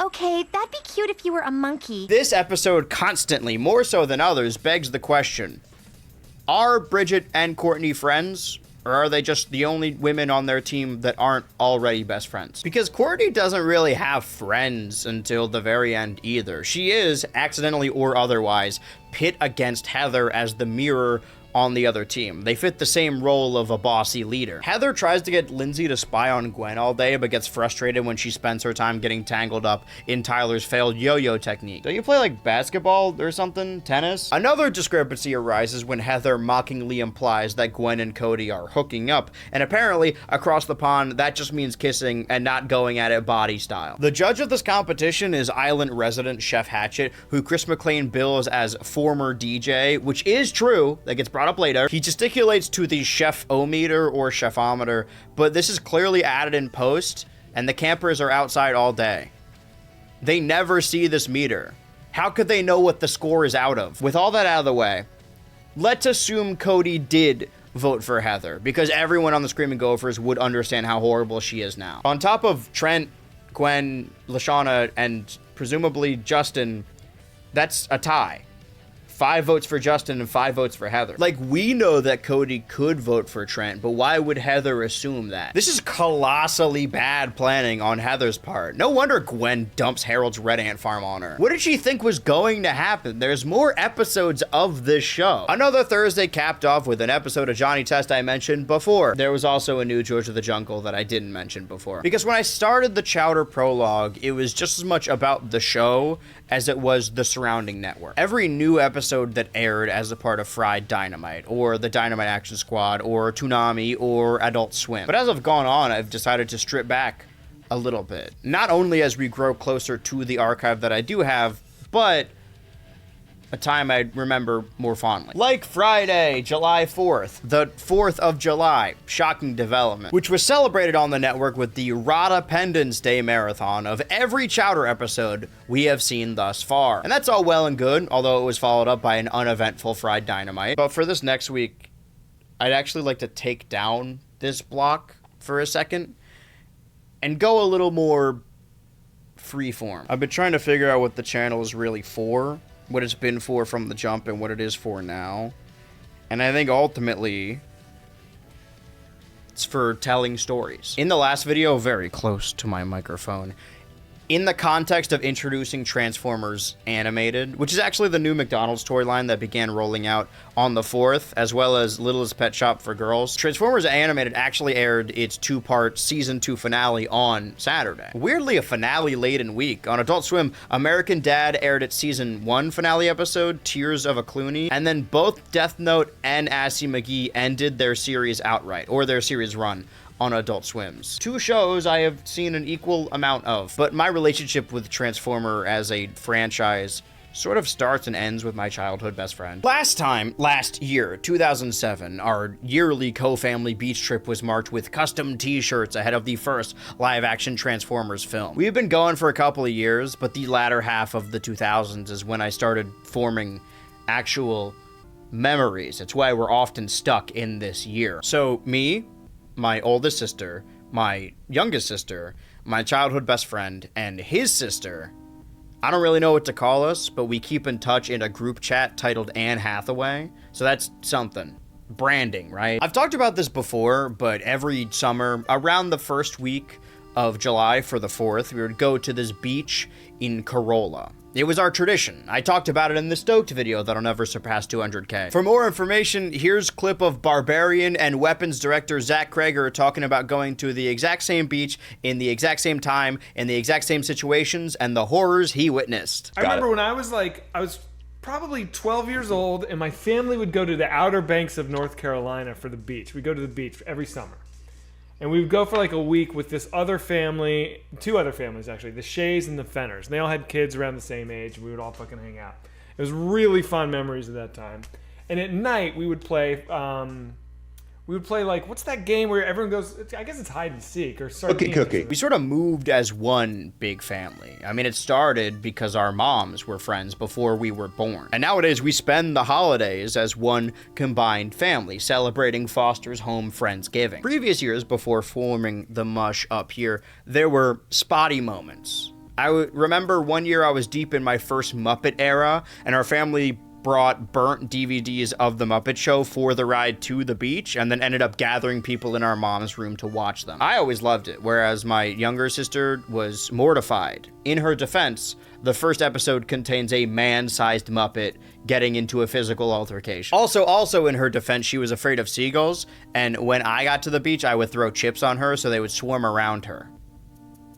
I just liked watching birds. And sure, I have vague memories of wanting to keep up with the Disney Channel games, but that could be anywhere from July of 2006 to 2008. But if that Outer Banks trip is remembered through Transformers in 2007 and the Summer of Stoked in 2009, what happened in 2008? Now that it is July and we have sped past July 4th, which is part of the reason we would go to the beach, again, to see the fireworks. There are only a handful of pictures of me as a kid, and I've always been fascinated by them, because to me it was like an unsolved mystery. A timeline I needed to weave together. And for a kid that wasn't paying attention and was instead completely enamored by TV schedules, I feel like I found a way to do that. So based off of a lot of working backwards and process of elimination, I have to assume that the Anne Hathaway crew was at our regular beach on our yearly beach trip this week. I've said before that the secondary purpose, if not the main primary purpose of this channel, is to archive these specific memories and do my best to piece together my past, because quite honestly,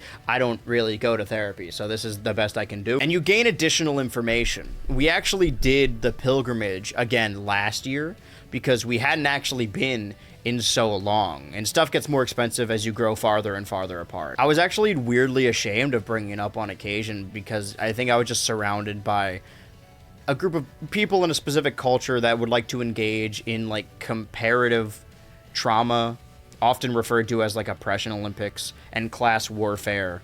And it made me feel bad anytime I was like, oh yeah, my parents got me this for Christmas, or I went on this vacation in the summer. They'd be like, oh, I bet you did. But looking back, even with how broke I am now, splitting a beach house across 3 or 4 families is actually a pretty sweet deal. I don't know if my memories of the Outer Banks were swayed by being a kid, if every rundown shop seemed like a monolith at my stature.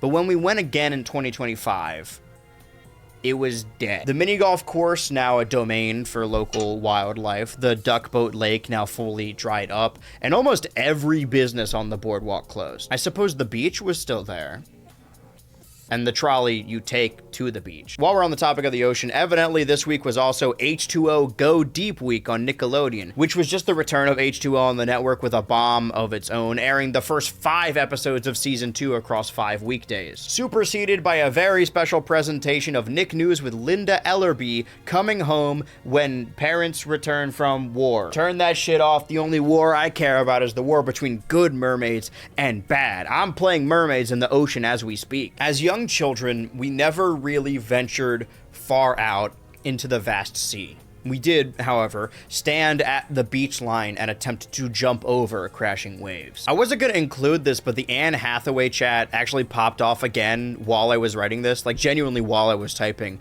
asking what we classified certain waves as kids. Sometimes I do wish I could time travel just to understand what was wrong with me. And now I pass these bits I made when I was 7 onto the internet forever. Tell your friends, put it in the Wikitubia that says I am strictly he, him. Teach it to your children. I'm not gonna have any, but you do have to name them after me. It's only fair. Wikitubia says my parents got divorced when I was a teenager. They got divorced when I was 8. Yeah, sure, teenager. I mean, the Disney Channel did have premieres for its 4 most major shows, and yes, I'm counting Cory in the House as a major show. It's a slow summer. But that has to directly compete with, on the Cartoon Network, a rerun of the 2003 School of Rock movie for the Flix block. Does that movie, by chance, have any ants in it? The streak is over. Also, weirdly, most of the weekdays leading up to Thursday had new episodes of Pokemon Master Quest. Like, it's marked as new on the schedule archive I've been using, and that is the final season of the Johto adventures, even though we're deep into Diamond and Pearl now, unless the Cartoon Network knows something that we don't, which is unlikely. I put the quotations around new because these episodes most definitely would have premiered on the Kids WB before this. They're only new because they haven't aired them on Cartoon Network yet. I was going to assume that they were a random assortment of episodes they forgot about, but these episodes are all at the tail end of the series and placed in order. Like, maybe the network got sidetracked while catching up on new episodes, but new Master Quest will continue to be a regular fixture of this network for most of this month. Because when it airs its finale, the finale to Master Quest, they immediately pick it back up and starts airing new episodes of the Hoenn series that takes place right after. But honestly, these reruns do a lot of heavy lifting for marketing. I had just gotten my Pokemon Diamond game, and the next new gen wouldn't release for another 2 years in North America. So seeing how cool Trico and Tailo were on screen in an era where you could walk into a GameStop and find Pokemon Game Boy Advance games for like $20, it was an easy sell. All I had was a DS, and at the time it was structurally sound, but I would play GBA games if you just jam them in the bottom, notwithstanding any Guitar Hero plastic you got stuck in there. But the week continues on as it is another Thursday, July 10th, 2008. Well, I guess not another.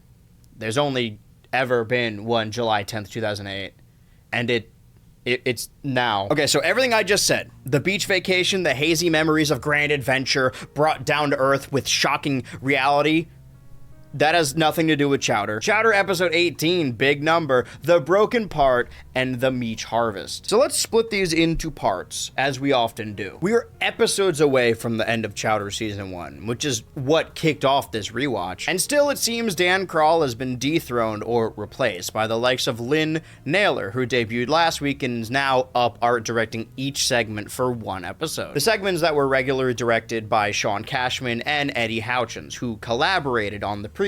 Other than the shift in art direction, the broken part is more standard Chowder affair than its other side. Of course C.H. Greenblatt wrote the episode. Of course his good friend Peter Braungart boarded it. Of course Danielle McCall was also in there. It's the first time she and Braungart would collaborate. And the episode itself covers what I sort of talked about in Brain Grub. Chowder isn't stupid. He does probably need to be medicated, though. The episode is kicked off when Mung Da unveils the new Pizza 5000 machine that can make pizzas for them. Is this dish popular? It has to be if they've ordered a machine to do the work for them. They just gave Schnitzel a raise. Maybe, and now he's training his machine replacement. Ain't that just how it is these days? So Chowder breaks the pizza machine because he wants too many ooey gooey pizzas. I want to move on. And the first third of the episode is Chowder heading out to pick up a replacement for the broken part, forgetting what he was doing, and then heading back to Mung to get told what to do again, until he just forgets. And the episode is just as attention deficit as the character. Chowder is as scattered as Chowder. Before going into this, if you ask me what episode Chowder walks around on tall legs, what episode Chowder runs an errand alone, what episode Chowder becomes the sidekick of a man painted gold with a musical montage performed by Jess Harnell, reaping the benefits of sounding like Jack Black again, I'd assume that they were 3 separate episodes. Like, despite having short segments in each episode, they all follow the 3-act structure, but this is basically 3 episodes. I was weirdly on the edge of my seat. That's not even mentioning the money he throws in the well. No more money. Okay, I wish I could remember what I was supposed to get for Mung. That nabbit, I just got the place cleaned and now there's coins everywhere. Can't even move my feet without stepping on one. Feet! That's it! New feet for the machine! Thank you, Wishing Well! I never should have moved in this stinking place. Mung throws nondescript money at Chowder. They don't call it dollops. It's just cash and coins. It was either this show that gave me ADHD, or I liked it because I was already like that. I was born wrong. No wonder Uncle Grandpa spawned out of this. The story moves at a pace of how many jokes they want to fire off. Mung grows an extra hand and Chowder is watching the fridge from his chair. And that's like 30 seconds in after the title card kick line. I'm glad that I landed on the wishing well because I didn't want anyone to think I only find the show funny when the cast is beat up, as they are by the rogue feet. But I'll be damned if that's not the hardest I laugh. The self-mustardizing hot dog is a plus also. Is it funnier or less funny if I don't explain? We're in an in-between period, coming up on the end of the first season, and the show did change before our very eyes, just not as much as you would think. Like, yeah, the episode and its characters are ridiculous. The golden guy, Grits, is surprisingly reserved in comparison to the puppet street performers that Chowder gets the idea from. The show hasn't lost its creative mixed media world building. In the first episode, a character refers to Chowder as a confused cat-bear creature, and the chase sequence is fun. It's just becoming more of a, what was the term Cartoon Network used? A hateful fart cartoon?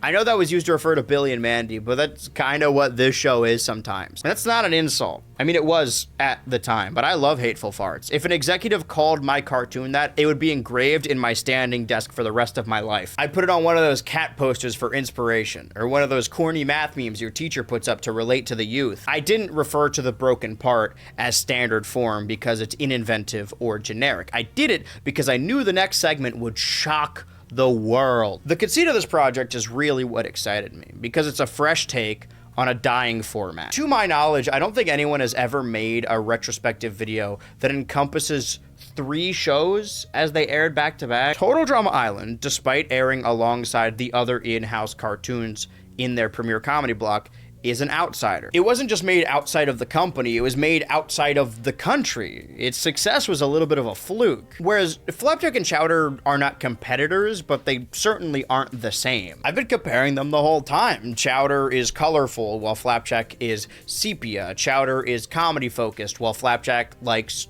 stories. But viewing this as a spectator, as close as we can get without being in the room where it happened, understanding these shows' distinct philosophies can be gleaned from their cast and crew. Since the beginning, I haven't really felt the need to pinpoint C.H. Greenblatt's name in the credits of these episodes of Chowder, because that's sort of a given. He is a constant. He is the creator of the show and has written for every segment, every episode. That is not the case with The Marvelous Misadventures of Flapjack. So far, that show's creator has only been directly credited as writer on 1 episode. The first episode. Where are we in the summer of 2008? I didn't go into this rewatch with a thesis to prove. I jumped into it as an experiment, as a way to recapture my life from the late 2000s by reassembling the programs I watched in order that I saw them. That's why I feel so weird doing this. Like, I can do that for 1 month out of the year, but asking the entire year, I'm drowning in it. All the information I learn, I am learning in real time. It would be antithetical to start arguing a thesis if I don't have all the evidence to prove my point. So when I encounter something that changes the way I perceive the show, it has to be recorded for the sake of the story being told. I was wrong. The opening visual gag does not change every episode. The Meach Harvest, Chowder episode 18B, is the first episode of the cartoon not to be written by its creator and god, C.H. Greenblatt. In the past, I have psychoanalyzed characters, and I have since shifted my focus to psychoanalyzing shows, because what does Chowder even look like without C.H. Greenblatt? That's not to say that there isn't veteran talent at play here. Tom King wrote and boarded the episode, the 7th episode from him. But the other 2 writing credits are Brooke Chalmers and Pietro Papi Pumenti, and I have to be really careful when talking about real people who exist in our real world and can very much still be affected by the words from a stranger. Headcanons for real people are dangerous. However, if I were C.H. Greenblatt, and I wanted to hide the fact that I worked on an episode, Pappy is the fake name I would choose. The only chink in this armor is Pappy and Chalmers have other writing credits. I mean, their only writing credits are this episode of Chowder and next week's episode of Chowder. But Pappy was a production assistant on Grim Adventures and a production coordinator for most of Chowder. They would also act as post-production supervisor on the 2016 reboot of the Powerpuff Girls. And it makes sense, Chowder does literally say "no me gusta" in this episode. That's not a joke. Well, it is funny, but it's still true. The headcanon doesn't even really make sense, because for that to be the case, the episode would need to be bad. The episode does characterize Chowder a little differently. As of writing this section, I recently had the opportunity to see the grand finale of The Amazing Digital Circus in theaters, and then I also talked about it, or used a clip from it, in the previous video, and then posted a screenshot of that, and just to tease the video, people got upset because they, I don't know, don't like the circus. As much as I do like the show and love the finale, I am so glad to never have to hear what other people think about it ever again. I've seen so many people make elaborate reviews that they swear dismantle the whole episode, and then every single time said reviews boil down to, my headcanon didn't end up being true, therefore it is bad writing. That's only as I'm writing this. As I'm filming this, I just finished Deltarune Chapter 5, and the same thing is happening. People view stories as lore machines, and if there isn't enough lore, then the story is bad. Chowder is a complex character. More so than that, he's a vehicle for comedy that can fit the role of any story that needs him. Not to say that him being more of a loyal fanboy who thinks highly of Mung Dal than an unfocused scatterbrain is in any way correct. He is both of those things. It just really depends on who's writing him. Ironically, while talking about Deltarune Chapter 5, this is the Side B episode. He's actually a lot more like Flapjack in this episode, but I find it cute how similar the shows can become. And I think I am potentially reading too much into the show. That being said, I mean, it's either that or I just recount the episode plots, and who wants to watch that? Not only do the catering gang take an escargot road trip to the far-off savannah that is also implied to be contained within the confines of Marzipan City, as we see the return of the deity holding up their world. We also get a little bit more of Mung Dal's backstory, as they're commissioned to bake a mince meach pie, which Mung is thrown into hysterics over. 50 years ago, actually 50 years ago to the exact day. It really makes you think about who's behind these Meach orders. It's this guy. I'm a big fan of whatever's wrong with him. Mung Dal opens up about his time as a young chef, where after he took the Meach Queen from her environment, the subservient Meaches attacked him every day, over and over. We learned in previous episodes that Mung has been a chef for hundreds of years, as well as learning that he has been with truffles for hundreds of years. But he only began to look like the Mung Dal we know after he was brutally attacked by the Meaches. Normally, I wouldn't just sideline the middle of a video in my editor's bay just to quote someone else's post, just to talk about someone else's tweet. But I wrote this video, I think 2 months ago. It had to have been early June. And it's incredibly serendipitous, or maybe unfortunate, that the episode of Chowder, the segment of Chowder, that I decided to bring up Deltarune in the context of was the Meach harvest. And then, as I'm recording this, about a couple weeks ago, Chapter 5 was updated to add additional information, something about eggs being protein, and since that moment, people have created their own headcanons that the Spamton character has been attacked by an army of cats, and I swear to Christ, I saw this exact clip of Mung being attacked by the Meaches with a caption above it that said, like, this is the shit they were doing to Spamton. It's like when you learn a word for the first time and you hear it everywhere. Like, I've seen more Chowder on my feed this summer than I have any other year of my life.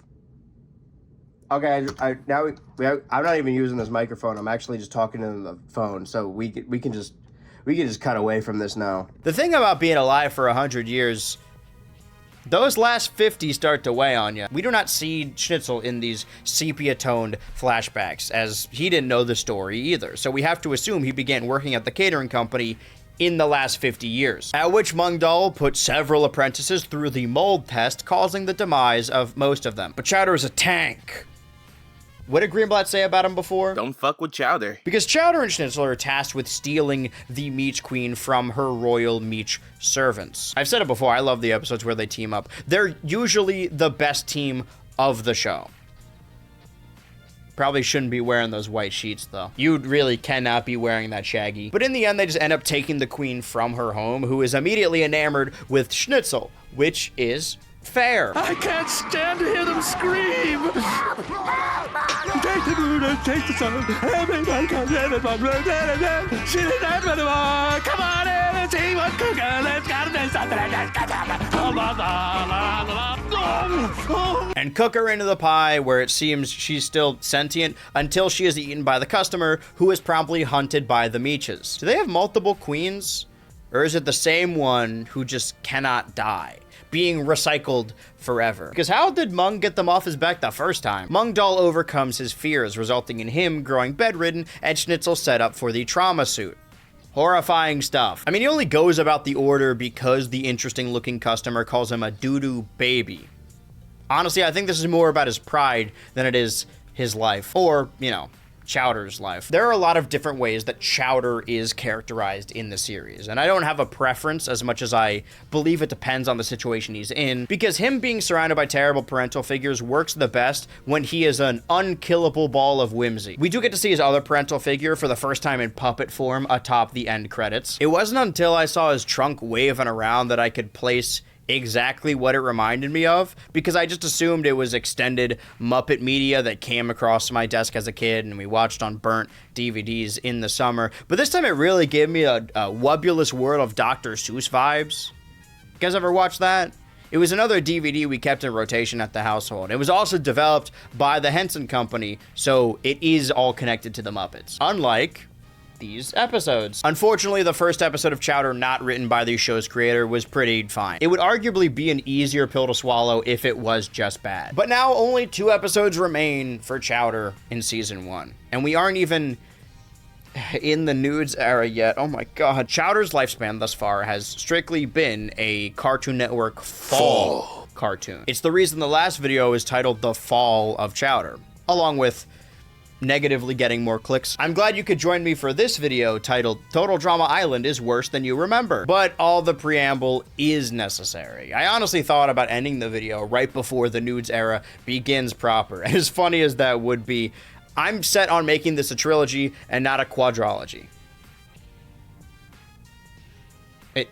Anything after that is free game. So it is true that this is the final Har Har Tharsdays before the beginning of the new era on Cartoon Network. We're almost over that hump. An era that I remember taking me through those late summer nights, traumatizing me through the Halloween season, comforting me in the cold winter, and returning with more energy in the new year. But I have told you stories in the past about the summer of 2009 and recently the summer of 2007. The same yearly beach trip marked in my memory with the trip to the live-action Transformers movie and the debut episode of Stoked. But 2008 would have been a lot harder to nail down, because under any other circumstance, I would have assumed either we went to the beach once the Noods era started, or we went at the beginning of the month to celebrate the 4th of July. I did not think it could be this week. However, before going back to the Outer Banks to revisit all of these rundown spots, there were very few pieces of iconography outside of the view of my eyes, transfixed, stuck to this TV set. The only exception, of course, was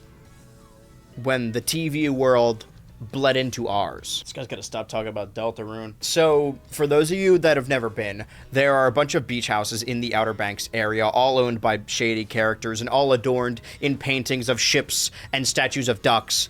About half of them are haunted, but only the left half, because it was a different house every year. These beach houses are on the beach in a way that is both close in proximity and wildly inconvenient to drive anywhere. The only reason we were able to afford to go on these vacations every year is because we split these yearly between multiple families. I don't know why I'm saying we.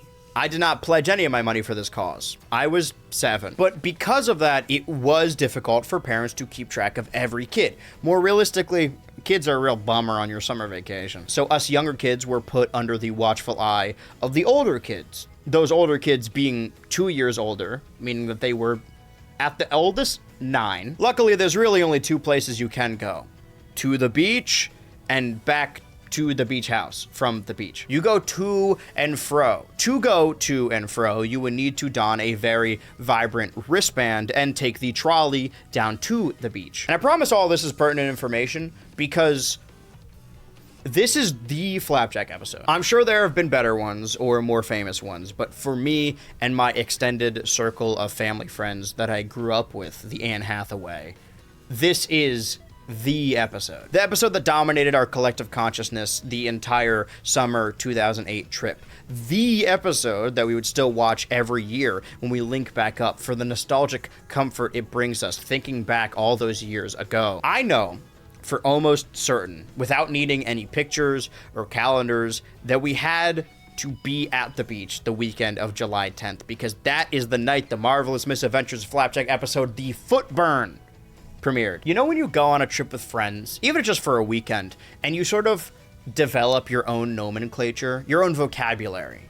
Different vocal stems repeat ad nauseum. And that happened to us that week because we could not stop saying the foot burn. An episode written and boarded by Brett Verrid, who had previously done the same for Snarked, and directed by J.G. Quintel, who did everything on everything. It's the episode where Captain Knuckles and Flapjack fall asleep in a literal candy barrel, burning their feet and requiring them to take the storm along trolley, which only made the repeating worse because, again, at the beach, you had to take a trolley to get to the beach. There were adults on that ride that had to be privy to every single line from the newest Flapjack episode quoted incorrectly. Before jumping into this project and accumulating these rips from the era, I just assumed that us quoting this episode verbatim was a natural occurrence, just a lightning in a bottle moment that grew from a collective dialogue that can only be curated amongst old friends that have known each other their whole lives. But as it turns out, several of these moments and lines were repeated in the custom channel bumper meant to replicate an as seen on TV medical ad, performed by current channel mascot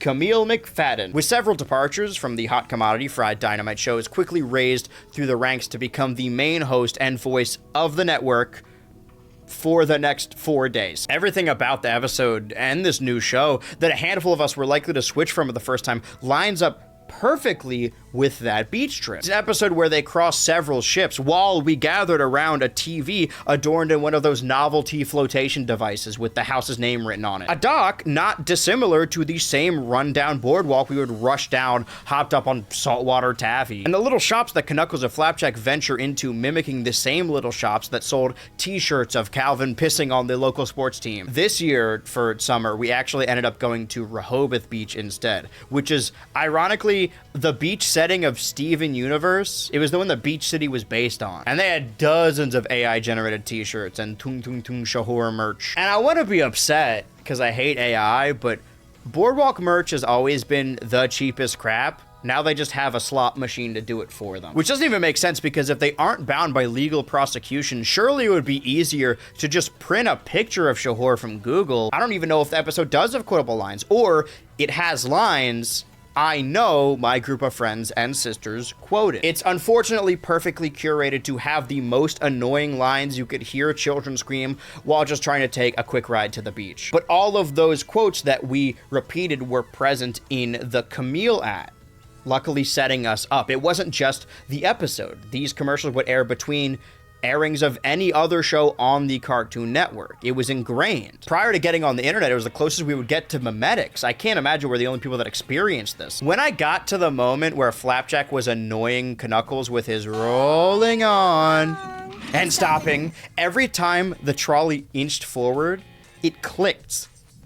In that moment, we were all Flapjack. And once you notice it, you notice all of it. We were already yelling bullshit at the ocean, so it made sense that we were quoting Flapjack every time the trolley came to a stop. And it's a trolley, so it makes a lot of stops. That's what it does. My brain was just forming, and I was seeing pirate ships and giant mugs and grimy docks the same summer I discovered the marvelous misadventures of Flapjack, among other notable characters from the trolley. Look, your favorite trolley seat's still there.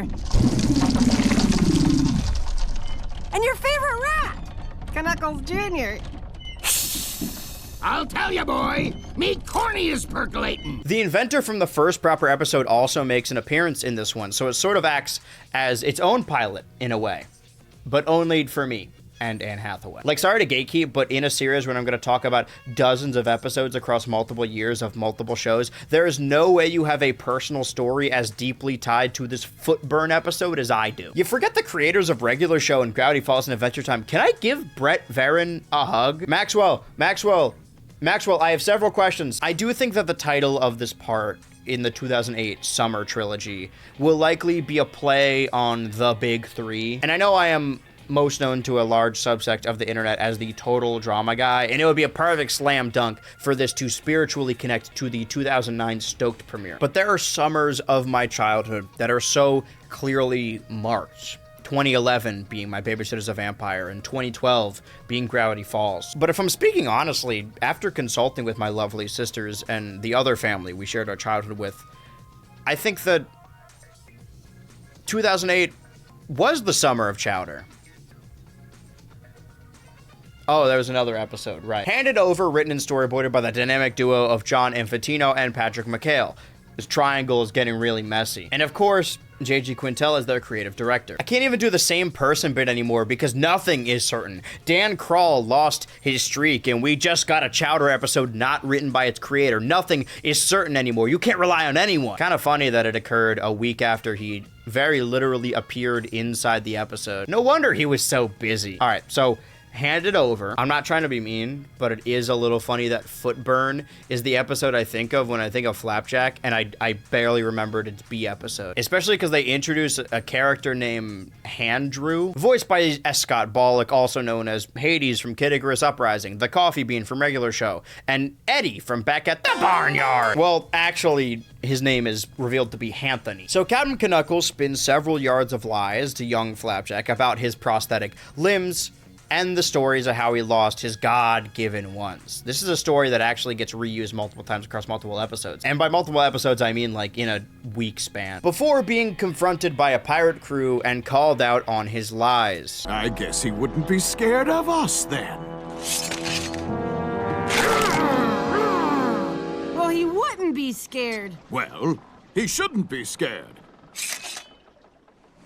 I simply wanted to shake his hand for being so amazing. He's granted one last day with his wooden hand, and while he goes on a romantic evening, Flapjack has to reckon with the fact that his favorite captain has lied to him. I know that there's no continuity in the show, but this is maybe the third time Flapjack has learned that Knuckles is maybe not a great guy. Like, I was about to speculate about how Knuckles has been blue since he was a kid, and that Dr. Barber has been around longer than him, but Flapjack believes that story to be a complete fabrication by Captain Knuckles. Until the local dock hag comes along to accidentally prove him truthful with the actual hand Anthony was searching for, but only after the people of Stormalong tear Knuckles limb from limb. I just thought of that. This is the only time I feel bad for him. Every other time he totally deserves it. I will say, I think I remembered bits of Flapjack's somber song for Knuckles' hand, but maybe he just does this a lot in the show. Having filmed this, having watched more of it, he does this a lot in the show. I wouldn't say I got my hopes up because the episode was fine, but halfway through when Flapjack finally stands up to Knuckles despite him vowing the truth, I thought the episode was actually saying that Knuckles lies to everyone, including himself, so often that he's legitimately convinced himself that he is on the right side of the story, even when he isn't. But no, it was a classic hand switcheroo. But I'm not about to insult this piece just because my headcanon didn't end up being true. What am I, a Digital Circus fan? You gotta let that go. For them, it's been months. Also, the introduction of the Doc Hag character is confusingly timed. I know that this character comes back in later episodes, becoming a regular side denizen like that of Peppermint Larry or Dr. Barber. Voiced by Darren Norris, the second voice talent to make the jump from Chowder to Flapjack. This character, of course, not to be confused with the trolley hag that stars in the last segment. I'm so glad I checked IMDb because I was really confused when my notes listed two separate and distinct dock hags. It's not like this trolley is some far away place, like it's also on the dock. Stormalong has a lot of hags, but it also has an equal amount of ugly men. That, ladies and gentlemen, is true equality. If the trolley hag and the dock hag were both tied to railway tracks, and you could pull the trolley to save one of them, let your bid go through your phone. Like that I get. Knuckles discriminates the trolley hag and faces the Captain Comeuppance for it. Hand It Over was pretty good, but unfortunately it was never going to reach the same stratosphere as Footburn. That is a core memory. That is an entire summer right there. I'm also just now realizing that the last episode, the last pair of segments, was put together being titled Skooled and Snarked, and this pair of episodes features both a hand and a foot. The Summer of Flapjack is actually the correct classification because I didn't even start watching Total Drama Island until mid-September. But here on July 10th, 2008, Har Har Tharsdays would slip into something a little bit more TVG. Total Drama Island Episode 6, The Sucky Outdoors. Starting right now, Total Drama Island. The two teams go camping in the woods. At least this will be a good week for my diet. They can survive the elements if they can just survive each other. You are such an ogre. I've been called worse. Total Drama Island, starting right now. Part of Har Har Tharsdays on Cartoon Network. Then, after the show, live the drama online and experience the challenge that campers just faced at TotalDramaIsland.com. Written by Jennifer Perch, the prime Jennifer, the show's co-creator and also the writer of the two-part introduction. Oh man, she could have written some lines for Justin. It's a shame what happened to him. Meaning that this episode is sure to contain some important development. or they're gonna say some fucked up shit about Lashana. Back in my teenagers, when I was a hedonistic slave to immediate satisfaction, I would rewatch Total Drama Island starting from the middle, usually after the teams merge. We've covered this already. And of course, my thinking at the time was that that's when the series starts to really pick up. I have since changed my tune. My time is not that precious that I can't watch the more grounded episodes. Because those first handful do have a lot of heavy lifting to do to set up every character and make them a worthwhile addition. Those previous episodes weren't bad, but this is definitely around the time the show starts becoming what I remember it for. Like, the current cast that we see in this episode is what I view to be the main cast of characters. Maybe I'm only saying that because Katie and Sadie are sectioned off for most of these episodes, and Tyler doesn't talk. Listen, 2 brave campers have to sacrifice their gift of speech every episode. It's just a lot harder ever since Justin was eliminated. He was a little bit of a scapegoat. Lashana needs her time in the sun. Beth and Tyler can wait. I'm actually not even sure if Cody talks in this one either, but he does piss his pants, which is better? At least DJ has the dignity to piss in a jar. If I say that this moment between Bridget and DJ is actually sweet, are people gonna question me? I'm actually certain that Cody doesn't say anything, but I was also certain that the hot tub from the first challenge doesn't return. And lo and behold, there it is. I know some of you didn't finish the video and started frantically typing. It actually does show up again, comments. This is not a review, this is an experiment. I am welcoming you into it. I may have seen the show more than my own father, but I still don't know it front to back. I love coming back for rewatches, especially when I'm writing it all down. I notice things I never did before. Like, example, Trent is disgustingly passive. Like, I know he's supposed to be the straight man, the laid back, normal one, but when confronting Heather about what she did to Gwen, he sounds like he's in line at a supermarket, and it just took a little bit too long. This doesn't sound like a lover scorned, it sounds like a minor inconvenience at a county fair. While we're talking about the first challenge, Duncan does a lot in this episode to torture his bunkmates, specifically trying to get a rise out of Courtney. And he does fake apologize when no one else is around, and then snuggles through the night, followed by levying insults at each other. But he's also real sexist to her. And I'm not here to argue that this makes the show bad, or that Duncan wouldn't do this, because he clearly has a weakness for strong women, which he attempts to cover up with his misogyny. I'm just saying, if I was on the Killer Bass, I would not have anything to say about women.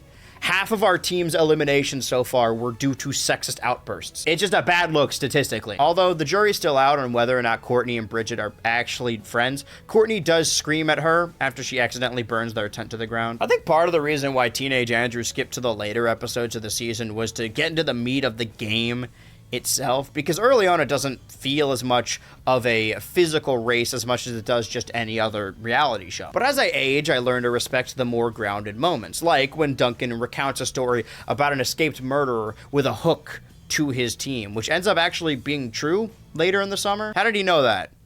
And where did he get the hook? When he unveiled it again at the end of the episode, Courtney screams just like the gummy bear from Robot Chicken. It is eerily similar. Also, where did Izzy get that bear costume? It's not like someone behind the scenes could have made it for her. The show becomes more about strategy and the game of it all in later seasons, and that's why theories like the Izzy one exist. The seasons differ fundamentally in the way they tell their characters' stories. Because in comparison to the rest of the show, it doesn't make sense that Duncan would put a target on himself. It doesn't make sense that Heather would lash out at the 2 people who voted with her last episode. It doesn't make sense that Izzy would do any of this. But it doesn't have to make sense. It just isn't that kind of show right now. Like, the show does become more absurd in its challenges later on, but early season 1 is when it is at its most cartoony and satirical. Like, sure, you could ask a ton of questions. Katie and Sadie cost their team the challenge, and in the marshmallow ceremony, it gets down to the 2 of them as the final 2. How did the Killer Bass decide to boot Katie over Sadie? It doesn't matter. And all this after they split off and get lost in the cave.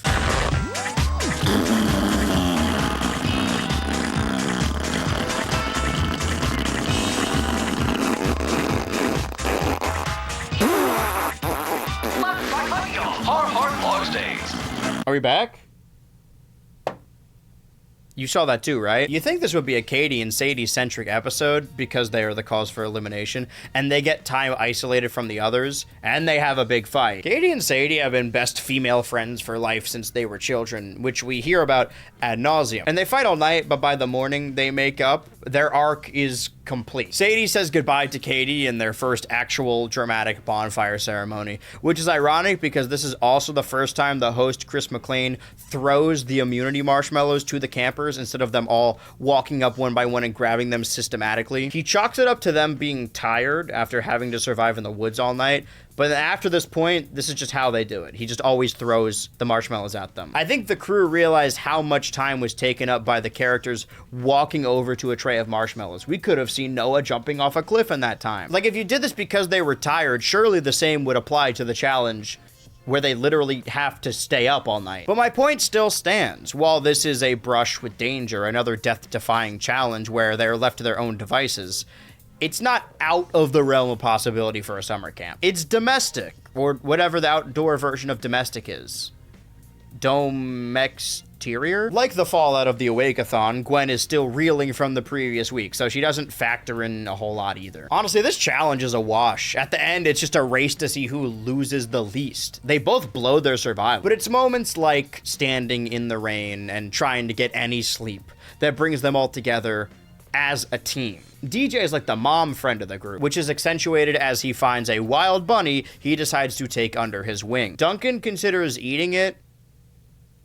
Again, why are Jeff and DJ friends with this guy? I guess that is more realistic that DJ is sensitive, but also insecure enough to take out his insecurities on Harold. Right now, the killer bass simultaneously feel like a misfit pack of losers bound together, and also strangers.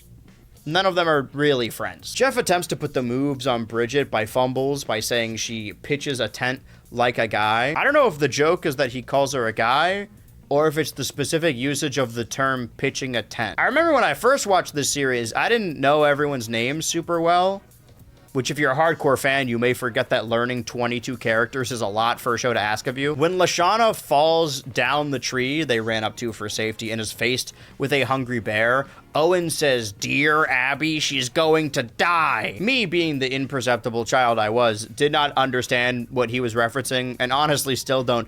I just assumed this character's name was Abby. I'm trying to understand the goings-on behind the scenes of these shows. I have been attributing character changes or preferences depending on the situation. It could either be a general shift amongst all of the crew, or it could be the work of one specific writer. You begin to notice which writers utilize which characters. You know, the sheer fact that Lashana actually says stuff this episode. Because Izzy has had a handful of bits in the last couple episodes, but this is the one where she really gets to shine. It could also be that she just thrives in a wilderness environment.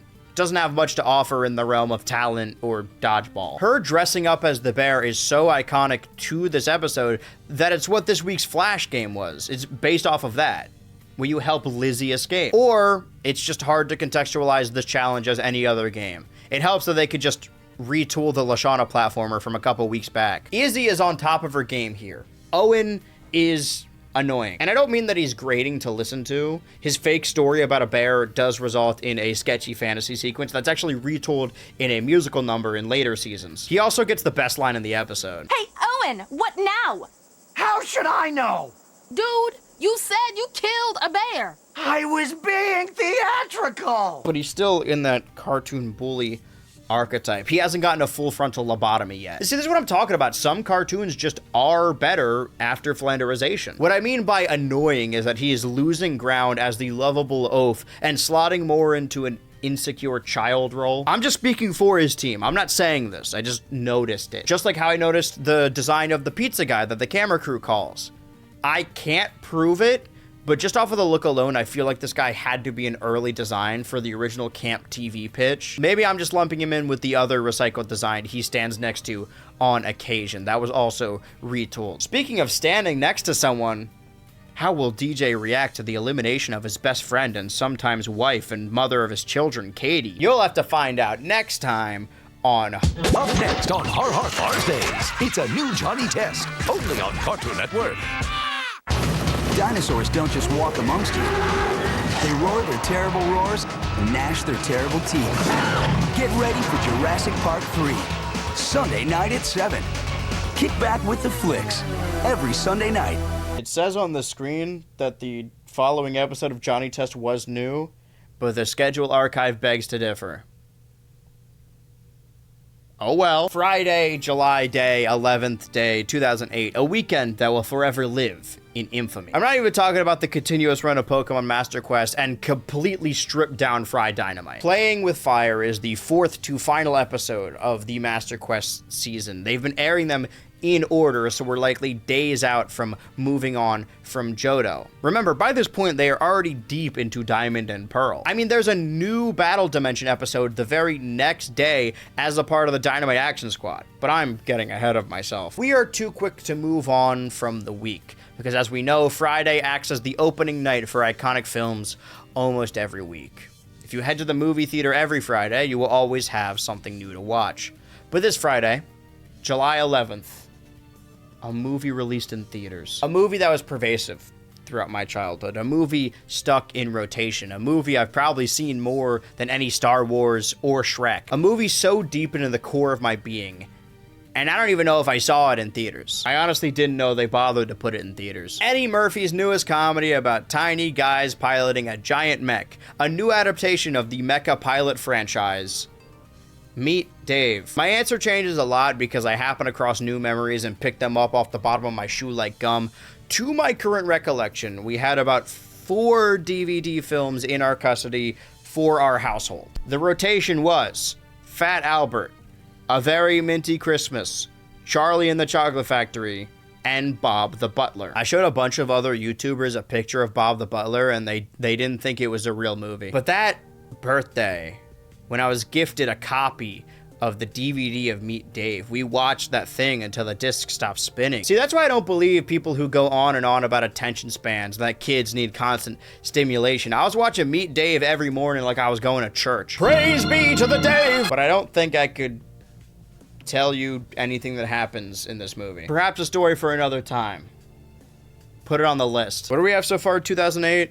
That's WALL-E, Kung Fu Panda, Speed Racer, Osama Bin Laden, and Penelope Pignose. This is on top of our collection of Porky Pig, Casper, Muppet, and Full House DVDs, and my personal SpongeBob DVDs. Oh, also this day marked the theatrical release of Journey to the Center of the Earth.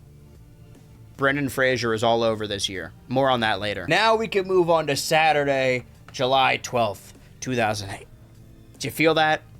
We're getting closer. A day that kicks off with the top 5 block. Now, these have actually been happening in the background of this whole video, but they never contained any premieres. I mean, definitionally, they are meant to be reruns of episodes that people like, and therefore have seen. But this top 5 block is the penultimate top 5 block, which also isn't nearly as important as the final one, but it does lead into another Dynamite Action Squad where I already mentioned Pokemon. Oopsie, spoilers. I know this is supposed to be the summer I'm meant to remember the most, but it's still uncanny that Ben 10 Alien Force aired new episodes in the morning. I'm not used to that. Every time I turn on that show, it's always set in the dark. Maybe you can get away with airing it before the sun rises, but 10 a.m. is insulting. New Bakugan, new Robot Boy. As of writing this section, I've actually begun editing the Chowder video, and I have since realized that I accidentally called Robot Boy Robotomy at some point. That was a Freudian slip. It's just because I think Robotomy is a better show. If only we had an action block for these shows,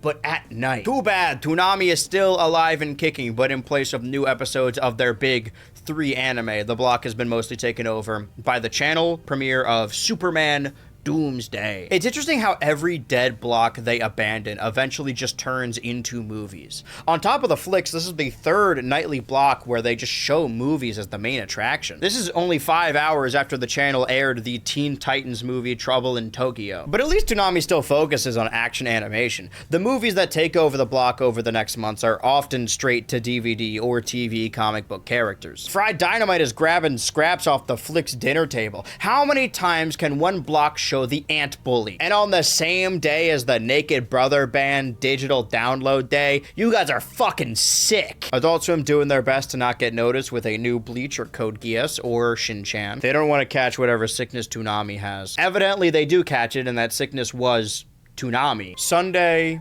July 13th, 2008. The final day of the fall era. I cannot stress enough that we are 2 videos into this Noods era retrospective, and we haven't even seen one. I've never actually seen one, but my buddy caught a blurry picture of one in the woods. The locals say you can hear their muffled howls at night. What is this? Jurassic Park 3 airing apart as a Flicks movie block? Yes, that's the one with the Velociraptor who says, Alan. I watched all of them to get caught up for the new Jurassic World, and in retrospect, I really didn't need to do that. Technically, I don't need to do anything other than talk about the Noods. That's what the good people on the Patreon asked for. We are not there yet. Nickelodeon aired a movie called Roxy Hunter, The Myth of Mermaid, days after a bomb of H2O episodes. Like, man, let them get up. I misread the title severely and assumed that this Roxy was instead a mermaid hunter, which just seems like a crossing of political ideology. Can I change my answer, actually? Summer 2008 might be the summer of mermaids. It can share with Flapjack. The summer of pirates! But that summer trip changed my psychology a little bit. 3 months bombarded with dock living and adventuring and hiding mermaid powers and by SpongeBob season DVDs I took with me everywhere. I legitimately believed it was my life's purpose to become a pirate. I didn't mention the SpongeBob DVDs in our family collection because I never shared them. They were only for me. And that one Chowder DVD. Like my Star Wars DVDs, I made my dad watch every single night. Ultimately, it's why he's left. Earlier, I implied my parents split up because of the Phantom Menace, but the truth is they were already on the rocks, as my dad was staying in my room, and I would make him watch Return of the Jedi with me every single night. Ultimately, it's why he's left. Hit it, Snice Noodles! We have been stuck in the fall era for hundreds of pages now, what was supposed to act as the continuation of 2007's seasonal festivities. Because looking back, the summer era with unique summer branding and programming began in late May and led into the middle of September. That is actual summer, which makes sense as the fall era picked up in the actual fall of 2007, all the way until now. A singular season that lasted 10 months, only a handful of weeks out from a calendar year.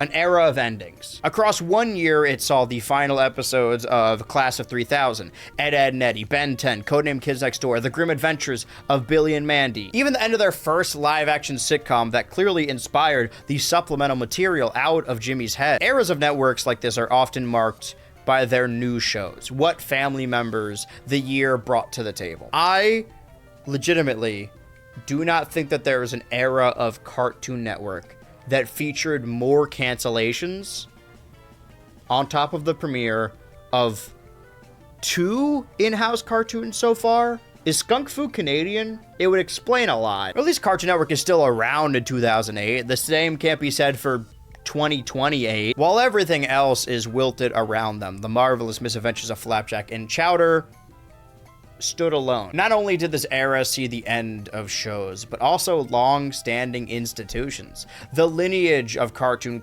Fridays was replaced by a corn dog show that doesn't even get premieres anymore. Block after block falling by the wayside. Some managed to squeak through the cracks. Toonami and Fried Dynamite and Har Har Tharsdays, Dynamite Action Squad and Flicks, Funny for Your Face. They bleed over into the next era, but one does not. July 13th, 2008 marked the very final airing of the Top 5 program. What initially acted as a celebration of the best cartoons they have to offer has become a tribute act to those same cartoons. 1 hour, 7 to 8 a.m. An episode of My Gym Partner's a Monkey, Evil Con Carne, Johnny Bravo, Codename Kids Next Door, and Camp Lazlo. Almost all of said shows have come to a close. It would have been all of them if Gym Partner wasn't keeping a Thanksgiving special close to the chest. And thus, the final broadcast day of the continuous fall has come to an end. Adult Swim that night kicks off with the channel premiere of Season 2 of American Dad, as well as the channel premiere of the Family Guy Star Wars special. It's kind of nuts, actually. The changing of the times wasn't going to get in the way of Adult Swim's one special night a week. New episodes of Metalocalypse and Fat Guy Stuck in the Internet, followed up by reruns of Tim and Eric, Assy McGee, and Mission Hill, looped again as the night ended and the sun began to rise. The sun, in this instance, is a 5 a.m. airing of Inuyasha, a regular tradition for the network by this point, that I would accidentally wake up to every morning and think, what is this even about? He's like a dog or something and she's in love with him. By the end, the solid black Adult Swim has grown accustomed to is painted over by some featureless white creature. No personality, no distinction, just a blank canvas. Monday, July 14th, 2008. A new era. A Noods era. Can you imagine if I just ended the video right there?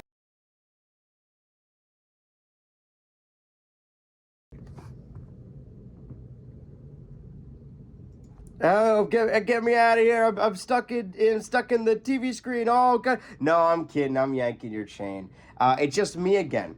At the end of the video for another elongated outro. For whatever reason, he didn't decide to actually film this on the set. This one is a bit of a gamble. It's a little bit of an experiment. I knew, obviously, by my contractual obligations to the shackles that have bound me to this YouTube channel, tied to the proverbial train tracks, that I had to talk about Total Drama to some capacity on July 31st, assuming that this is in fact coming out on July 31st. Boy, that'd be embarrassing if it didn't.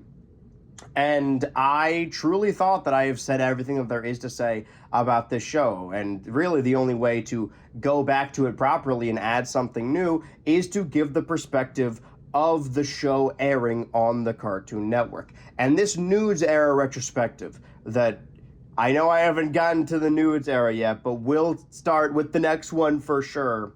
That was suggested and requested by the great denizens of the BHultra Patreon in the context of talking about Chowder and talking about Flapjack. The reason this is the big three is because I don't think that you can have a conversation of Chowder and Flapjack on the Cartoon Network in the late 2000s without talking about Total Drama Island.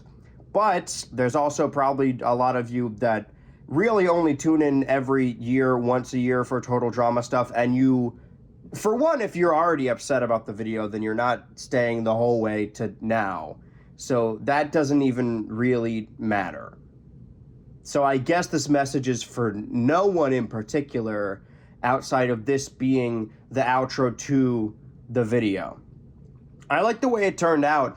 I still think it's sort of a trilogy. And despite the Chowder Prologue being called the Chowder Prologue, and this is probably going to be called Chapter 1, this is the middle. I wanted this story to take place across the summer of 2026. Who knows when the actual full project will be done? I'll probably just be talking about the Cartoon Network era, this Cartoon Network era, for the rest of my life and career. Looking forward to it.